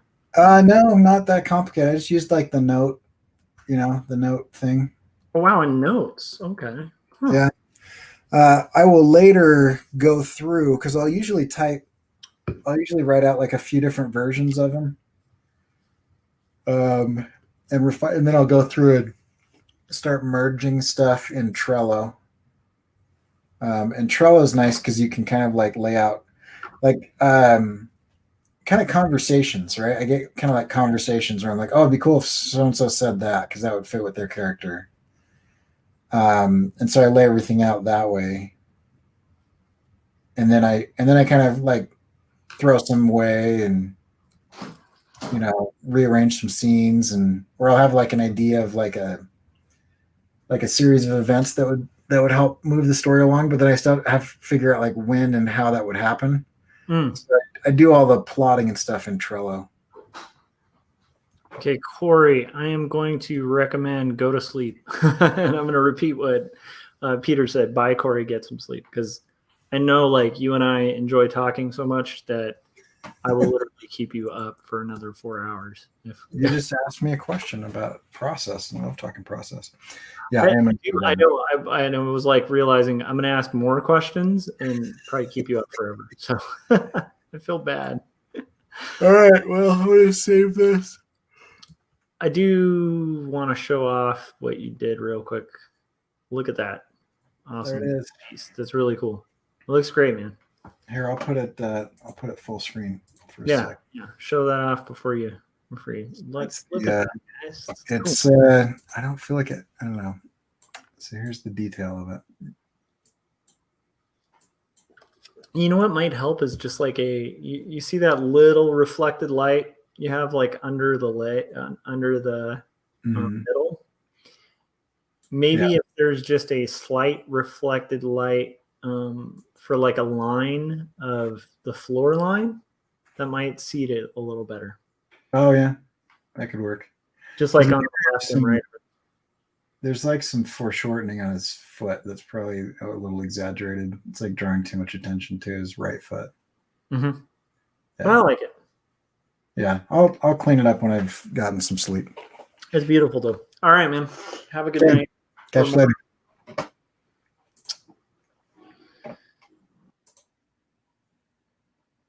I just removed you instead of me. Got it. All right. Have a good one, man. Oh, let me pull that banner off. Cool. Okay, so we are back to Peter Trello is really cool. I personally like can't get used to for my own workflow, not just doing like physical lists. Jeez.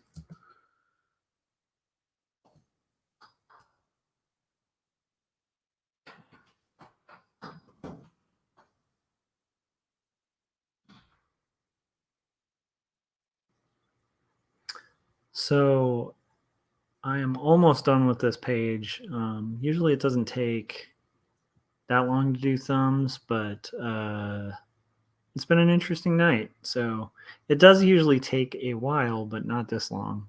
And I do wonder if some of that's getting used to this streaming format, but I am pretty excited about the stream.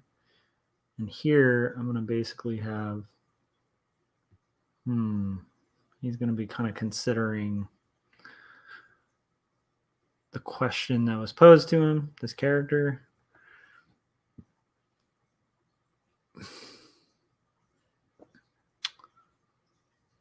So, Peter, if you're flooded with work and waking up early to do it, that is a good habit building thing, I think. I mean, it just sounds like a good thing to do it in the morning. I do kind of wonder sometimes, like, if each of us are kind of wired to do different, like, work schedules. Because, like, I even see, like, a bit of a night owl in my son. Like, he's just really into being up late. And I wonder sometimes, like, how much of that is just sheer force of will, and then some, like, how much of it's just personalities, you know? where people like to be up late or up early, or, I don't know. Anyhow, just a thought. So this is considering the question. And then, thanks, Peter. I appreciate that. Yeah. So, I mean, I kind of figured if I'm working on art and comics and stuff, I'd rather, like, I don't know. I started thinking about it and realizing, like, I could do streams while I'm doing this stuff because I'm going to be up working on it anyway. And then it's a way to kind of keep people company and field questions and have cool conversations and stuff like that in the meantime. Actually, I am almost done with this page finally, because this is literally a pause where it's like, you know what? I'm not thinking that's reading. Maybe this needs to be a little more. There we go. That's more. Okay, and then I have like one last panel. And since these are thumbnails, I don't mind like the cut and paste stuff. And then we will do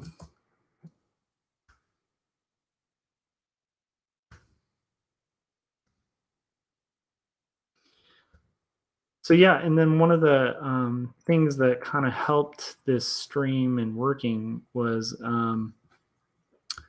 when Corey. Well, I was thinking about this. I've been wanting to be able to stream like art as I'm doing it, so like, but I don't have a webcam, and there's a couple other things that were kind of preventing me from doing it. And like, not to make excuses or anything, it's just I finally just was like driving in the car. I'm missing when I used to do vlogs that I do during my commute, but I don't have the time to edit those vlogs. And I was like, I miss kind of being able to talk about process and just do like a daily thing. And so I just was like, hey, Corey, can OBS like use a phone as a webcam? And the second he was like, yeah, I was like, okay, and figured out OBS. And now I'm going to be doing streams. So that's kind of the long and short of it, which is nuts. Yeah, Peter's saying, I was all over the place in 2020 trying to get more focused. Mornings are good to start the day. Doesn't fly by without getting much done. Yeah, I can understand that. I think it's important to do whatever works to get the work you need to get done. And, not have to like sacrifice your health or happiness. And so I think that's good. It's good. I can never get used to mornings. Well, technically, I kind of wake up in mornings to do other stuff. So I finished. This is awesome. So this thumbnail, I have finished day 23 of the 100 Days of Making Comics. I appreciate everybody in the last like 5 hours who showed up for the chats. And I might actually be calling it a night. So Peter, thank you for joining. Corey, thanks for hanging out. And just thanks to everybody who kind of followed the stream and stuff. And if anybody is watching and has followed along for 5 hours, I really appreciate it. That's insane. So if you have time and you have the inclination and you haven't bought this yet, please pick up 2 stories, my graphic novel. The first one's complete and in the can, and you can buy it off of Amazon. Look for 2 stories by Joshua Kemble with a K. And then aside from that, like, this is volume 2, and I just finished roughs for the thumbnails for page 77. So that means a few less pages left to go on the rough and thumbnail stage. All right, guys, have a good night, and I will see you guys probably later tonight when I work on the next page. Hopefully it doesn't take as long. All right. Talk to you guys later. Bye.